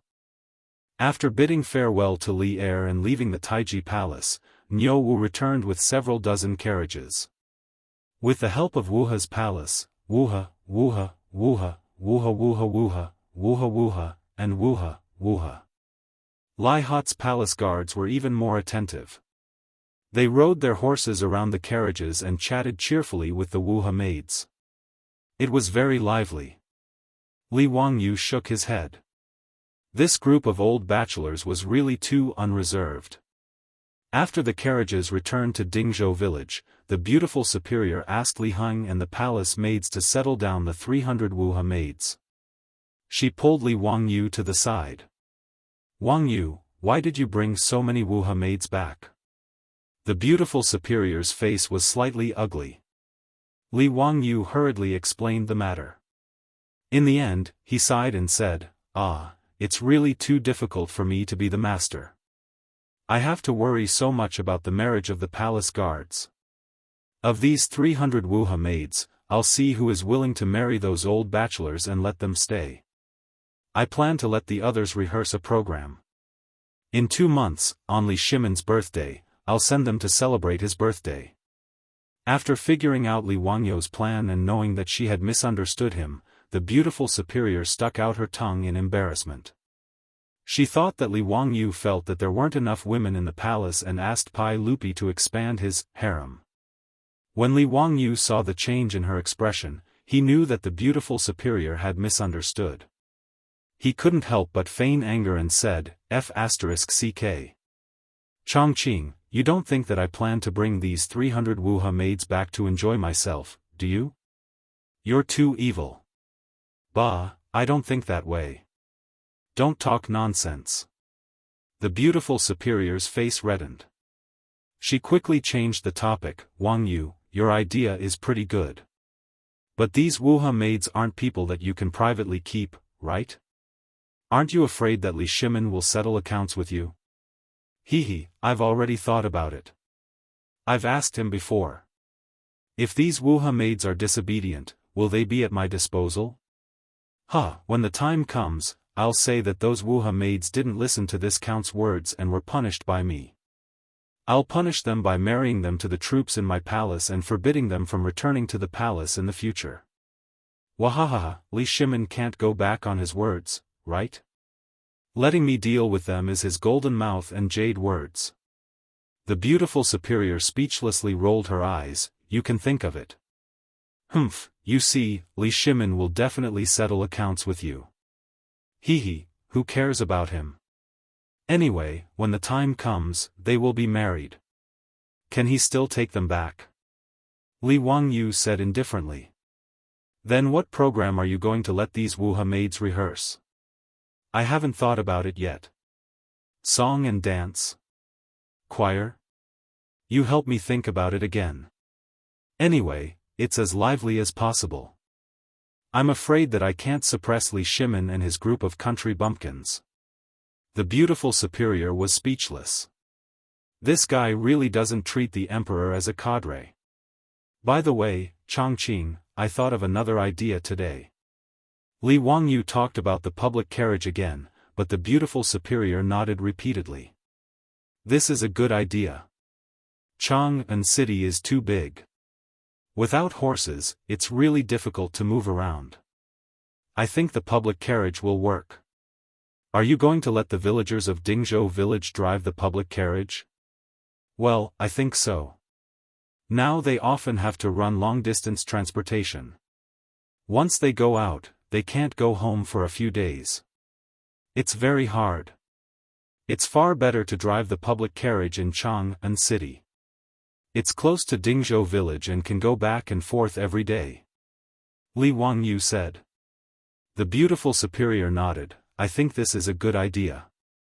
In a while, let someone invite the old village chief and the others to discuss this matter. Since you promised Li Shimon to start operating within 10 days, then hurry up.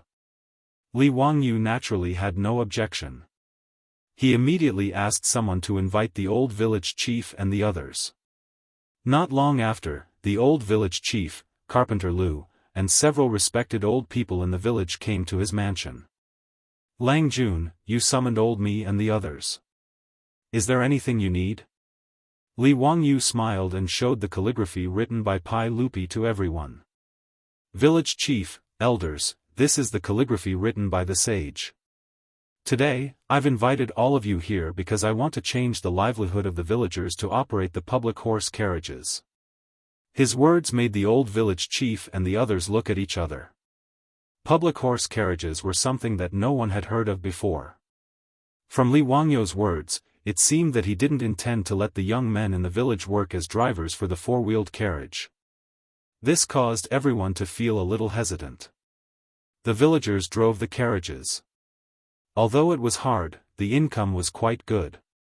They could earn 200 coins a day and 6 rounds of cash a month, which was the same as the monthly salary of the second-class leaders in the imperial court. If they were to run the public carriage business, would they still be able to make such a profit? But since this matter was proposed by Li Wangyu, the old village chief and the others naturally had no reason to refuse. The old village chief gritted his teeth and nodded in agreement. "We'll do as you say. Dingzhou village won't dare to talk nonsense. Lang Jun, don't worry. If anyone has the slightest complaint, old me will personally beat that bastard to death." Yes, the village chief is right. Whoever has complaints will be driven out of the village. We don't want such an ungrateful person in Dingzhou village. A group of old people in the village echoed.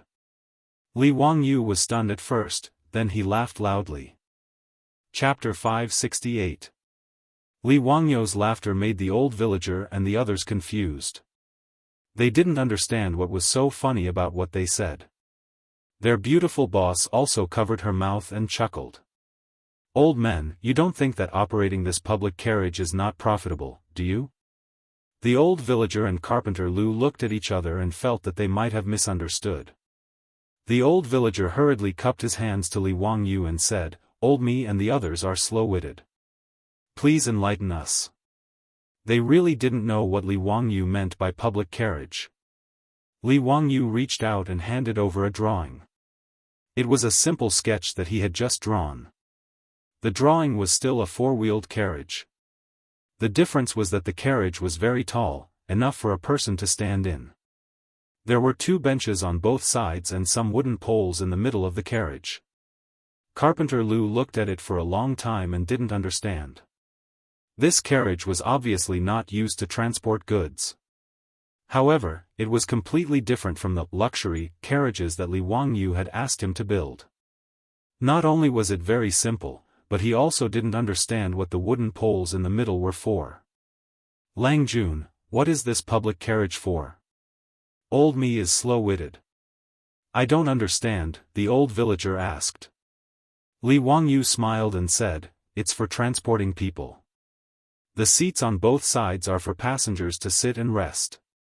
The wooden pole in the middle is for people to stand in the carriage and hold on to it to avoid falling." Carpenter Lu finally understood after Li Wangyu's explanation, but he still asked doubtfully, "Lang Jun, this public carriage is used to transport people? What is it used for?" Li Wangyu smiled and explained the concept of the public carriage to the old villager and the others. They finally understood and couldn't help but applaud. "Good, this idea is really good. Old me has been to Chang'an city several times. It is really too big. It takes a few hours to walk from the city to the east city. Lang Jun's idea is really good. This public carriage will definitely be popular." "Yes, that's right. Lang Jun is indeed a literary star that descended from the heavens. You can even think of such a method. TSK, TSK. This public carriage is really something." The old villager was a little confused. "Lang Jun, isn't it too cheap to only charge 2 copper coins each time?" Li Wangyu was speechless. Why was this old man the same as Pai Lupi? They all felt that 2 copper coins was too little. He could only calculate the expected income of the public carriage for the old villager and the others. Only then did these old men become happy. As long as this public carriage could make money, they believed that Li Wangyu would definitely not mistreat the farmers. In the end, Li Wangyu said, "The public carriage in Chang'an city. I intend to cooperate with the village in this business. What do you think of it?" "Lang Jun, you are flattering us. How can we refuse? Old me and the other 127 villagers thank you for your kindness, Lang Jun." The old villager hurriedly bowed to express his gratitude. He naturally knew that Li Wangyu was giving money to their village again. "That's good.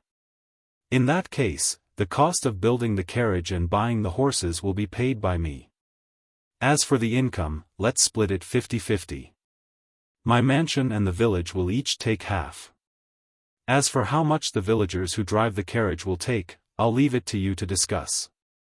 Li Wangyou's words shocked the old villager. He hurriedly stood up and waved his hands to refuse. Lang Jun, we can't do that. We can't do that. The village can take 10%. How can we share it 50-50 with you? It doesn't make sense. Yes, Lang Jun, it's too much. We can't do that. Lang Jun, how can we just sit back and reap the benefits when you pay all the capital? We can't do that. Li Wangyou rubbed his temples. This group of old men was too stubborn. Well, the village will also pay half of the capital, and then we'll split it 50-50. That's it. If you say one more word, I won't do this business. Dingzhou village was not short of money now.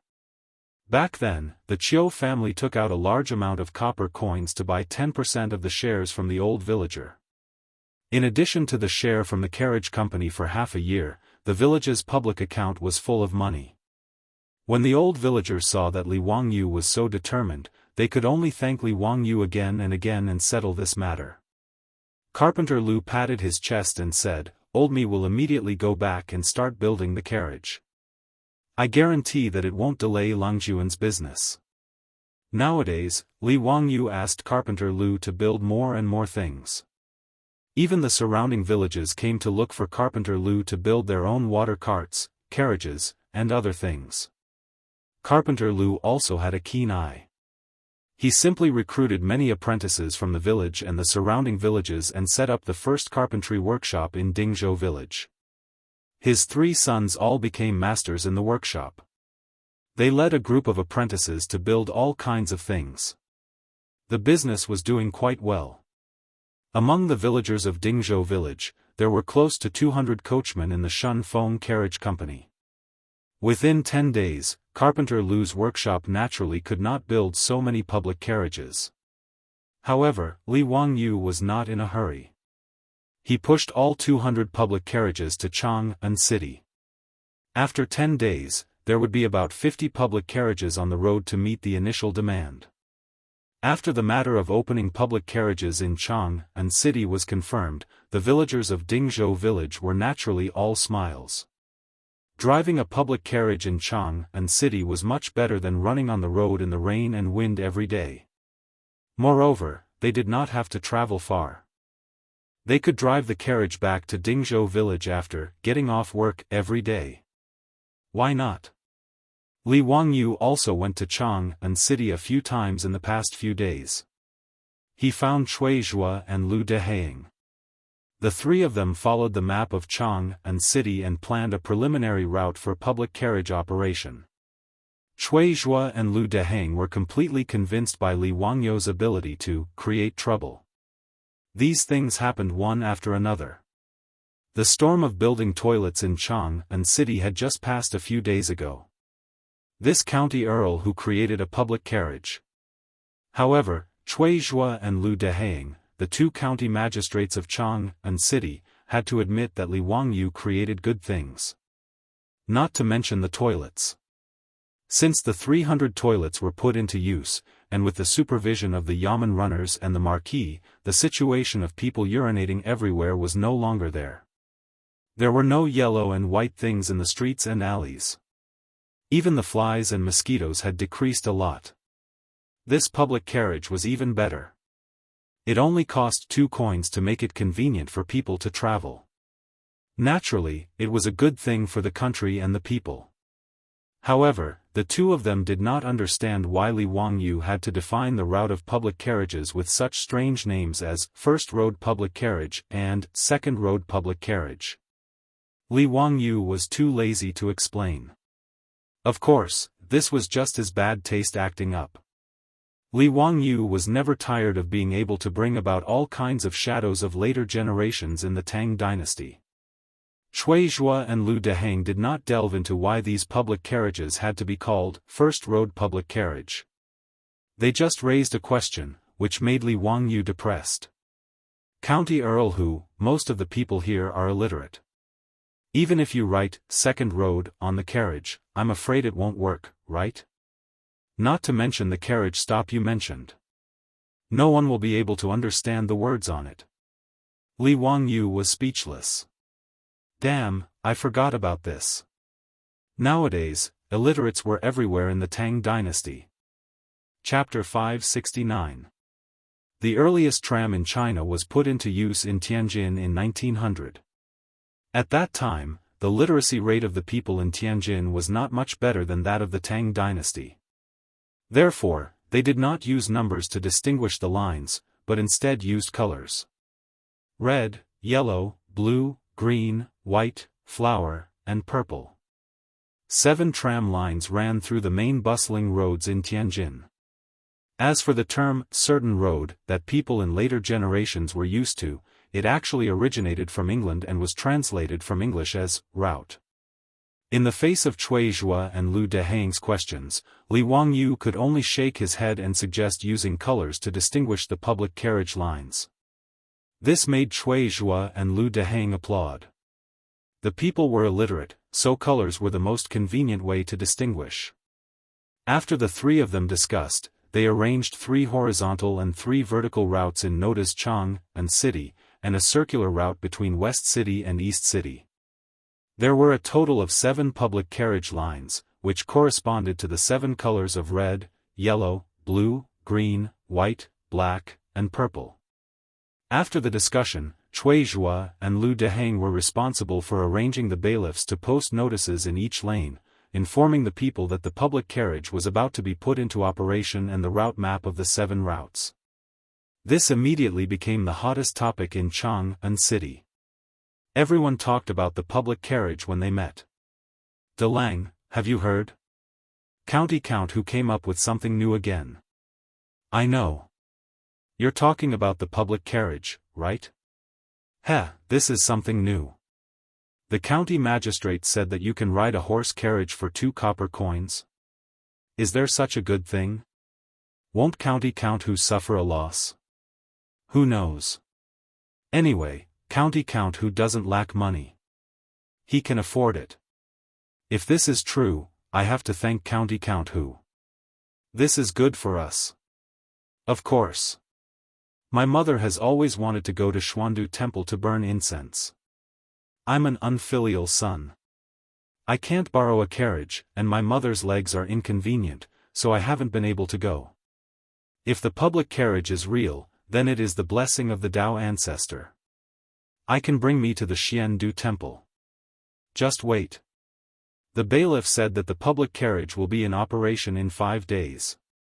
I asked clearly, this blue plate carriage has to go from the Qixia Gate Street in front of our inner square to the Golden Light Gate Street. If we change to a red plate carriage, we can go directly to the East Market or the West Market. It is too convenient to buy things. In fact, compared to the original 100 copper coins price for an ox cart that could carry a load of 100 caddies and travel 50 kilometers in the Tang dynasty, the 2 copper coins public carriage fare was not cheap. However, the starting price for an ox cart was 50 copper coins. Regardless of whether the distance was less than 50 li, the price was still the same. In this way, 2 copper coins for a ride in a carriage was much cheaper. The average monthly income of the people in Chang'an was consistent. 2 coins was not a low cost, but the enthusiasm and expectation of the public carriage did not diminish. Li Wangyu, on the other hand, was busy letting the villagers of Dingzhou village familiarize themselves with the route, giving them pre-job training, arranging for the purchase of horses, adjusting the public carriages. 10 days passed in the blink of an eye after a series of tasks were completed.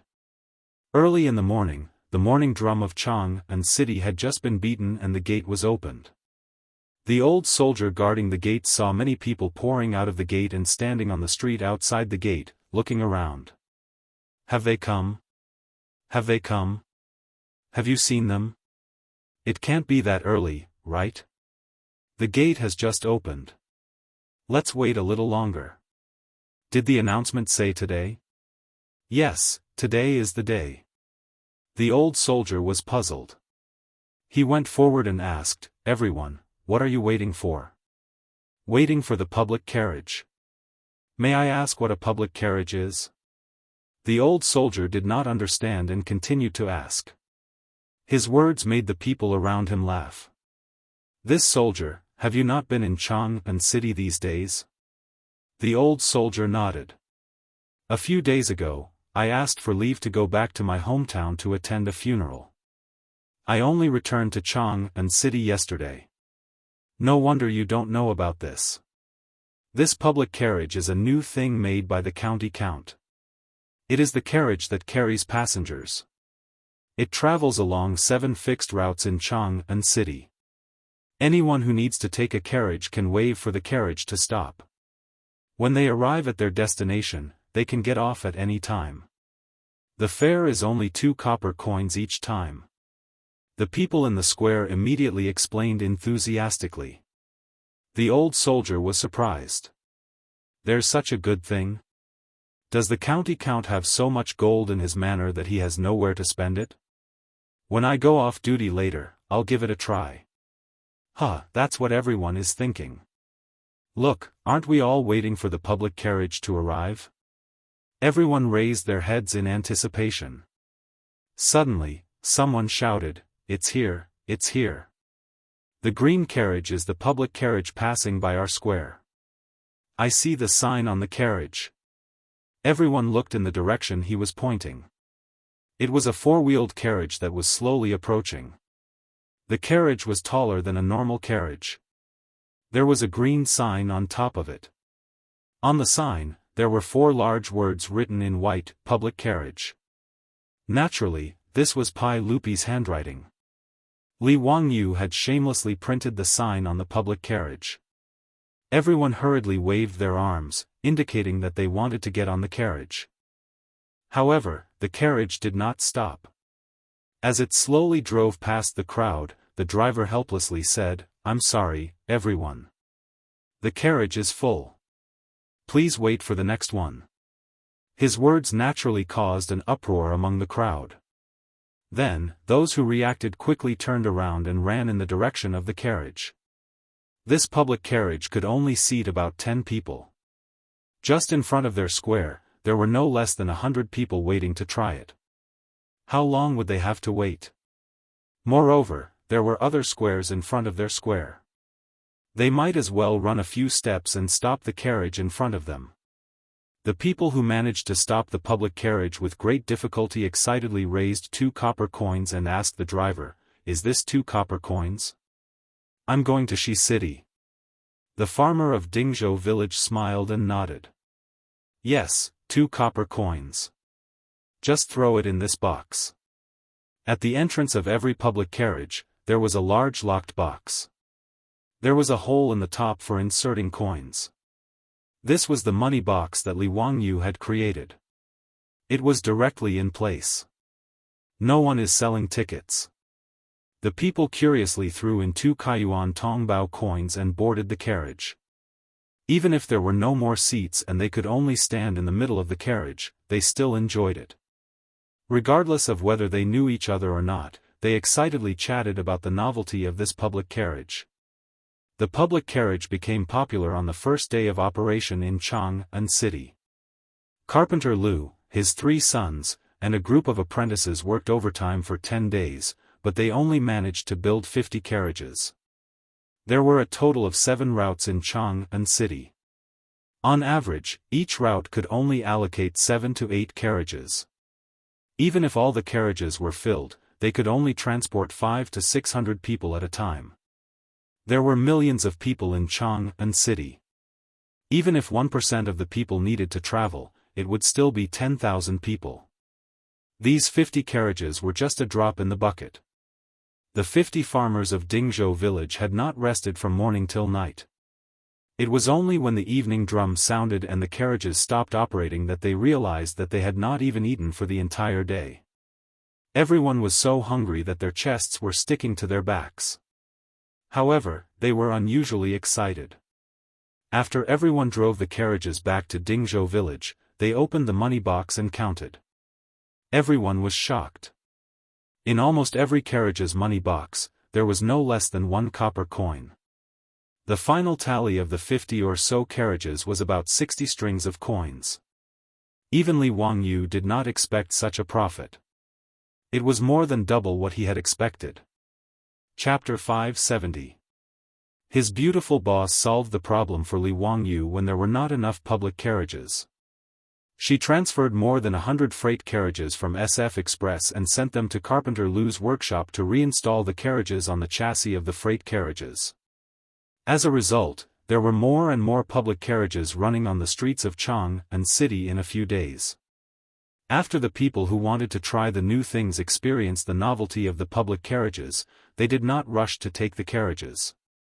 Gradually, the operation of the public carriages returned to normal. But even so, after a month, the 200 public carriages actually earned a total of more than 4,000 strings of copper coins. This frightened the old village chief and the others. According to the agreement between Li Wangyu and the village, half of the copper coins, more than 2,000 strings of copper coins, would belong to the village. In a year, the village would get more than 20,000 strings of copper coins. Even if the 127 families in Dingzhou village shared the income, each family would get more than 180 strings of copper coins, which was more than 10 strings of copper coins per month. The old villager suddenly felt that the money was too hot. If he counted the dividends from the Shunfeng Express Carriage Company, wouldn't every family in Dingzhou village be able to get about 300 strings of copper coins in a year? Were they still villagers? Even the merchants in Chang and city who opened shops could not earn more than 300 strings of copper coins a year. The old villager looked at the account book in his hand with a headache. He simply turned his head and asked to see Li Wangyu. After hearing the old villager's worries, Li Wangyu could not help but laugh. "Villager, just keep the money. You should distribute it. Why are you hiding it? I want to make Dingzhou village the richest village in the Tang dynasty and make those people jealous. Lang Jun, this money is too much," the old villager said with a bitter face. Li Heng could not help but say, "You old man, don't be long-winded. This money is not for you alone. It's for the 127 families in the village. Did I bite your hand when I had too much money? Or what? You talk too much. Hurry up and leave. Don't disturb Lang Jun. Lang Jun doesn't have time to care about such a small matter like you. I'm still busy thinking about the birthday celebration for the saint." After being scolded by Li Heng, the old villager naturally couldn't say anything more. He could only thank Li Wangyu again and leave. As for the villagers, they were all dumbstruck when they found out about the profits. Who would have thought that more than half a year ago, Dingzhou village, which was still like mud, was now not only living in brightly lit, tile-roofed houses, but also earning more than 20 strings of copper coins every month. This kind of thing was something that he didn't even dare to dream about back then. None of the villagers dared to disturb Li Wangyu. They simply ran silently to the front door of Li Wangyu's mansion and kowtowed to it. When Li Wangyu found out about this, he didn't know whether to laugh or cry, but he could only follow the villagers. Just as Li Heng said, he was busy. The 300 palace maids that he had tricked from Pai Lupi were actually taken by the group of thirsty old bachelors in his mansion in just 10 days. When Li Wangyu saw his 73 troops, each leading a shy palace maid to kneel in front of him and beg for his help, he couldn't help but feel his temples throbbing a few times. This group of old hooligans, damn, they really acted too quickly. When he thought about how he still hadn't coaxed his beautiful boss to bed and carried out some healthy physical and mental exercise, Li Wangyu felt stifled. Why were these palace maids and young ladies so unreserved? How could he let these old hooligans get what they wanted so easily? Li Wangyu didn't think about it. These palace maids that he had brought out from the palace originally wanted to leave the palace to marry people. Now that they had finally left the tightly guarded Taiji Palace, how could they be willing to go back? If it weren't for the fact that Li Wangyu only had 73 troops in his mansion and that the other servants and palace maids didn't take a fancy to them, perhaps none of the 300 people would be able to return. At that time, he really wouldn't be able to explain to Pai Lupi. He couldn't be thick-skinned and tell Pai Lupi that the 300 palace maids were disobedient and had been punished to marry people, right? It would be strange if Pai Lupi didn't explode. However, These palace maids were originally tricked out by him, intending to find a groom for these troops.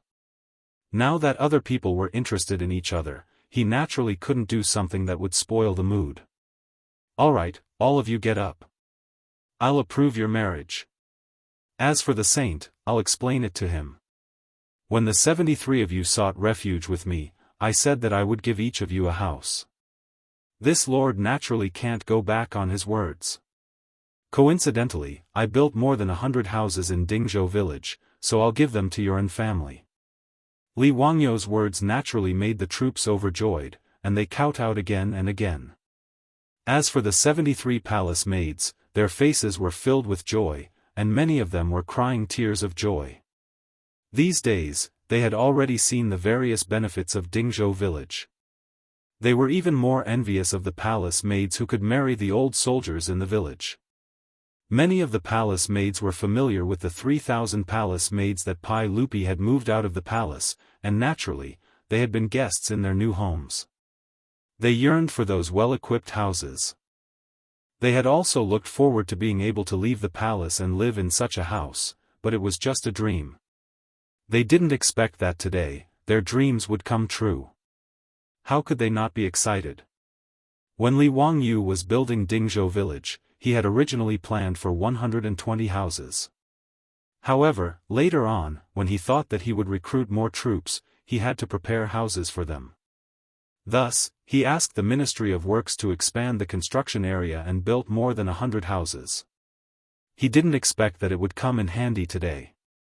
The two brothers, Niu Yong and Niu Wu, had already moved into the new house with their wives. They usually took turns to guard Li Wangyou's residence, and after their shift, they could go home and be intimate with their wives. These two were quite capable. Now that the two wives of the Niu family were pregnant, Niu Yong and Niu Wu were smiling from ear to ear all day long. A few days later, Dingzhou village became lively again. This time, 73 newlyweds were getting married. This scale surpassed the first marriage between the old soldiers and Niu Yong and Niu Wu. The wedding banquet was held in the village for 3 consecutive days. The main character was naturally the pig slaughtering feast that everyone ate 100 times.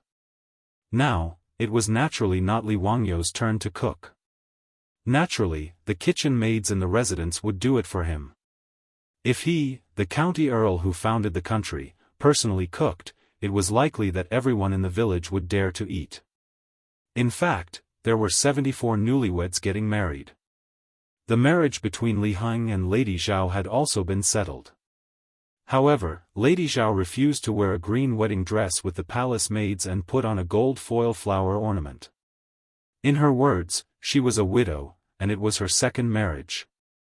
If she did this, people would laugh at her. Li Heng was even more thin-skinned. He was afraid that people would laugh at him for being old and shameless, so he was unwilling to organize the wedding. Li Wangyu couldn't persuade the two of them, so he could only give up. During the collective wedding, he toasted the two newlyweds, a few more cups, and it was considered a banquet. However, that night, Lady Zhao moved into Li Heng's room, which made Li Wangyu laugh secretly. As for Lady Zhao's daughter, Lady Zhao, she was already married. Moreover, she was married to a man from Dingzhou village. Li Wangyu couldn't help but ridicule him for being a beast.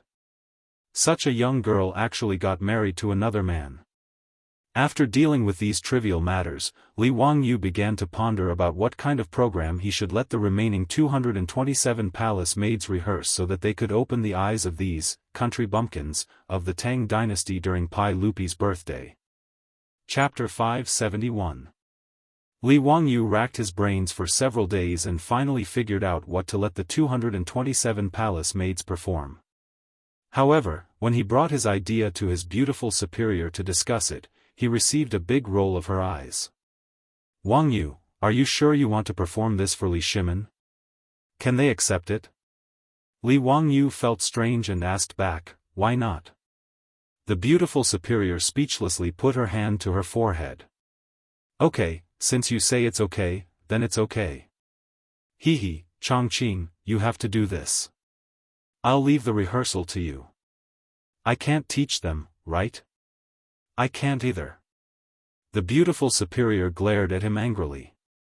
You only know how to be lazy. No, you've wronged me. Can't I prepare the ultimate weapon? Hee, when the time comes, I'll definitely shock these bumpkins.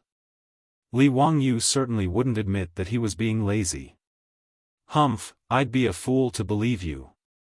It wasn't strange that the beautiful superior would think this way.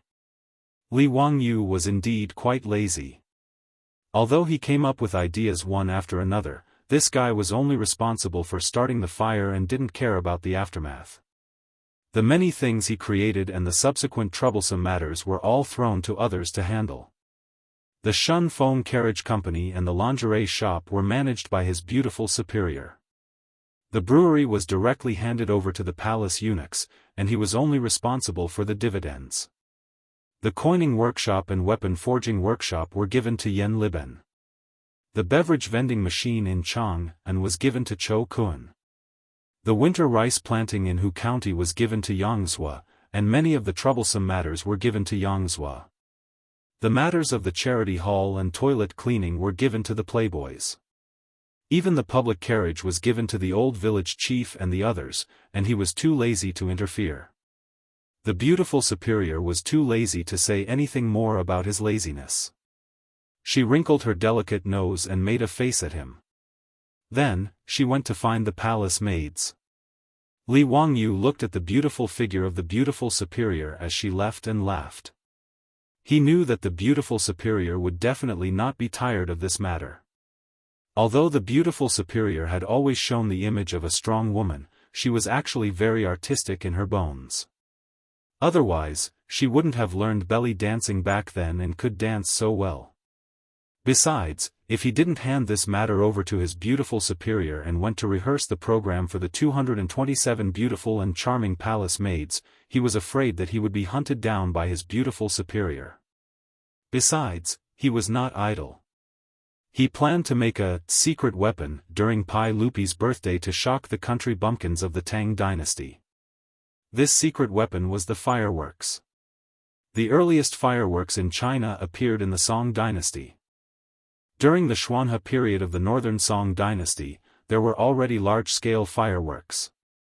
As for the explosive rods used in the Tang dynasty to seal saltpeter into bamboo tubes, they were still a bit far from fireworks. The word fireworks in the Tang poems did not refer to the fireworks of the later generations, but to the beautiful scenery or brothels. For example, Li Bai's poem, My Old Friend Left the Yellow Crane Tower, fireworks went down to Yangzhou in March. The fireworks in the poem were referring to spring. Tang Shi said, there are no fireworks on the plug. Ning Si Chie's color. It was referring to the brothels.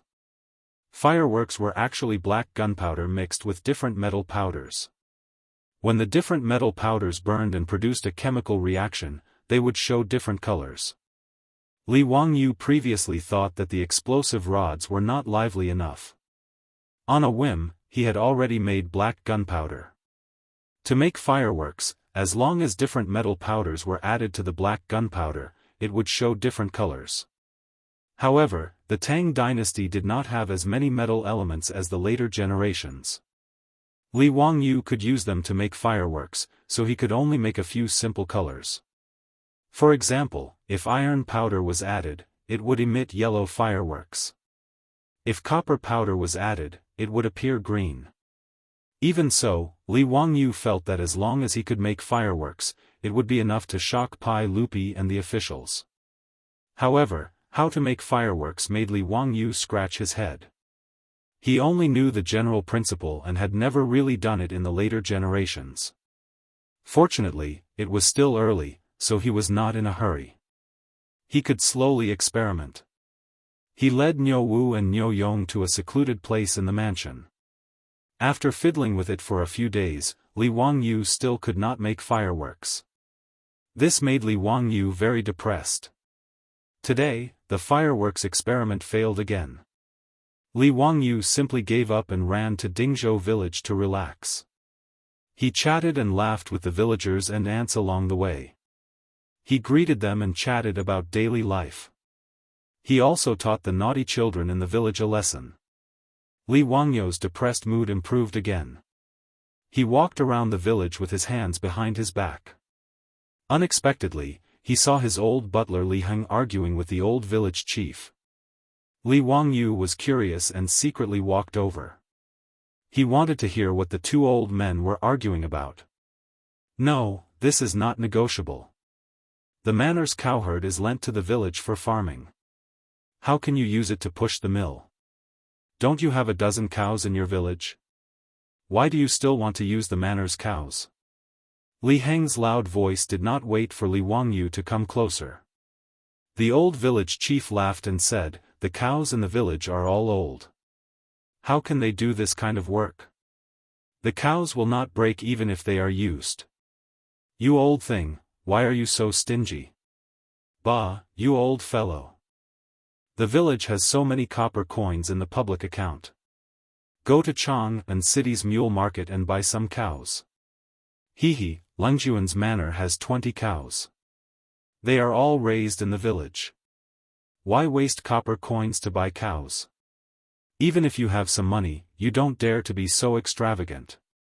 The old village chief continued to persuade, "Why don't we pay Langjun the rent of the cows?" "Humph, who cares about your copper coins? You are an old farmer. Haven't you heard of it?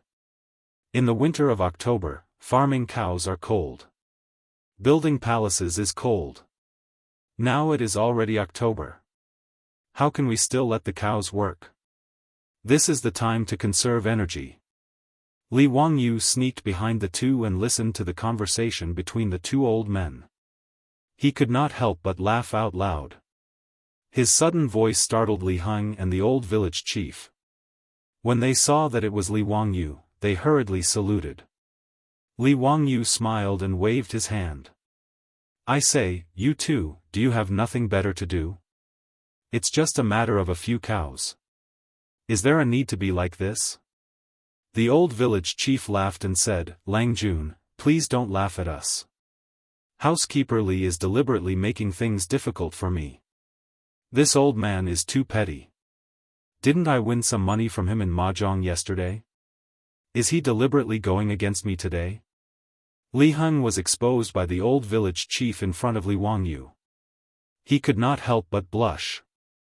"Nonsense, am I such a stingy person? Humph, yesterday I just had bad luck. What's there to be proud of? Not stingy. Just now, you said that old me could not use the cows to push the mill." The old village chief did not spare Li Heng and continued to expose him.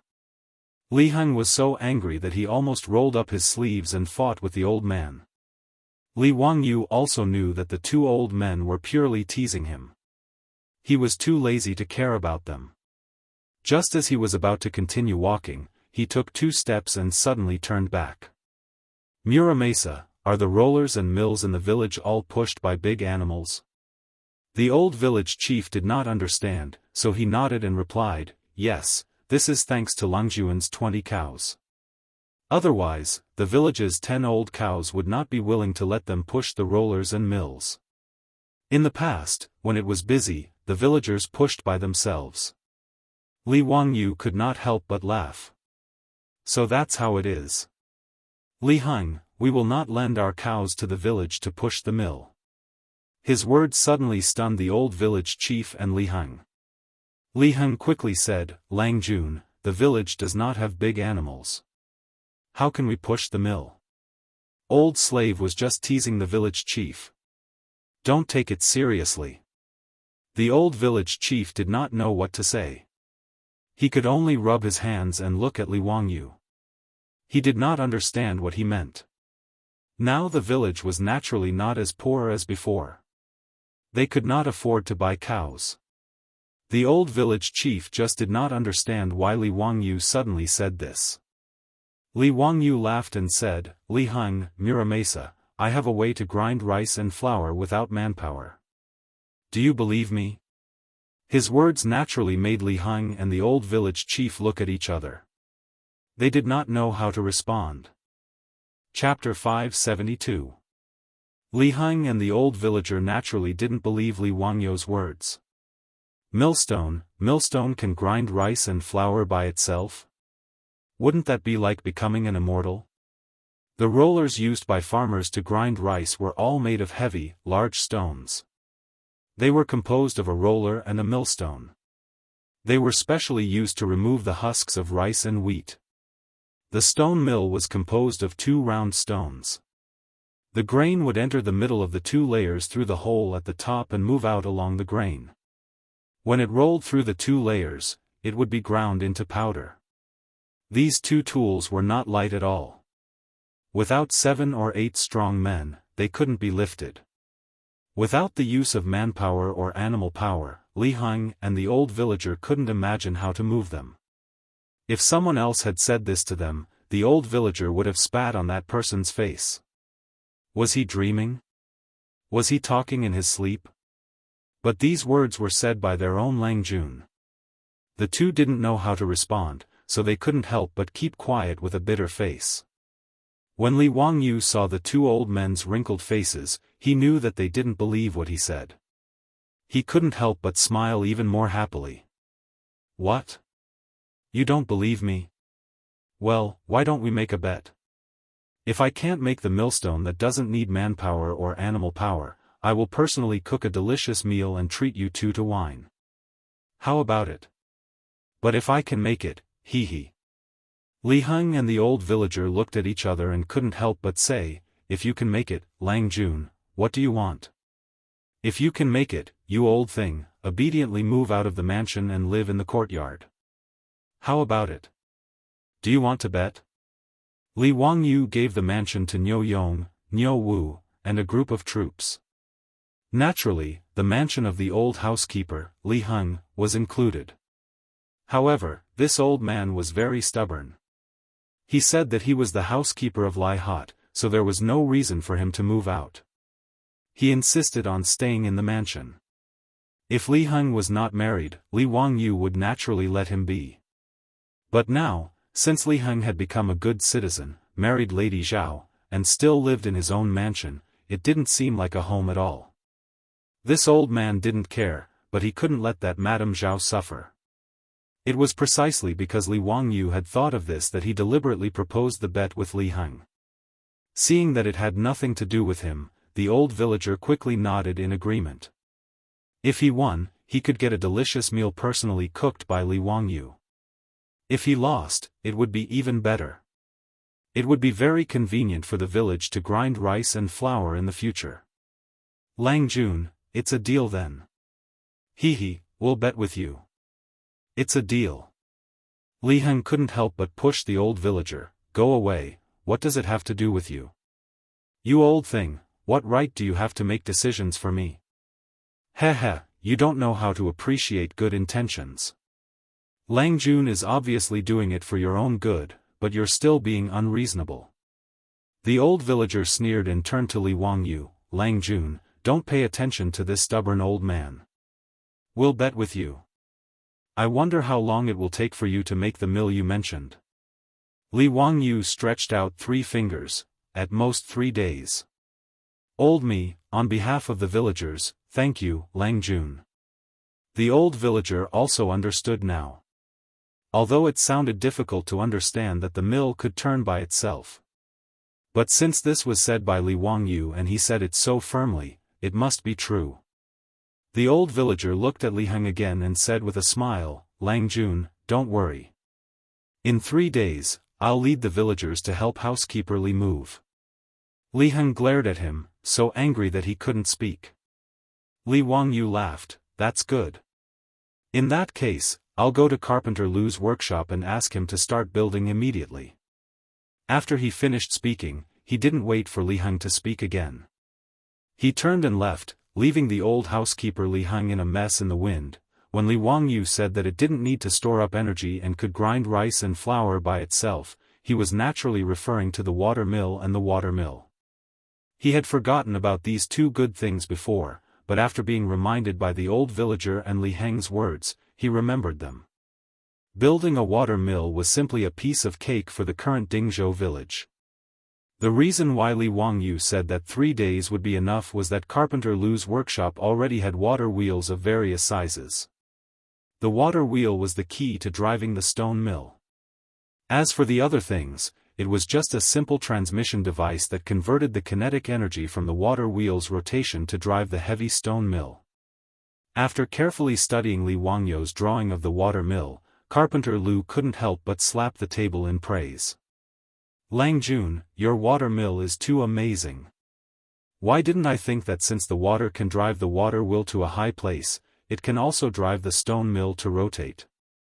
Li Wangyou asked, how is it? How long will it take to build the water mill? Very fast. 2 to 3 days will be enough. The water wheel and stone mill are ready-made. We only need to build the transmission device. In addition, it's easy to build a water mill next to the Gan River.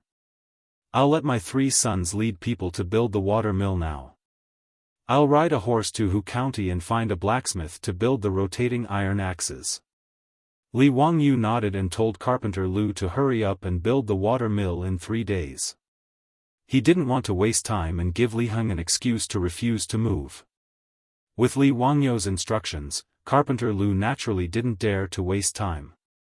He let his sons and apprentices put down their work and quickly built the water mill. The villagers didn't know what Carpenter Lu and the others were busy with by the Gan River.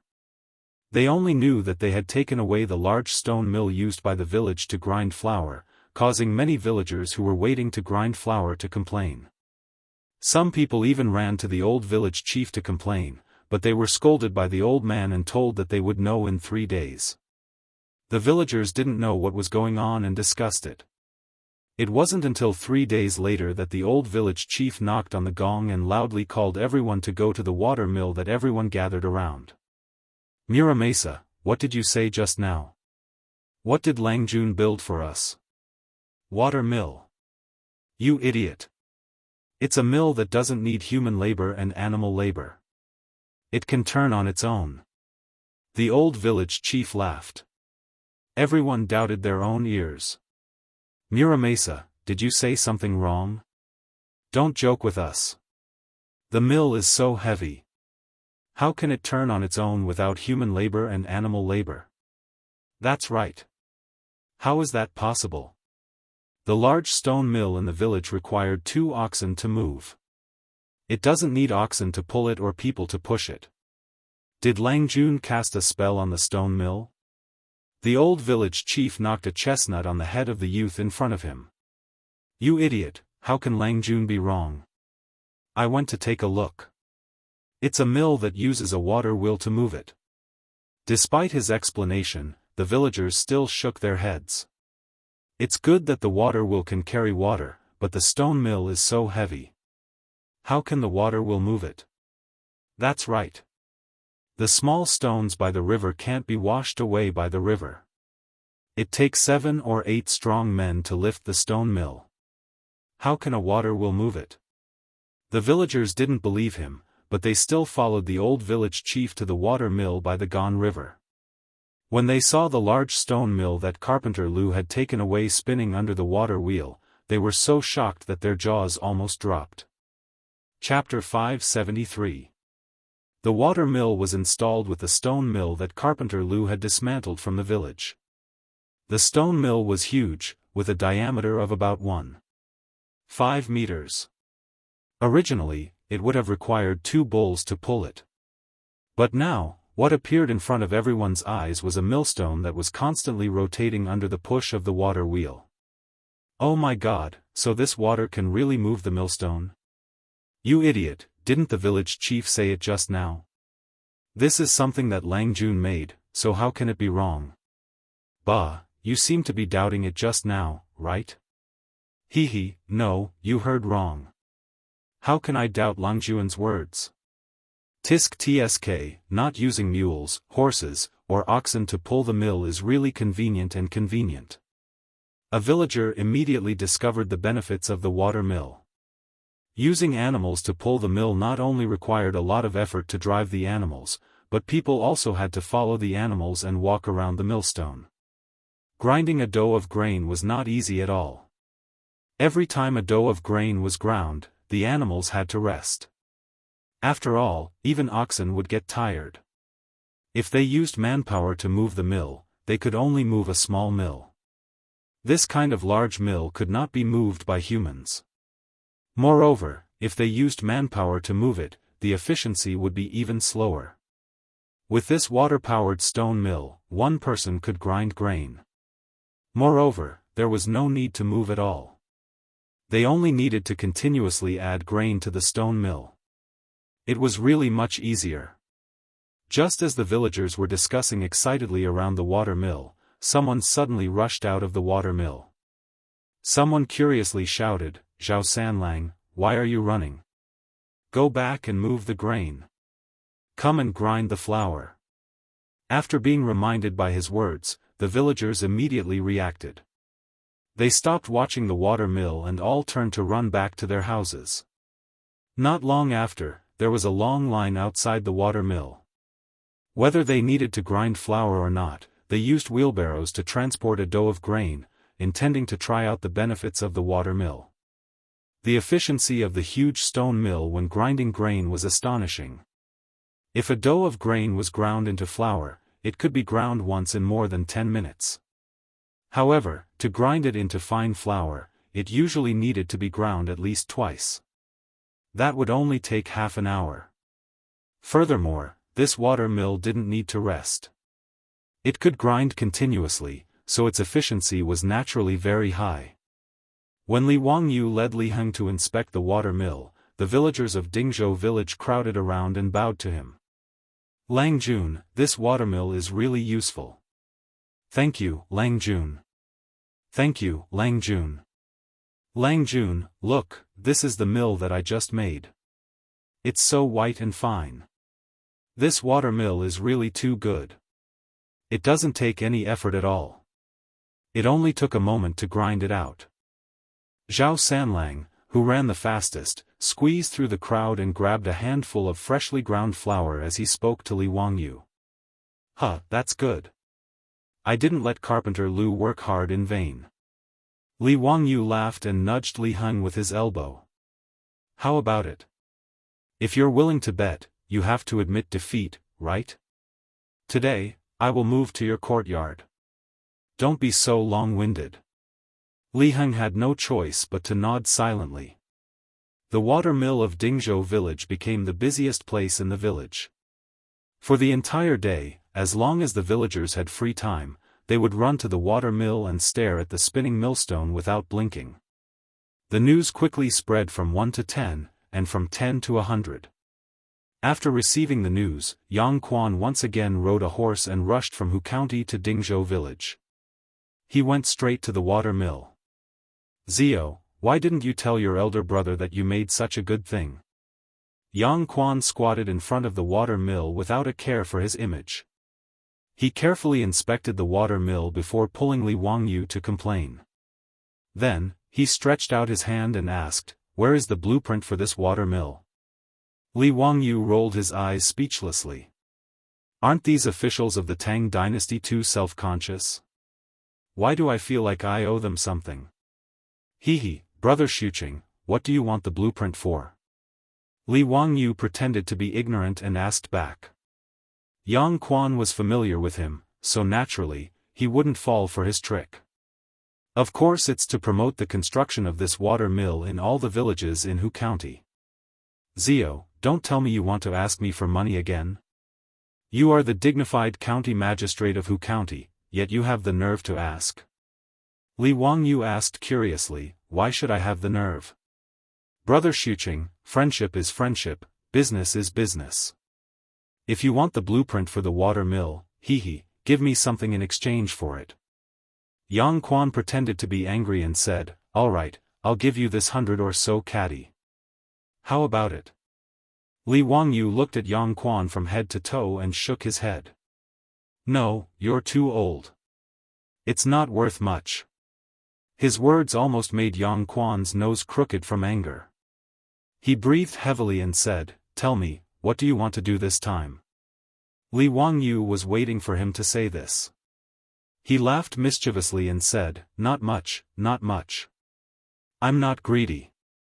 Help me repair the road in exchange. How about it?" Yang Quan was stunned. Repair the road? Repair what road? The road from Dingzhou village to Hu County. You're the dignified county magistrate of Hu County. Haven't you noticed that this road is too lousy? Every time it rains, it becomes a muddy pond. I can't even go out. That road should have been repaired long ago. Speaking of this matter, Li Wangyu had a stomach full of complaints. The road from Dingzhou village to Hu County was not an official road and lacked maintenance. Now, it was already in tatters. Moreover, the road was narrow and could only accommodate one horse carriage. If there was a horse carriage coming from the opposite side, they had to find a wide place to pass. It was fine if they traveled on horseback, but if they sat in a horse carriage, they would feel dizzy from the bumps and it was really torturous. Now that Dingzhou village was getting richer and there were more and more horse carriages, it was time for the road to be repaired. Li Wangyu had been thinking about this for a long time. When he met Yang Quan today, he casually brought it up. Yang Zhua, on the other hand, was shocked by his words. Zio, you're asking for too much. You actually want me to build a road that's 20 li long for a water mill blueprint? Do you know how much it will cost to repair this road? Brother Xuqing, you're the dignified county magistrate of Hu County, the Ming House. How can you be so stingy? TSK, forget it. I know that you, the Ming House magistrate, are also poor. I won't bicker with you. I'll pay for the cost of repairing the road myself. However, you have to mobilize the laborers in the county to help me repair the road. Is that okay? When Li Wangyu ridiculed him for being poor, Yang Quan was speechless. However, he could agree to Li Wangyu's conditions. After all, the laborers recruited by the county every year were used to build and maintain various facilities in the county. Of course, it was also okay to let these laborers repair the road. Moreover, since Li Wangyu said that he would pay for all the expenses, Yang Quan had no reason to refuse. He pondered for a moment and nodded. Okay, I can agree to this condition. Seeing that he agreed, Li Wangyu quickly added, I want to double the width of this road. The county will have to settle the land that the roadbed occupies. Yang Quan almost wanted to blow his beard again. However, when he thought about it, there weren't many farmlands on both sides of the road from Hu County to Dingzhou village. Even if the roadbed was doubled, he estimated that the compensation from the county would only be around 100 mu. After doing this calculation, Yang Quan decided to endure it. In any case, this road really did need to be repaired. Especially now that Pai Lupi came to Dingzhou village from time to time, the road was too bad. It really couldn't be justified. Seeing that Yang Quan nodded in agreement, Li Wangyu opened his mouth to speak again. This time, Yang Quan couldn't hold back anymore. His saliva almost sprayed on Li Wangyu's face. Zio, that's enough. Li Wangyu shrugged. Brother Xuqing, why are you in such a hurry? I mean, I'll treat you to a drink. Chapter 574. At Li Wangyu's residence, Yang Quan drank and chatted merrily with Li Wangyu. After eating and drinking to his heart's content, he returned to the county office with the blueprints for the water mill. It was currently the slack season, so enlisting laborers wasn't too troublesome. Yang Quan didn't go back on his word. He quickly recruited 5,000 laborers from the county and had the bailiffs and scribes lead them to begin repairing the road from Dingzhou village to Hu County. Although the laborers didn't need to be paid, Li Wangyu still had to pay for their meals. Li Wangyu naturally wasn't stingy with the copper coins. 3 meals a day, he provided the laborers with good food and drinks, including meat and fish. The laborers who came to repair the road were very grateful for County Count Hu's generosity, so they put in even more effort in repairing the road. 20 li wasn't very long. The 5,000 laborers were divided into 10 groups. Under the direction of the craftsmen sent by the county office, they started working in 10 different places. Each group of 500 people was responsible for repairing the road, and the distance was only 1 kilometer. In the Tang dynasty, the most physically exhausting part of building roads was tamping down the earth. It required countless strong men to continuously lift up heavy wooden stakes, raise them up high, and then drop them down, repeatedly smash them into the ground to tamp down the road, and then use stone rollers to roll them back and forth. Finally, firewood was placed on top of the road and the road was burned. This way, grass and insects wouldn't grow, and the road was sturdy and durable. According to Yang Zhua and the craftsmen sent by Hu County to direct the construction of the road, this 20-li-long road would take 3 to 4 months to complete. A laborer's year of service was 20 days. Yang Quan estimated that they would need to recruit 4 or 5 laborers in shifts to satisfy Li Wangyu's needs. However, Li Wangyu didn't allow them to repair the road like this. He only had the laborers fill up the road and then use stone rollers to tamp it down. He also used 4-wheeled carriages to bring over crushed stones from the quarry and lay them on top of the road. Regarding this, the craftsman in charge of the road couldn't help but advise, Count Hu, this road isn't tamped down, but the speed is fast. But once it rained, the road would be washed away. Even if the road is paved with these stones, once those carriages are crushed, they will still sink into the stones. The road can't be built this way. Li Wangyu shook his head and smiled. It's okay. I'm going to put a layer of mirage mud on the road. Isn't that enough? What? Spreading mirage mud on the ground? Isn't this too extravagant? The craftsmen naturally knew what mirage mud was, but they had never thought of using such precious mirage mud on the road. In his opinion, wasn't this a prodigal son? The craftsman complained in his heart. In Chang'an, it was rumored that Count Hu was a prodigal son. It seemed that the rumors were true. What was the difference between paving a road with mirage mud and paving a road with money? However, Li Wangyu was the one spending the money anyway. Since he was willing to spend it on this path, Blacksmith naturally couldn't say much. Besides, he was also very curious about what it would be like to spread the mirage mud on the road.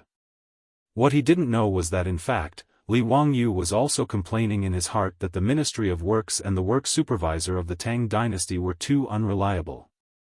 The method of how to fire the volcanic ash in place of cement had long been given to the Ministry of Works and the work supervisor.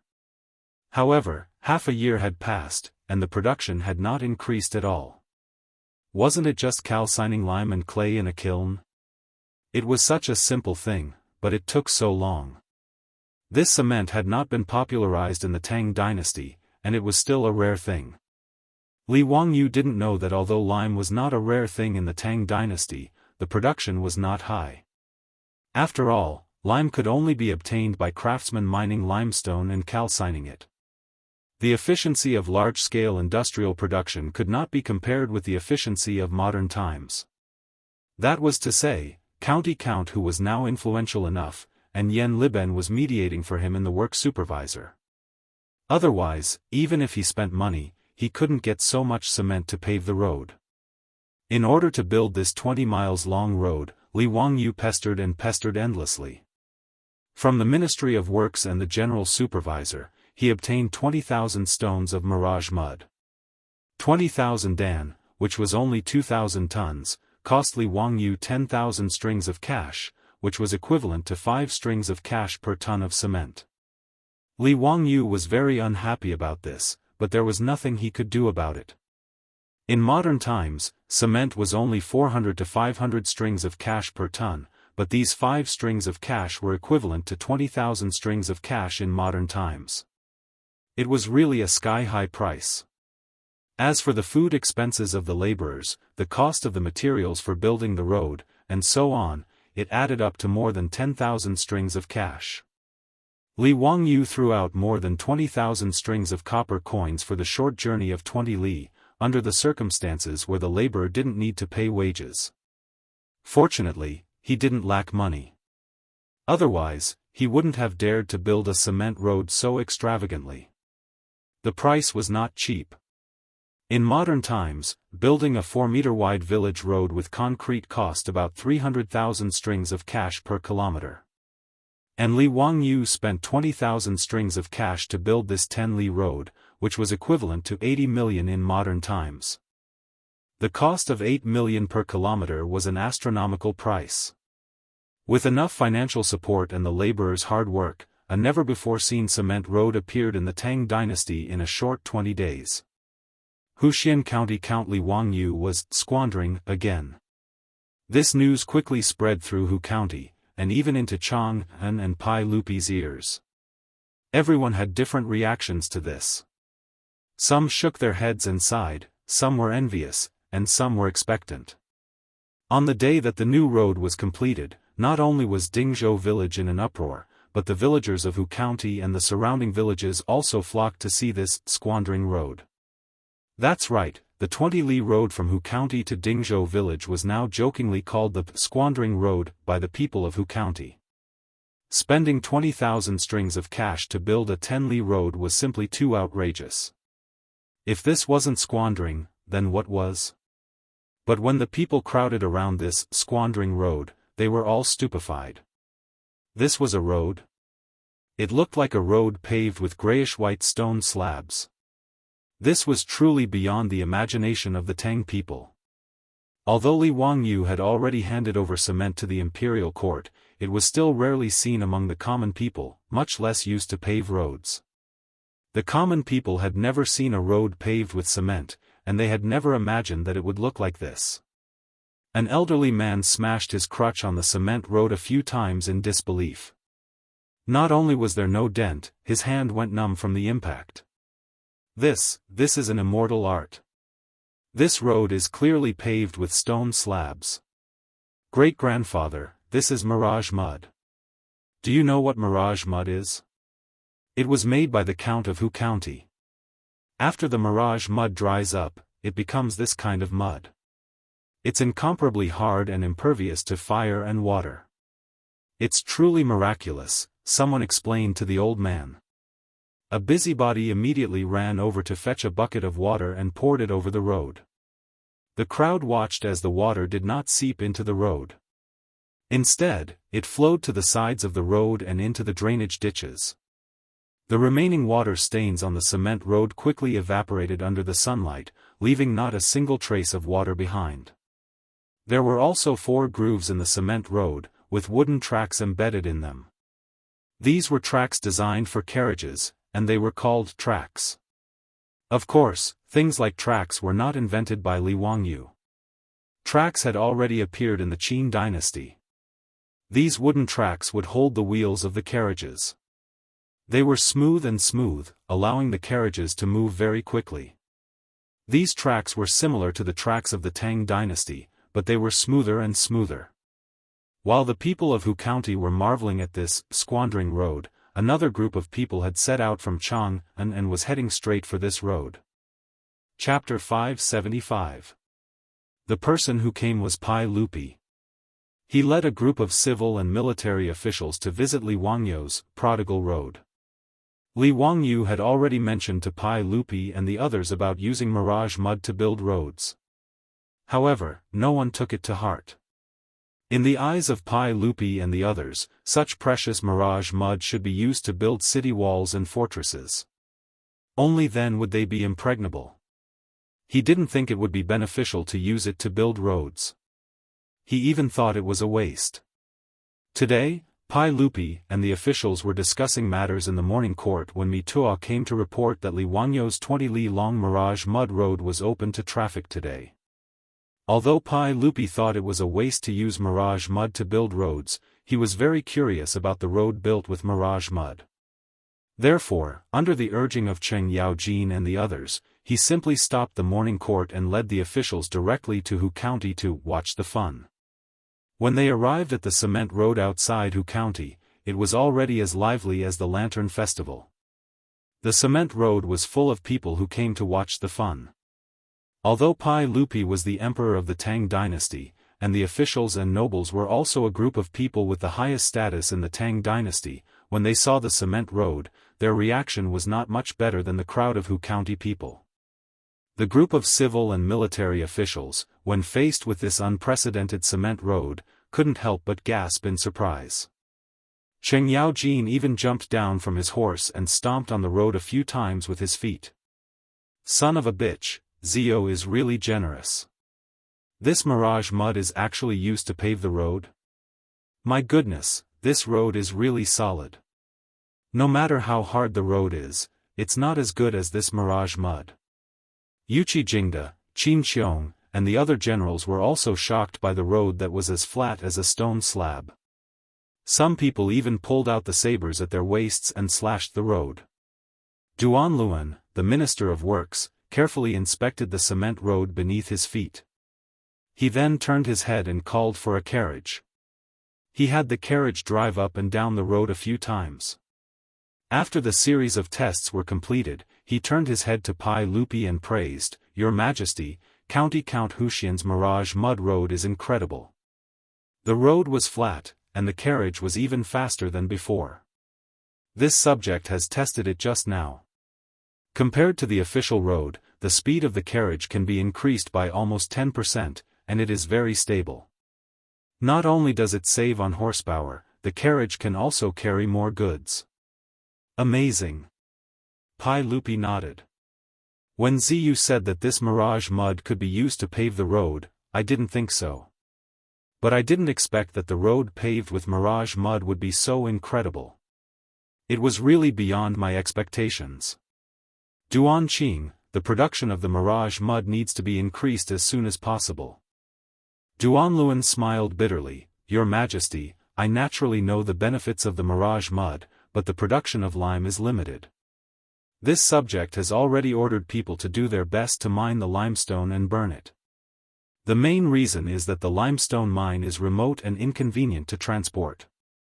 Li Wangyu, who had rushed over after receiving the news to welcome Pai Lupi and the others, heard Duanluan's words and couldn't help but be surprised. In his memories, China was an important source of limestone. Almost every province and city had limestone mines. In particular, Guangzhong Road, which was located in the modern Shaanxi province, had the largest limestone reserves in the country, close to 5 billion tons. Duanluan actually said that the limestone mine was remote and inconvenient to transport. Could it be that the limestone mines haven't been discovered yet? This was interesting. Li Wangyu rubbed his chin and felt that he could make a move. It seemed to be a good business. Not to mention the large mines far away, he didn't have enough manpower or machinery to mine them. However, Li Wangyu remembered that there was a limestone mine in Hu County. Back then, the limestone mining companies in Hu County didn't pay attention to environmental protection and crazily mined. At one time, there were close to 1,000 mining companies and thousands of lime kilns. After more than 10 years of vicious mining, the pollution caused by the production of these companies caused the surrounding people to suffer greatly. After the TV interview was broadcasted on TV, it caused a huge social reaction. Li Wangyu also remembered the existence of the limestone mine in Hu County after watching that news program. However, now wasn't the time to talk about this. It was better to find someone to explore the mine and confirm its location. After Li Wangyu remembered this matter, he greeted Pai Lupi and the others and introduced them to the cement road. "Zio, I heard that you spent 20,000 strings of cash to build this road. Do you know what the people of Hu County call this road?" Li Wangyu laughed and said, "Hee, I know. It's the road of squandering. I think it's pretty good. Building a road and squandering is a good thing. If Yang Mingfu, Chui Minghouse, and Lu Minghouse are willing, I'm even willing to use my own money to build the road from Hu County to Chang and into a mirage mud road like this. What does Uncle think?" His words moved Pai Lupi. The road from Hu County to Dingzhou village was only 20 li. Moreover, only Dingzhou village and the villages along the road would benefit from it. However, if they wanted to build the road from Hu County to Chang'an, it would be too valuable. As the southern gate of Chang'an, Hu County was an important connection to Izhou. Moreover, due to the high price of housing in Chang'an, many merchants set up their workshops in Hu County. Every day, countless carriages and caravans traveled between Hu County and Chang'an. In fact, after seeing the cement road built by Li Wangyu, Pai Lupi had already thought about how spectacular it would be if such a road could be built throughout the Tang dynasty. However, 20,000 yuan to build 20 kilometers of road was such an expensive price that it directly discouraged Pai Lupi from building the road. How many official roads were there in the Tang dynasty? If all the roads were to be built at this price, the Tang dynasty would probably become the first dynasty to go bankrupt because of road construction. Now that Li Wangyu proposed to use his own money to repair the 80 li road from Hu County to Chang'an, Pai Lupi was naturally happy to see it happen. If 20 li cost 20,000 strings of cash, wouldn't 80 li cost 80,000 strings of cash? Moreover, the official road from Hu County to Chang'an was incomparable to the small road from Dingzhou village. It was at least twice as wide as the Mirage mud road in front of them. Based on this calculation, it would probably cost no less than 100,000 strings of coins to build this 80-mile-long road, or even more. Li Wangyu was willing to pay for this. Whether it was Pai Lupi or the civil and military officials, no one was unwilling. Yang Quan, Cui Zhua, and Lu Deheng looked at each other and immediately stood up. Your Majesty, we naturally agree. If the Count of Hu County is willing to pay for the construction of the official road from Hu County to Chang'an, we will take care of all the enlistment without any objections. Pai Lupi nodded slightly and looked at Li Wangyu. Zio, have you thought it through? Are you willing to pay for the construction of the official road from Chang'an to Hu County? Li Wangyu's smile became even brighter. Uncle, I naturally can pay for the construction. However, if I spend a lot of money to build this official road, there should be some benefits, right? Pai Lupi was slightly stunned. What benefits do you want? Hee, not much, not much. I only want 100 copper coins. Chapter 576. Li Wangyu's words stunned Pai Lupi and the officials. They thought that there was something wrong with their ears. Only 100 copper coins? What the hell? What kind of condition was this? Li Wangyu calmly explained, Uncle, if I were to pay for the construction of this official road, the people would naturally be free to use it. However, shouldn't I pay a fee for the carriages of the merchants that come and go? Hee, 100 copper coins per carriage shouldn't be too much, right? His words made the officials and Pai Lupi even more confused. Many of them immediately began to silently calculate how much profit Li Wangyu could make by proposing this. At present, there were no less than 1,000 carriages going back and forth between Chang'an and Hu County every day. 100 copper coins per carriage really wasn't much. When Li Wangyu ate breakfast with Niu Yong, Niu Wu, and the others at Chongren Square, he spent more than 100 copper coins. The officials secretly pondered. Was it a lot to pay 100 copper coins to travel on such a flat Mirage mud road? 1,000 carriages could collect 100 copper coins in a day. In a year, they could collect 30,000 strings of copper coins. Even if the road required 100,000 strings of copper coins, it would only take 3 years to recoup the investment. After that, it would be a net profit. The officials silently calculated in their hearts and suddenly realized that Li Wangyu wanted to build this road. The profits were too great. Wang Renyu, Zheng Yuanshou, and the other influential figures looked at each other and stood up to express their opposition. Your Majesty, you can't do this. How can the official road become a private road and collect fees? County Count whose words are incorrect. Your Majesty, you can't do this. If the official road becomes a private road, what kind of scandal is this? If you want to collect 100 copper coins per journey for 80 li, Your Majesty, how is this different from highway robbery? Nowadays, there are no fees on the official road. That's right, Your Majesty. How can we let County Count who exploit the people like this? The private road they were talking about was a privately built road. In the Tang dynasty, privately built roads had already been charged for the passage of pedestrians.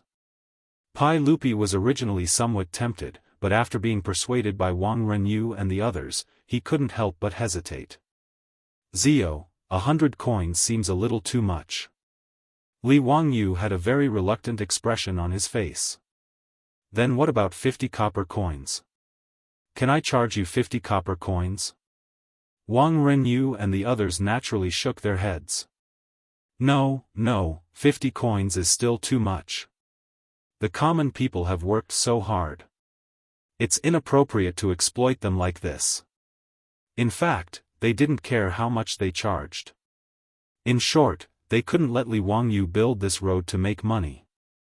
Even Wang Renyu, Zheng Yuanshou, and the others were already wondering if the counties where their families were located could use this method to build mirage mud roads and then charge a fee. This seemed to be a good deal.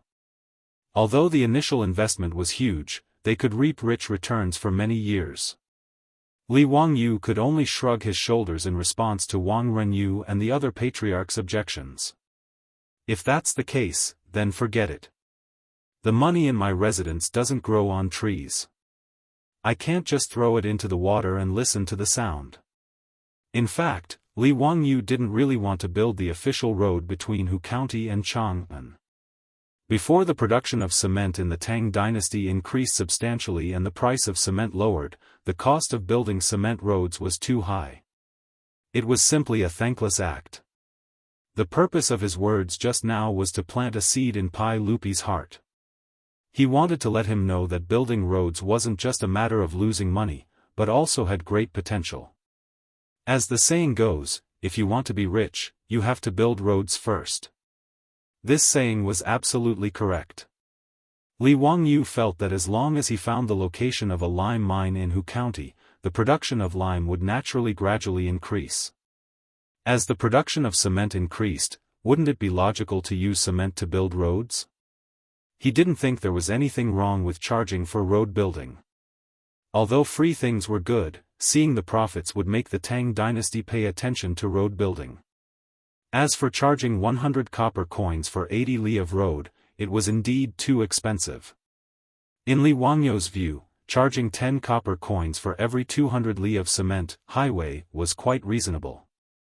On average, 1 copper coin per kilometer was equivalent to 8 or 9 times the highway charging standard of later generations. Once several cement highways were built in the Tang dynasty, the economy of the Tang dynasty would inevitably become more prosperous and the national power would become more prosperous. This was all foreseeable. However, this matter wasn't urgent. It was better to take it slowly.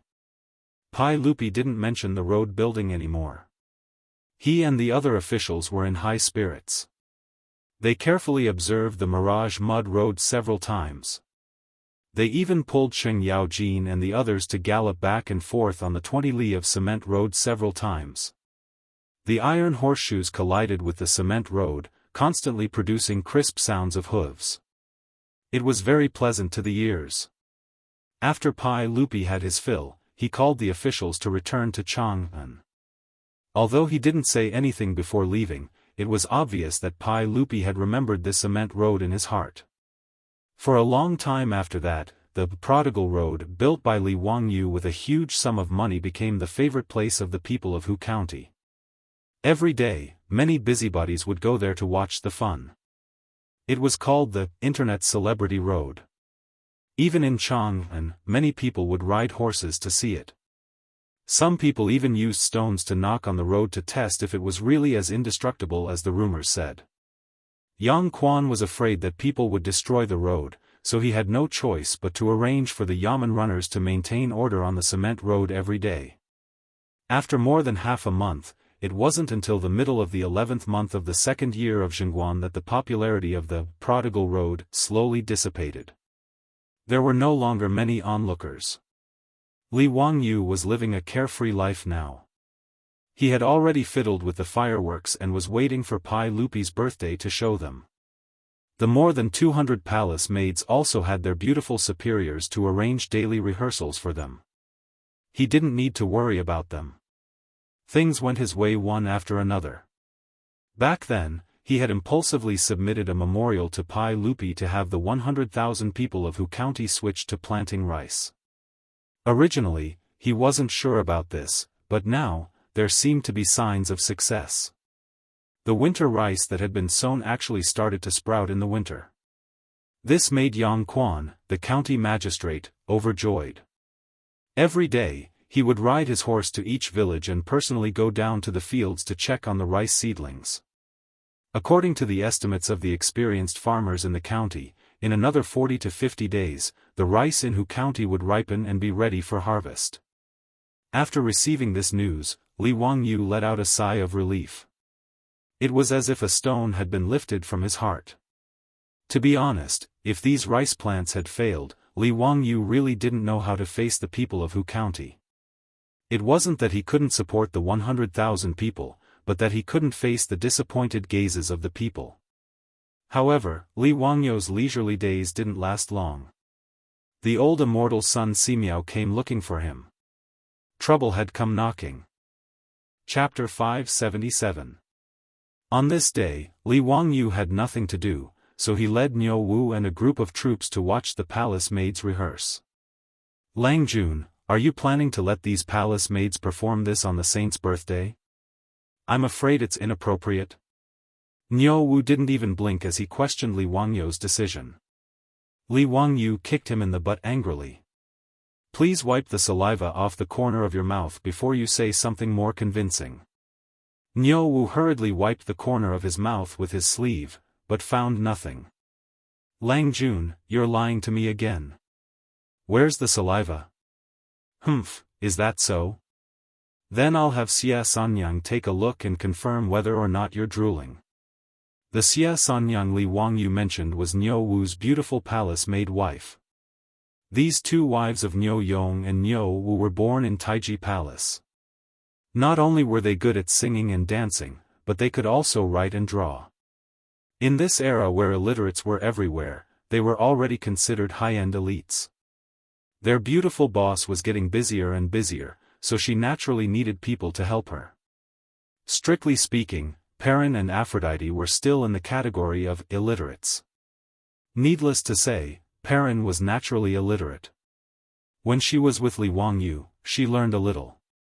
If it was according to the standards of the Tang dynasty, Perrin was actually literate because she could write her own name. In the Tang dynasty, it was recognized that those who could write their own name were not illiterates. As for Aphrodite, although she could speak fluent Chinese, she couldn't write. According to the standards of the Tang dynasty, she was a standard illiterate. Even if she had received excellent education in Byzantium, it was useless. Therefore, Perrin and Aphrodite were still bitterly learning to read from their beautiful boss. Niu Yong's wife, Su Qiao, Niu Wu's wife, Xia Sanyang, and the dozen or so palace maids who married into Dingzhou village were in high demand in the eyes of their beautiful boss. What was the most precious thing in the 17th century? Talents. In the eyes of her beautiful superior, this group of palace maids who could write and calculate were the talents of the Tang dynasty.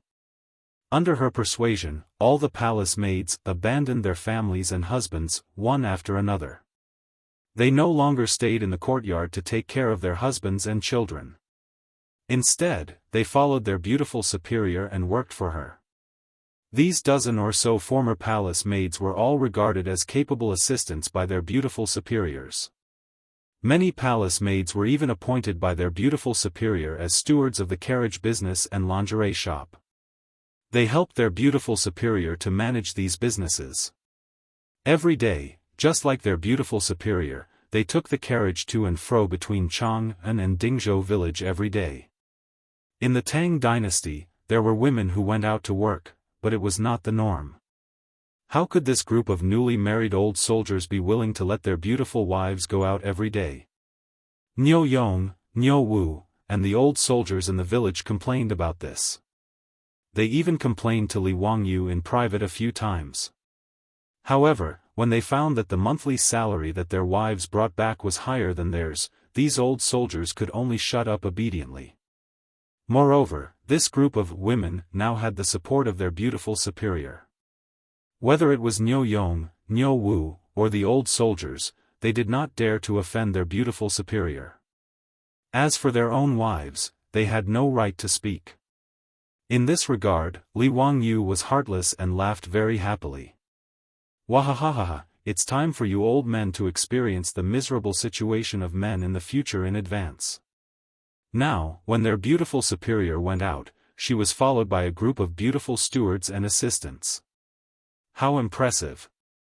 As the 73 troops married palace maids again, Li Wangyu could foresee that the group of women around their beautiful superior would continue to grow. Now, even though the two daughters-in-law of the Niu family, Su Qiao and Xie Sanyang, were pregnant, they still followed their beautiful superior and helped her do things. When he heard Li Wangyu's words, Niu Wu immediately stopped smiling and replied seriously, "Lang Jun, your idea is really amazing. The sage will definitely like it. Get lost." Li Wangyu was too lazy to pay attention to this guy. He turned his head and continued to watch the palace maids rehearse. Needless to say, in the future, he had never received such treatment. More than 200 graceful and beautiful women in thin clothes were twisting their bodies seductively in front of him. It was really a rare sight. Li Wangyu, Niu Wu, and the troops were watching happily. Then, they saw their beautiful superior leading her group of female assistants over. Is it nice? Li Wangyu subconsciously wanted to reply that it was nice, but his strong desire to live made him change his words. It's okay. The dance team is not neat enough. Chongqing, you have to supervise them and be strict with them. The sage's birthday is in a month. I don't dare to delay. Time is tight and the task is urgent. I'll leave it to you. I just came to see how the rehearsal is going. Since there are no problems, I'll leave first. After Li Wangyu finished speaking, he prepared to lead Niu Wu and the troops to retreat. However, he heard his beautiful superior instruct Su Qiao and the others, in the future, when the palace maids are training, pay attention to the door. Don't let some people peep at the palace maids. Humph, big pig trotter. Her words almost made Li Wangyu stumble and fall. He didn't dare to say more and quickly pulled Niu Wu and the others away. Lang Jun, why did Lady Su say that you're a big pig trotter? Niu Wu asked Li Wangyu, touching a sore spot. Shut up. She was talking about you. Li Wangyu was so angry that he kicked this guy twice to vent his anger. While he was playing with Niu Wu, he saw the old housekeeper Li Heng hurriedly come over. Lang Jun, I saw that old immortal's son sent someone to ask you to go to the Taoist temple. He said that he has something important to tell you. When Li Wangyu heard this, he felt that it was strange. Why was Sun Simiao looking for him? Li Wangyu had already asked the supervising craftsman to make the microscope that Sun Simiao wanted and send it to the Taoist temple. Although the magnification wasn't high, Li Wangyu estimated that it was at most 40 to 50 times magnification. It was similar to the simple microscopes used by elementary school students in the future to do scientific experiments. They could barely see the microorganisms in the water. Li Wangyu really didn't know how to make a lens with a bigger magnification. He could only ask the supervising craftsman to continue to study how to increase the magnification of the microscope. Even so, the simple microscope that was sent to the Taoist temple shocked Sun Simiao and he treated it like a divine weapon. Especially when the old Taoist saw the magnified scenes in his hair, blood, water, and leaves under Li Wangyu's guidance, he became even more obsessed. He hugged the microscope every day and refused to let go. Recently, the old Taoist didn't find trouble with Li Wangyu. He spent every day in the Taoist temple doing his scientific research. Since Sun Simiao was looking for him, Li Wangyu naturally wouldn't delay. He immediately rode to the Taoist temple. When he entered the Taoist temple, Sun Simiao's disciples naturally led him to the old Taoist. Zio, you came at the right time. The penicillin you mentioned before, this poor Taoist has made it. Sun Simiao's words struck Li Wangyu like lightning. What? Penicillin was made? Chapter 578. Sun Simiao's words made Li Wangyou's voice tremble uncontrollably. Old immortal son, what did you say? Penicillin is the miracle drug you mentioned. I made it according to your method, but I don't know how to use it. Zio, please explain it in detail, Sun Simiao said with a smile while twirling his beard. Li Wangyou fell to the floor, his lips trembling. It's really penicillin? Old immortal son, you can't joke about this. Have you tested the efficacy of the drug? The method of making penicillin that he gave to Sun Simiao was just something he learned from the TV series. Whether it was true or not, or if the scriptwriter made it up, he didn't know. The reason why he told Sun Simiao this was that he wanted to keep the old Daoist so that he and his beautiful boss could have a medical insurance. Secondly, he also had the mentality that Sun Simiao, the king of medicine, could really make penicillin. However, Li Wangyou didn't have much hope for this. After all, it was more than 1,000 years in advance. With the current technological strength of the Tang dynasty, it was really incredible to make a miracle drug like penicillin. Therefore, when Sun Simiao said that he made penicillin, Li Wangyou lost his composure. Well, according to what Zio said before, I took out the infected filth from the patients and smeared it on the crystal. Penicillin was also smeared on it. Now that 7 days have passed, there is no penicillin in the areas smeared with penicillin. According to what Zio said before, this should be a success, right? I also looked under the microscope. The areas smeared with penicillin are indeed free of grape-like bacteria. Sun Simiao said and pointed to the microscope, indicating Li Wangyou to look at it himself. Li Wangyou didn't say anything. He rushed in front of the microscope and adjusted the eyepiece. On the crystal that was used as the objective lens, he could clearly see the boundary. The areas smeared with penicillin were clean, but outside were piled up grape-like bacteria. Li Wangyou remembered that this was Staphylococcus, the most common type of pyogenic coccus. There was no doubt that Sun Simiao's penicillin was effective. Li Wangyou's fingers trembled. Penicillin was a miracle drug that could save lives. This was especially true in the Tang dynasty. Son, old immortal son, it's really penicillin. You really made it. Old immortal, you really are the king of medicine. Li Wangyou was so excited that he even called out Sun Simiao's honorific title. Regarding this, Sun Simiao only twirled his beard and laughed heartily. Zio, you're exaggerating. I'm not some medicine king.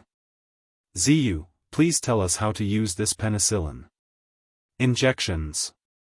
Li Wangyou answered matter-of-factly. Sun Simiao was puzzled. What is an injection? Li Wangyou was dumbfounded. Injection was to use a syringe to inject medicine into the body. But in the Tang dynasty, where would they find syringes and needles? The syringe was simple, so he could make do with a bamboo tube. Li Wangyou estimated that with Carpenter Lu's skills, it wouldn't be a problem to make some bamboo syringes out of bamboo. Although they wouldn't be as transparent as glass in the future, they could still be used. The troublesome part was the needles. This thing had to be hollow and so small.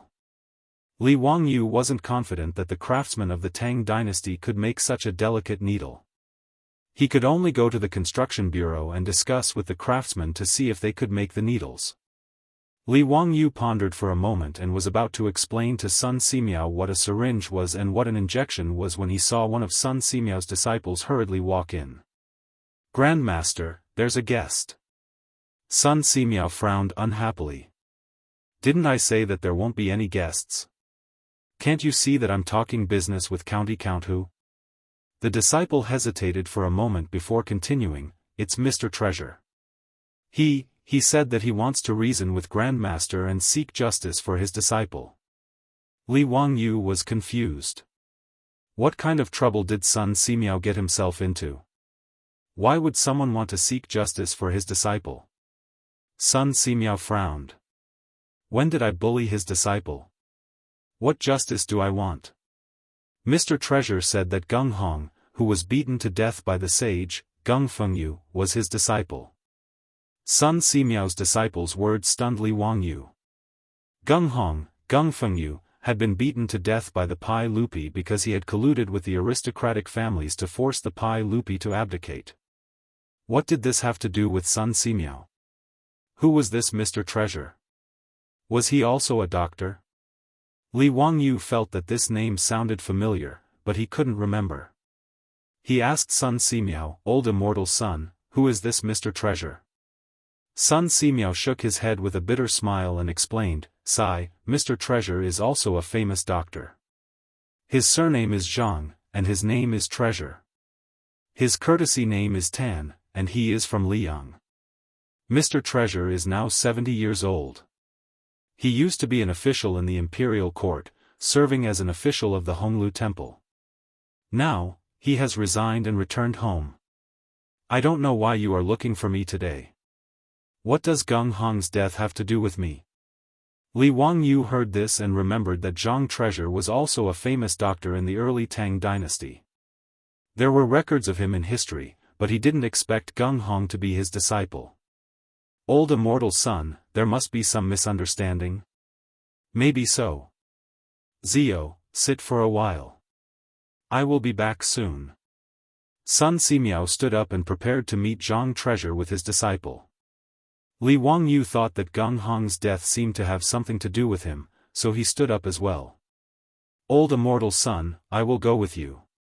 If there is any misunderstanding, I can help you explain." Sun Simiao didn't refuse. He nodded slightly and walked out. Li Wangyu quickly followed. Under the guidance of Sun Simiao's disciple, the two went to the Taoist temple's guest room. In the room sat an old man with white hair and beard. There were a few middle-aged men serving him. When the old man saw Sun Simiao appear, he coldly snorted. "Greetings, Daoist Sunday. I came here uninvited today to demand an explanation for my disappointing disciple." Sun Simiao wasn't annoyed by his attitude. "Mr. Treasure, there must be some misunderstanding. The death of your disciple, Gung Hong, has nothing to do with me." "How can it have nothing to do with you? It was you who misled the saint. That's why he beat my poor disciple to death in anger. As an elder, how can you deny it like this?" Li Wangyu was also confused. He couldn't help but interrupt. "Mr. Treasure, Gung Hong's death was entirely his own fault. What does it have to do with Old Immortal Sun? Even if Old Immortal Sun cured the Crown Prince's intestinal blockage, it has nothing to do with Gung Hong's death. How can Old Immortal Sun be blamed?" Zhang Baozong was very unhappy with Li Wangyu's words. "I'm talking to Taoist Sunday. Who are you to interrupt? Taoist Sun, is this how you teach your disciples?" Sun Simiao twirled his beard and smiled. I can't teach a disciple like County Count Hu." "Mr. Treasure, you have misunderstood. This is the founding County Count of County Count Hu, Li Wangyu." "Oh? You are Li Wangyu? That's great. I don't have to make another trip. Today, I want to talk to you." After Zhang Baozong heard Li Wangyu's identity, he didn't change his attitude. Instead, he glared at Li Wangyu and became more and more impolite. Li Wangyu, on the other hand, was stunned. Wasn't this person taking him too seriously? What arrogance! Chapter 579.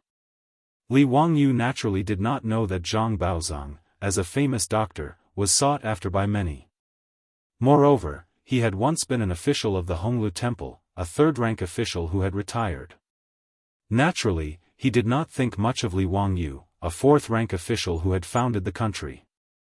Zhang Baozong was now 70 years old and was known as a famous doctor, a godly doctor. This caused this old man to develop a bad temper.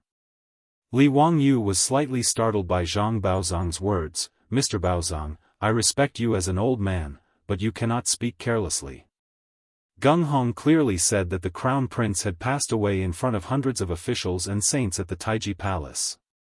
This angered the saint and caused him to be beaten to death.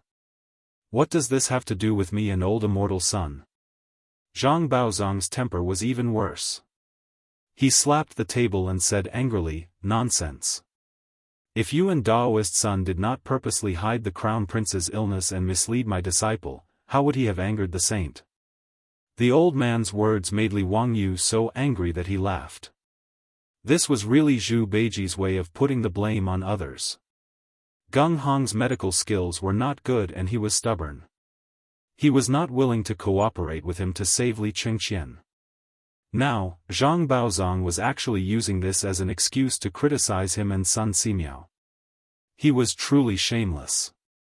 Not to mention that it was Pai Lupi who personally gave the order to seal off Li Qingqian's illness. Even if he purposely did not let Gung Hong know, so what? What obligation did he have to explain Li Qingqian's condition to Gung Hong, the imperial physician of the Shangyao Bureau? Who did this Zhang Baozong think his disciple was? Zhang Baozong was still unwilling to let it go. He pointed at Sun Simiao and impolitely criticized, "Daoist son, you only accidentally cured the crown prince's intestinal abscess. Why did you kill my disciple?"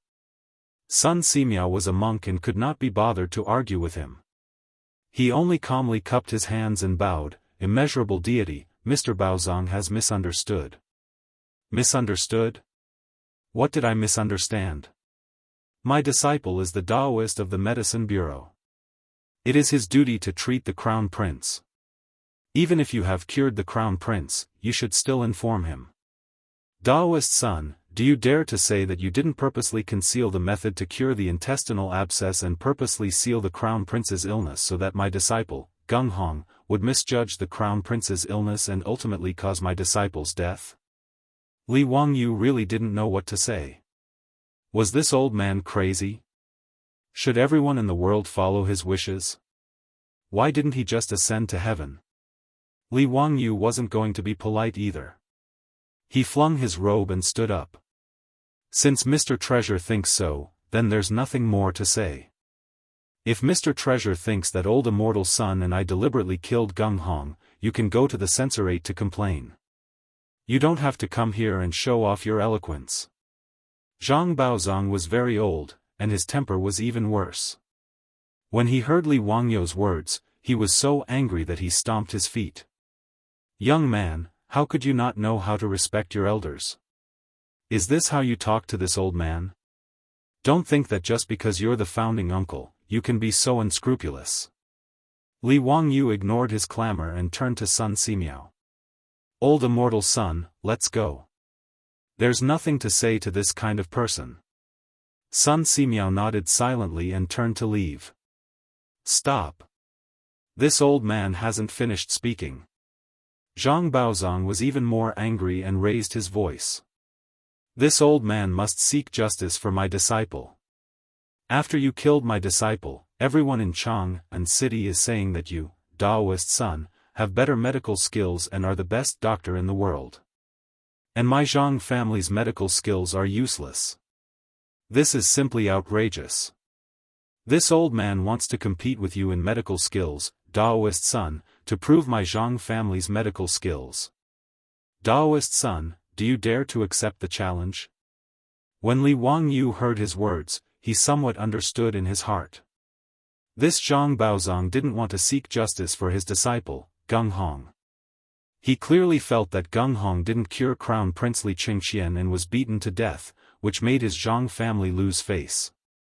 This was why he shamelessly ran back to Chang and city from his hometown, Liang City, to find trouble with Sun Simiao. In reality, he just wanted to make a name for himself.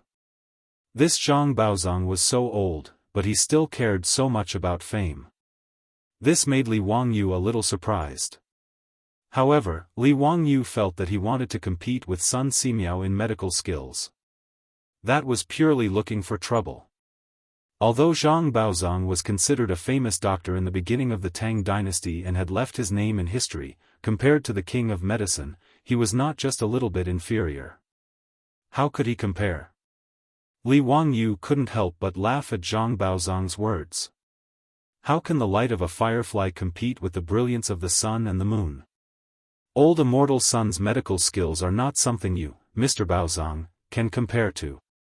You're thinking well. If you lose, it's okay. If you win, you can spread the news everywhere.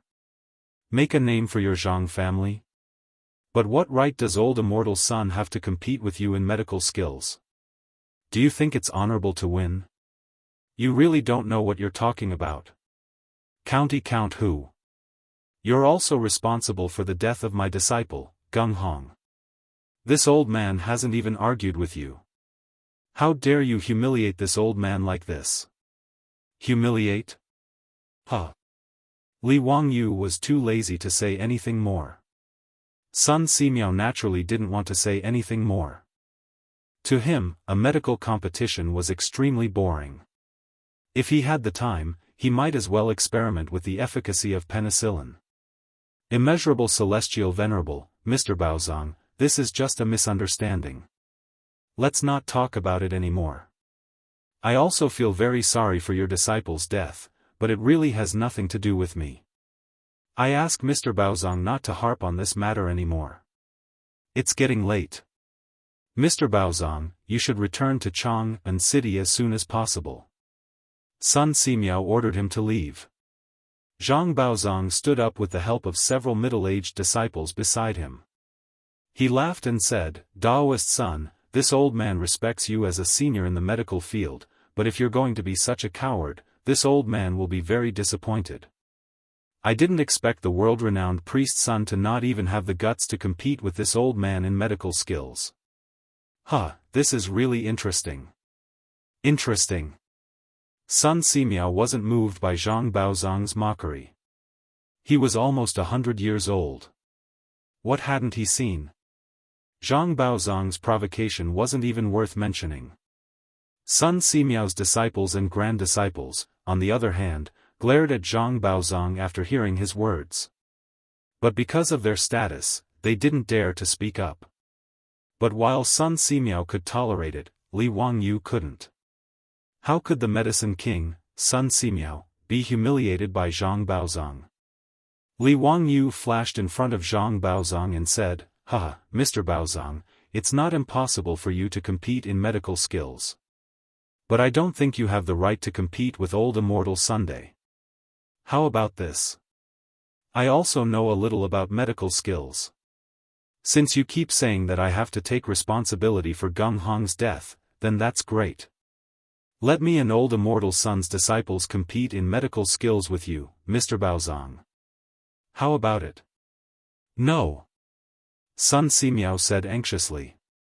Zhang Baozong curled his lips in disdain and said, Count who, when it comes to medical skills, you don't have the right. Oh? Is that so? But everyone in Chang'an City says that I, Li Wangyu, am also a divine doctor. Go and ask the people, do they know you, Mr. Baozong? It seems like I'm at a disadvantage if I compete with you in medical skills, Li Wangyu said mockingly. He wasn't wrong. Zhang Baozong's reputation was mostly among the court officials and aristocratic families. The Zhang family had never treated the common people, so how could they have any reputation among the common people? Li Wangyu's words almost angered the old man to death. Zhang Baozong stared at Li Wangyu and panted heavily. Chapter 580. Li Wangyu's words infuriated Zhang Baozong. Good. Since Count Huxian says so, then this old man will compete with you first. I'll send someone to inform the patient. In 3 days, we'll take turns treating patients at the Imperial Physician Bureau. Whoever cures the most patients in 10 days wins. How about it? The Imperial Physician Bureau's Imperial Physician Medallion and Imperial Physician Deputy can bear witness. Li Wangyu naturally didn't object. He nodded with an expression that said, as long as you're happy. Sun Simiao became anxious and tried to dissuade him. Zio, why bother? This competition is meaningless. Don't fight with Mr. Baozong. Mr. Baozong, your disciple's death was a misunderstanding. It has nothing to do with me and Mr. Baozong. Let's just drop the matter of the competition. Zhang Baozong shook his head. No. Since Mr. Baozong wants to compete with me, how can I drop the matter? Li Wangyu also smiled and comforted Sun Simiao. Old immortal son, I'll accept this. There's no need to worry. Sun Simiao saw that the two sides were determined to compete and could only sigh. Zhang Baozong turned to Li Wangyu and said, since it's a competition of medical skills, there needs to be a prize. If I lose, I'll immediately scram back to Liang and never treat patients again. I wonder what prize Mr. Baozong will offer if you lose. Li Wangyu looked at him indifferently. Mr. Baozong, what do you want? Why don't you just say it? Mr. Baozong, if you lose, have Lu Shenwei resign from his position as imperial physician of the Shangyao Bureau and recommend my disciple for the position.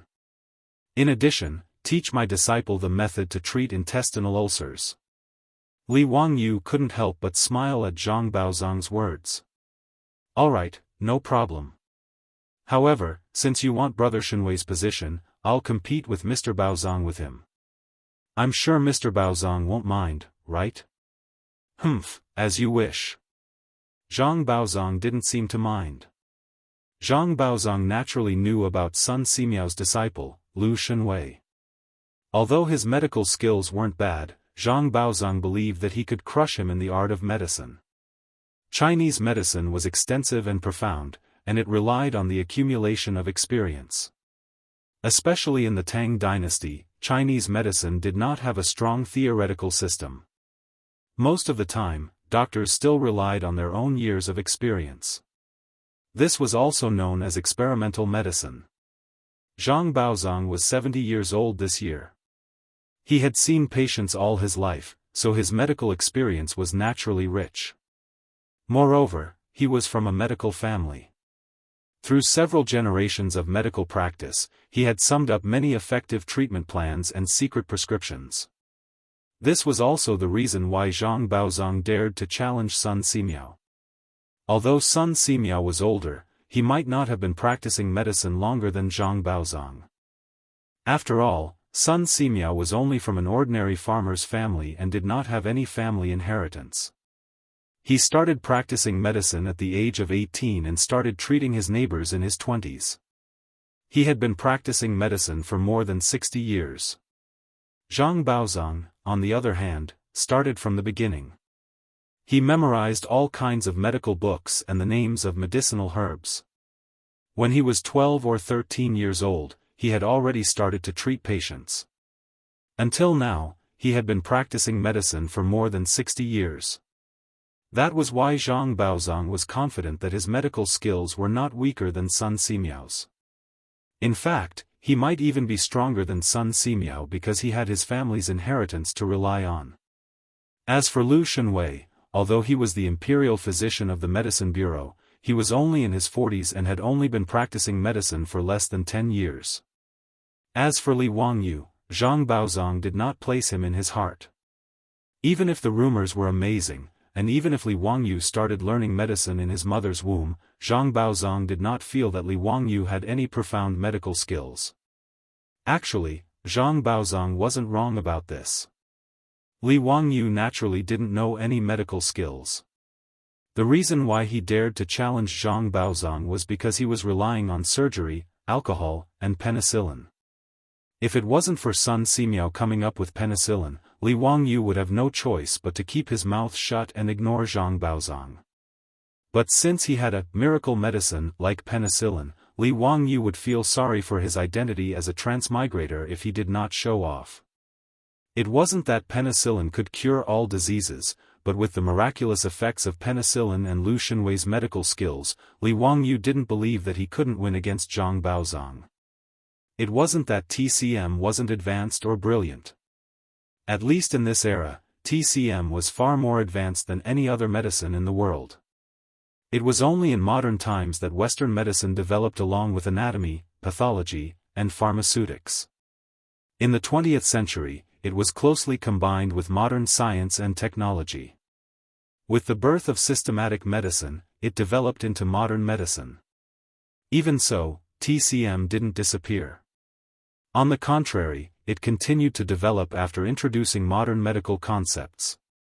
From this, one could see the greatness of Chinese civilization.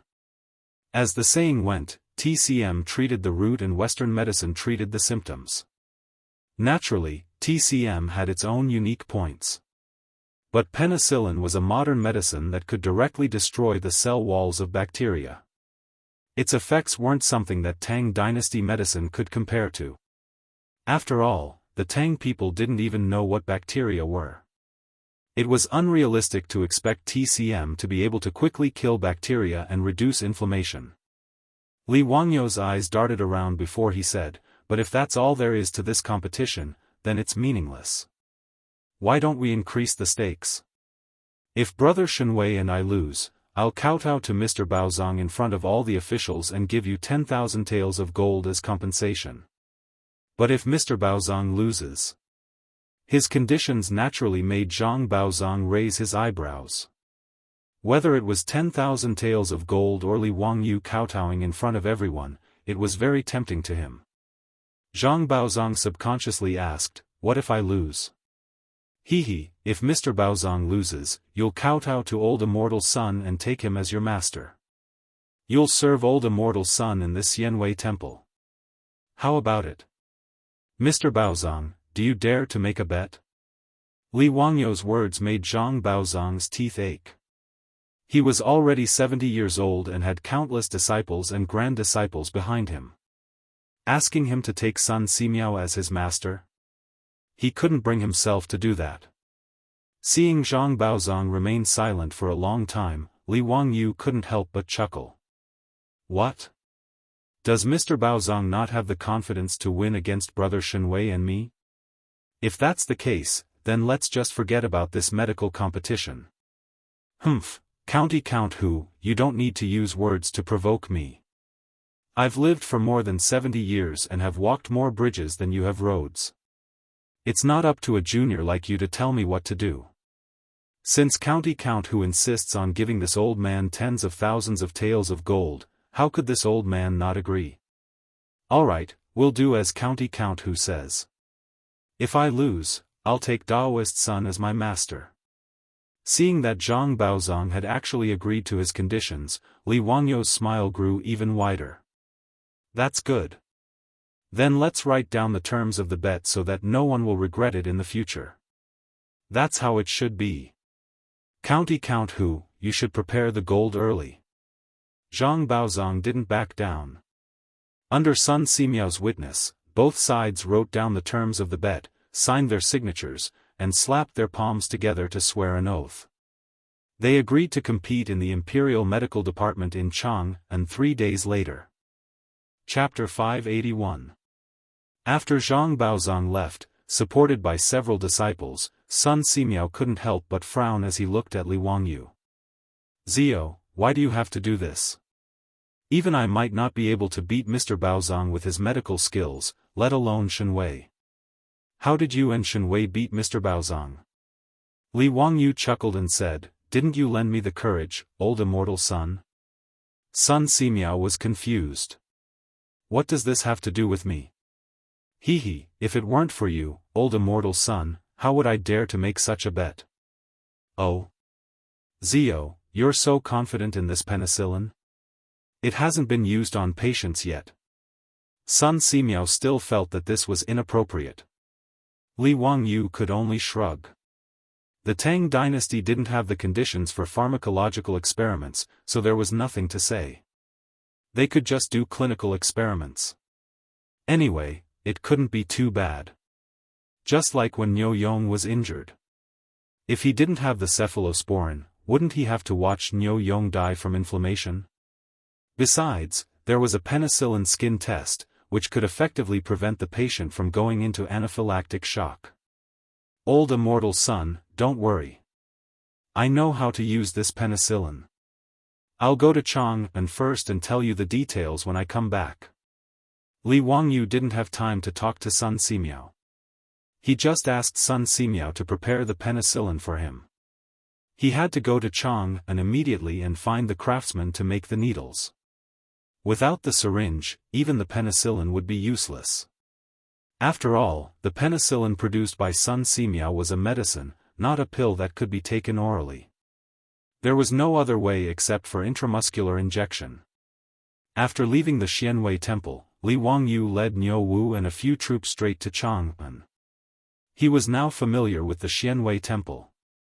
The officials and craftsmen in the Xianwei temple naturally knew that County Count who was here to make something new. Sure enough, when Li Wangyu found the craftsmen and told them his request, all of them were depressed. Who was confident that they could make such a delicate thing? An old craftsman pondered for a moment and asked, County Count who, can this item be made of gold? Gold? Making needles? Li Wangyu felt a headache coming on. However, as long as he could make a suitable needle, he didn't care too much. If it was gold, then so be it. But can it be made of gold? Yes, I was thinking that gold is on the soft side. I will first beat the gold into gold foil, then wrap it around the copper wire and beat it into the needle-like shape you need, County Count who. Finally, I will take out the copper wire and form the hollow needle you need. Li Wangyu pondered for a moment. It was feasible, but he asked doubtfully, won't a needle made of pure gold be very soft? Can it pierce into the human body? I'll add silver to it later to strengthen it. That's good. Then start forging immediately. You must forge it for me within 3 days. This lord will reward you handsomely. With Li Wangyu's words, the craftsmen nodded and patted their chests, promising that they would make it within 3 days. Now, the craftsmen who were about to become supervisors were all willing to work for Li Wangyu. The biggest reason was that he gave them a lot of rewards. These craftsmen were all registered craftsmen and only had a meager salary every month. As for those craftsmen who helped Li Wangyu was never stingy with his money. He gave the craftsmen who helped Li Wangyu polish the microscope lens 100 strings of copper coins as a reward. With such a material incentive, these craftsmen were naturally willing to work hard for Li Wangyu. With the craftsman's guarantee, Li Wangyu was relieved. He ran to the Shangyao bureau and found Lu Shenwei, informing him of today's matter. When Lu Shenwei heard Zhang Baozong speak to his master in such a manner, he was so angry that he stomped his feet and scolded Zhang Baozong for being disrespectful. Zio, I will do my best in the competition with that old thief. I won't let my master be humiliated. Lu Shenwei said and then looked at Li Wangyu with some worry. However, Zio, you are still a bit rash. You shouldn't have made such a bet with that old thief. If you lose, it doesn't matter if I become the imperial physician of the Shangyao Bureau or not. However, you will lose 10,000 taels of gold and even have to kowtow to that old thief. How can you accept that? Hehe, brother Shenwei, that's why you have to win.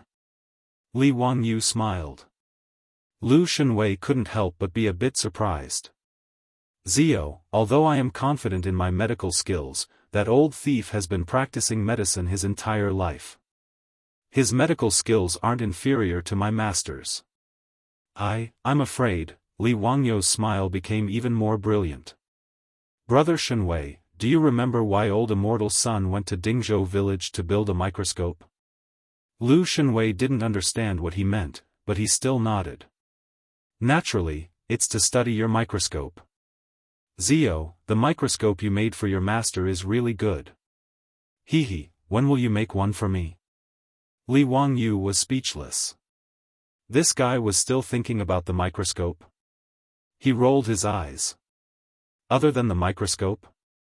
Other than the microscope? Then it's penicillin. In order to create the penicillin you mentioned, my master spent a lot of effort. Now. Lu Shenwei suddenly understood. He widened his eyes in disbelief. Zio, you mean, my master has developed penicillin? Huh, that's right. Li Wangyu pretended to pull out the folding fan at his waist. With a swoosh, he opened it and made it look like a feather fan. Otherwise, how would I go and bet with that Baozong on medical skills? It's not like you don't know my skills. How would I know any medical skills? Hehe, however, with this penicillin and Brother Shenwei's medical skills, that Baozong will definitely suffer a great loss. Lu Shenwei nodded excitedly. If that penicillin really has the effect you mentioned, then that old thief, Zhang Baozong, will definitely suffer. He suddenly thought of something and looked at Li Wangyu in confusion. Zio, why do you want that old thief to become the master's disciple if he loses? Wouldn't that be letting that old thief off easy? Hehe, I have my own reasons for this. Anyway, it's not a bad thing.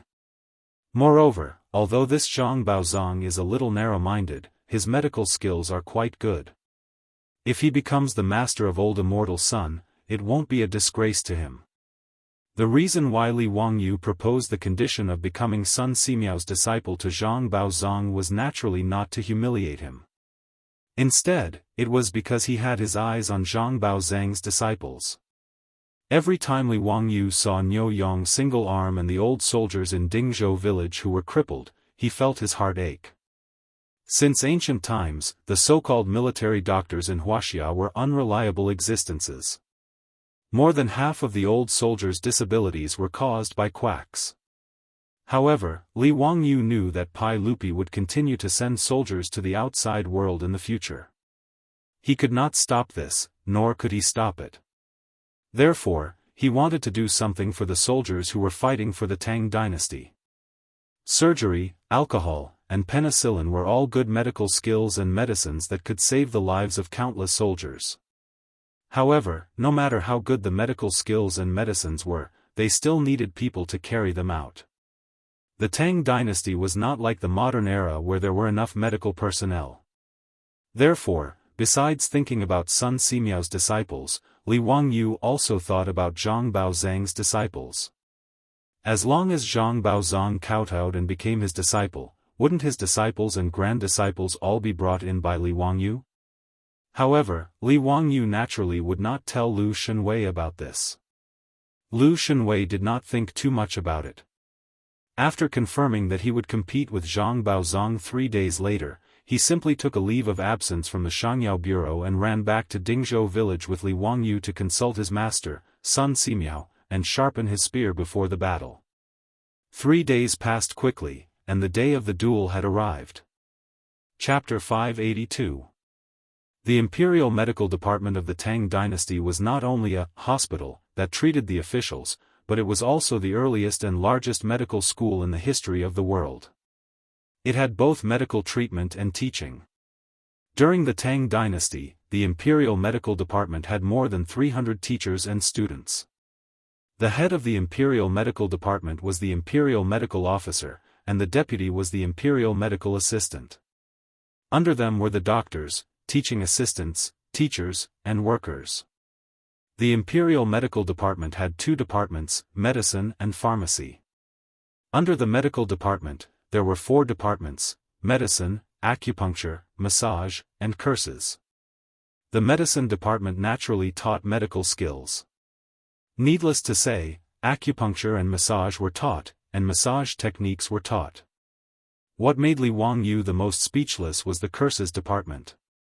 Only a ghost would know what curses were used for. What was even more unexpected was that even the king of medicine, Sun Simiao, actually thought that the forbidden spell, the body of the forbidden spell is mysterious, and it is unreasonable to talk about it in detail. Therefore, it cannot be deduced. But if it is executed according to the method, the effect will be shown. Well, who asked the medicine king Sun Simiao to be a Daoist? It was reasonable for him to believe in these supernatural things. However, Li Wangyu swore that if he ever got sick in the future, and anyone tried to cure him with some bullshit curse, he would definitely throw that person out. After the Imperial Medical Department's Imperial Medical Officer received Zhang Baozong's notice, he was ecstatic and immediately expressed his full cooperation. His only request was to allow the medical department's teachers and students to watch the competition between Zhang Baozong, Li Wangyu, and Lu Shenwei. Zhang Baozong naturally nodded in agreement. He originally wanted to come to Chang'an City to rebuild the Zhang family's medical reputation and eliminate the negative influence brought by his disciple, Gung Hong. As for Li Wangyu and Lu Shenwei, they naturally did not have any reason to refuse. On the day of the competition, the close to 200 teachers and students of the Imperial Physician Department had already left the Imperial Physician Department early to welcome the arrival of Zhang Baozong, Li Wangyu, and Lu Shenwei. Li Wangyu and Lu Shenwei led Niu Wu and a group of troops to the Taichung Temple's Imperial Physician Bureau. When they saw this scene, Li Wangyu couldn't help but be stunned. The only thing missing was holding fresh flowers and shouting, "Welcome, welcome, a warm welcome." Weren't these imperial physicians and medical students a little too enthusiastic? How could he know that not to mention a godly doctor like Zhang Baozong, even Lu Shenwei, who was now the imperial physician of the Shangyao Bureau, was considered a great doctor in the eyes of the imperial physician order and the medical students and teachers. To be able to watch such a doctor treat patients for 10 days was an absolutely rare opportunity, so they naturally cherished it. When Zhang Baozong led a few disciples over, the group of teachers and students of the Imperial Medical Department became even more enthusiastic. They clustered around Zhang Baozong and walked into the Imperial Medical Department. "Mr. Treasure, I have already informed the patients' families to come to the Imperial Medical Department for consultation starting today. How does Mr. Treasure plan to compete with Count Huxian and Lu Fengyu?" The Imperial physician asked politely. Zhang Baozong arrogantly looked at Li Wangyu. Count Hu, you can speak." "I don't care." Li Wangyu smiled and said, "It's simple. Since it's a competition, then the patients' families will naturally come in. We will examine them one by one and write out a prescription. The patients can choose whose prescription they want to use. In short, whoever cures the most patients in 10 days will win. How about it? Does Mr. Treasure have any objections?" "Sure." Li Wangyu's smile became even more brilliant. "Since it's like this, then let's begin. Mr. Treasure is the elder. As the saying goes, the elder goes first, and the younger comes later. Mr. Treasure will examine the patients first, and Brother Shenwei and I will examine them later." Zhang Baozong naturally had no objections. He led the way to the Imperial Medical Department's main hall. In the large main hall, Zhang Baozong, Li Wangyu, and Lu Shenwei sat on the left and right, waiting for the patients to come in for consultation. As for the 200 or so teachers and students of the Imperial Medical Department, they filled the originally spacious main hall to the brim. It was very lively. "Imperial Physician Order, please invite the patients in." Zhang Baozong greeted after sitting down. Immediately, a doctor from the Imperial Medical Department trotted out to invite the patients in for consultation. Li Wangyu found it very interesting that the medical students of the Imperial Medical Department were called doctors. These patients were all notified in advance by the Imperial Medical Department to come for consultation today. Most of them were patients who came to the Imperial Medical Department to seek treatment and medicine, but the Imperial Medical Department was helpless to treat them.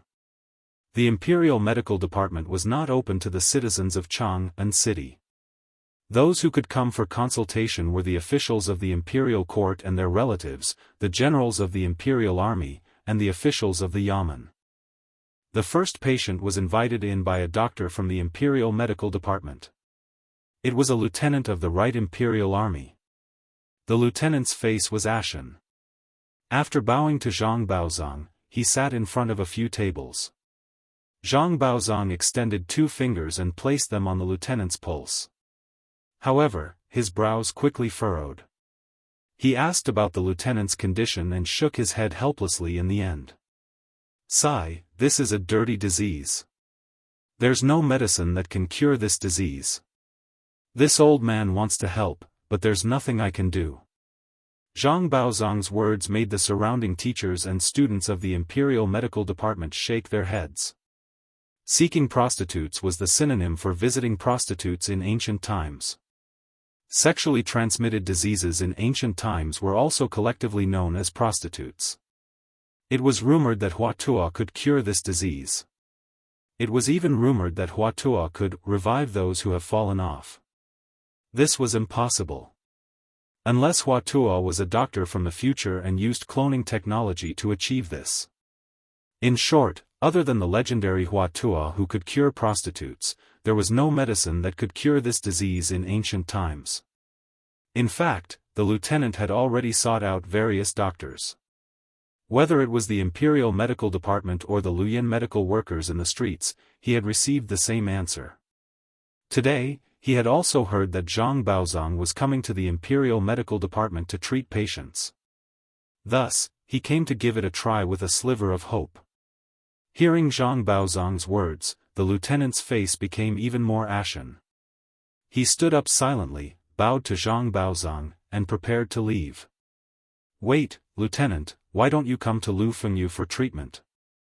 When Li Wangyu saw that the lieutenant was about to leave, he hurriedly called out to him. When the lieutenant heard this, he couldn't help but reveal a pleasantly surprised expression. "May I ask if Lu Fengyu can cure this disease?" Before Li Wangyu and Lu Shenwei could speak, Zhang Baozong couldn't help but sneer. This old man has practiced medicine for more than 60 years, but I've never heard of this disease being cured. Count, why do you have to be so stubborn and let this patient's family have hope and then be disappointed? This isn't something the School of Medicine does." Zhang Baozong's words made the Imperial Medical Department's Imperial Physician Order, as well as the teachers and students, nod inwardly. They felt that he was right. As the School of Medicine, a wise man once said, as long as one is a doctor, one must be gentle and elegant by nature, humble and courteous by action, gentle by action, not arrogant and not pretentious. Since they knew that this disease couldn't be cured, they naturally shouldn't let the patient's family have hope and then be disappointed. This was truly immoral. However, Li Wangyu chuckled and said, "Sir Baozong, if you can't cure it, how do you know that Lu Fengyu can't? Don't make a fool of yourself because the disease is small, and don't shrink back because the disease is serious." When Sir Baozong heard that it was a disease of the School of Medicine, he shook his head and sighed.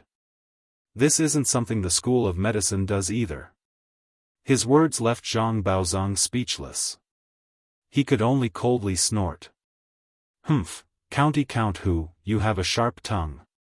This old man wants to see how you and Lu Fengyu will cure this disease of the School of Medicine. Chapter 583. In response to Zhang Baozong's words, Li Wangyu was too lazy to even lift his eyelids. He waved his hand at the military officer. The military officer held onto a trace of hope as he walked towards Li Wangyu and Lu Shenwei. He bowed and said, "Lu Fengyu, please diagnose me." Lu Shenwei gestured for him to sit down and took his pulse. After a round of diagnosis, he nodded his head and said, "There's no mistake. It's indeed a venereal disease." Lu Shenwei's words made the military officer's face turn even uglier. He silently stood up and cupped his hands towards the two of them before preparing to leave. Li Wangyu asked curiously, "Where are you going? Are you not going to treat this disease?" "What? Count who, what did you just say?" The military officer, who was just about to leave, was stunned by Li Wangyu's words. He turned his head in disbelief and asked, My disease can still be treated?" "Yes." Li Wangyu nodded his head with certainty. "Wasn't it just venereal disease? There was no syphilis in China in this era. It was probably gonorrhea, and penicillin was the cure." Li Wangyu was even secretly delighted. What a coincidence! He had encountered such a good start. Venereal disease was an incurable disease in ancient times, but an antibiotic like penicillin was the cure for it. Even Lu Shenwei was taken aback by his words. He moved closer to Li Wangyu's ear and whispered, "Zio, you're not joking. Can penicillin really cure venereal disease?" "Brother Shenwei, don't worry. Naturally, it can. I guarantee it." When Lu Shenwei heard this, his face also lit up with joy. However, Li Wangyu's words had caused an uproar in the Imperial Physician Department's hall. Over 200 teachers and students of the Imperial Physician Department were all whispering to each other as they discussed spiritedly. "Doctor, may I ask if there's any precedent for what Count who said about curing venereal disease?" Sigh, apart from the rumors of divine physician Hua Tuo's medical skills, I've never heard of anyone curing venereal disease. Count whose words? The doctor didn't continue speaking, but he kept shaking his head to show his attitude. He clearly didn't believe Li Wangyu. That's right. We've also read many medical books, but have we ever heard of this flower being able to cure anything? I'm afraid that Count whose words aren't true. Even Mr. Treasure said that flower willow could not be cured. Could it be that Lu Fengyu's medical skills are better than Mr. Treasure's? It's hard to say. Could it be that Lu Fengyu has the 15 lost secret prescriptions of Hua Tuo? Lu Fengyu's teacher is Sun Simiao, Sun Daoist. But it's not impossible. The words of the Imperial Medical Department's teachers and students naturally entered the ears of the lieutenant, causing the pleasant surprise that had just appeared on his face to suddenly freeze. Zhang Baozong was so agitated by Li Wangyu's words that he stood up abruptly. Ridiculous. It was ridiculous. How could such a disease be cured? Count who, how dare you speak such nonsense? His words caused the lieutenant to lose his soul. He turned around and was about to leave. Li Wangyu completely ignored the questioning voices of the crowd. He pretended that he hadn't heard Zhang Baozong's words. He smiled at the lieutenant, revealing 8 spotlessly white teeth. If this lord says it can be cured, then it can be cured. Do you believe what they say and prepare to go back and wait for death, or do you prepare to have Lu Fengyu treat you? Choose for yourself. The lieutenant naturally didn't believe Li Wangyu's words. But who would be willing to wait for death? Even if there was only a 1% chance, he still hoped that his illness could be cured. The lieutenant directly knelt down in front of Lu Shenwei and Li Wangyu. I'll treat it. Lu Fengyu, please treat me. Li Wangyu laughed loudly. No need to be so courteous. Get up. Lu Fengyu can treat you right now. Yes. Lu Fengyu, please give me medicine and write a prescription for me. Li Wangyu waved his hand. There's no need to take medicine. A few injections will be enough. The lieutenant and everyone in the Imperial Medical Department were dumbfounded. A few injections? What did that mean? Could it be acupuncture? Could this be used to treat a willow disease? Zhang Baozong's face was filled with disdain. Preposterous. Acupuncture can treat a willow disease? That's nonsense. Imperial Medical Officer, you're also a medical student. Have you heard of this before? The Imperial Medical Officer slowly shook his head. This kind of thing, even in ancient books and legends, had never been heard of. It was rumored that Hua Tuo could treat a willow disease. He had 15 secret prescriptions, but it wasn't something that could be cured with acupuncture. Under everyone's astonished gaze, they saw Lu Shenwei take out a bamboo tube and put a golden needle on it.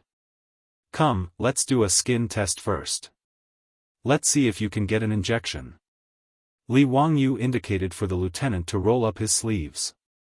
After that, he let Lu Shenwei use alcohol to disinfect his arm. Then, he inserted the needle into the lieutenant's forearm and injected a small amount of penicillin. Before the appearance of cephalosporin, China's hospitals had to do a skin test before injecting penicillin.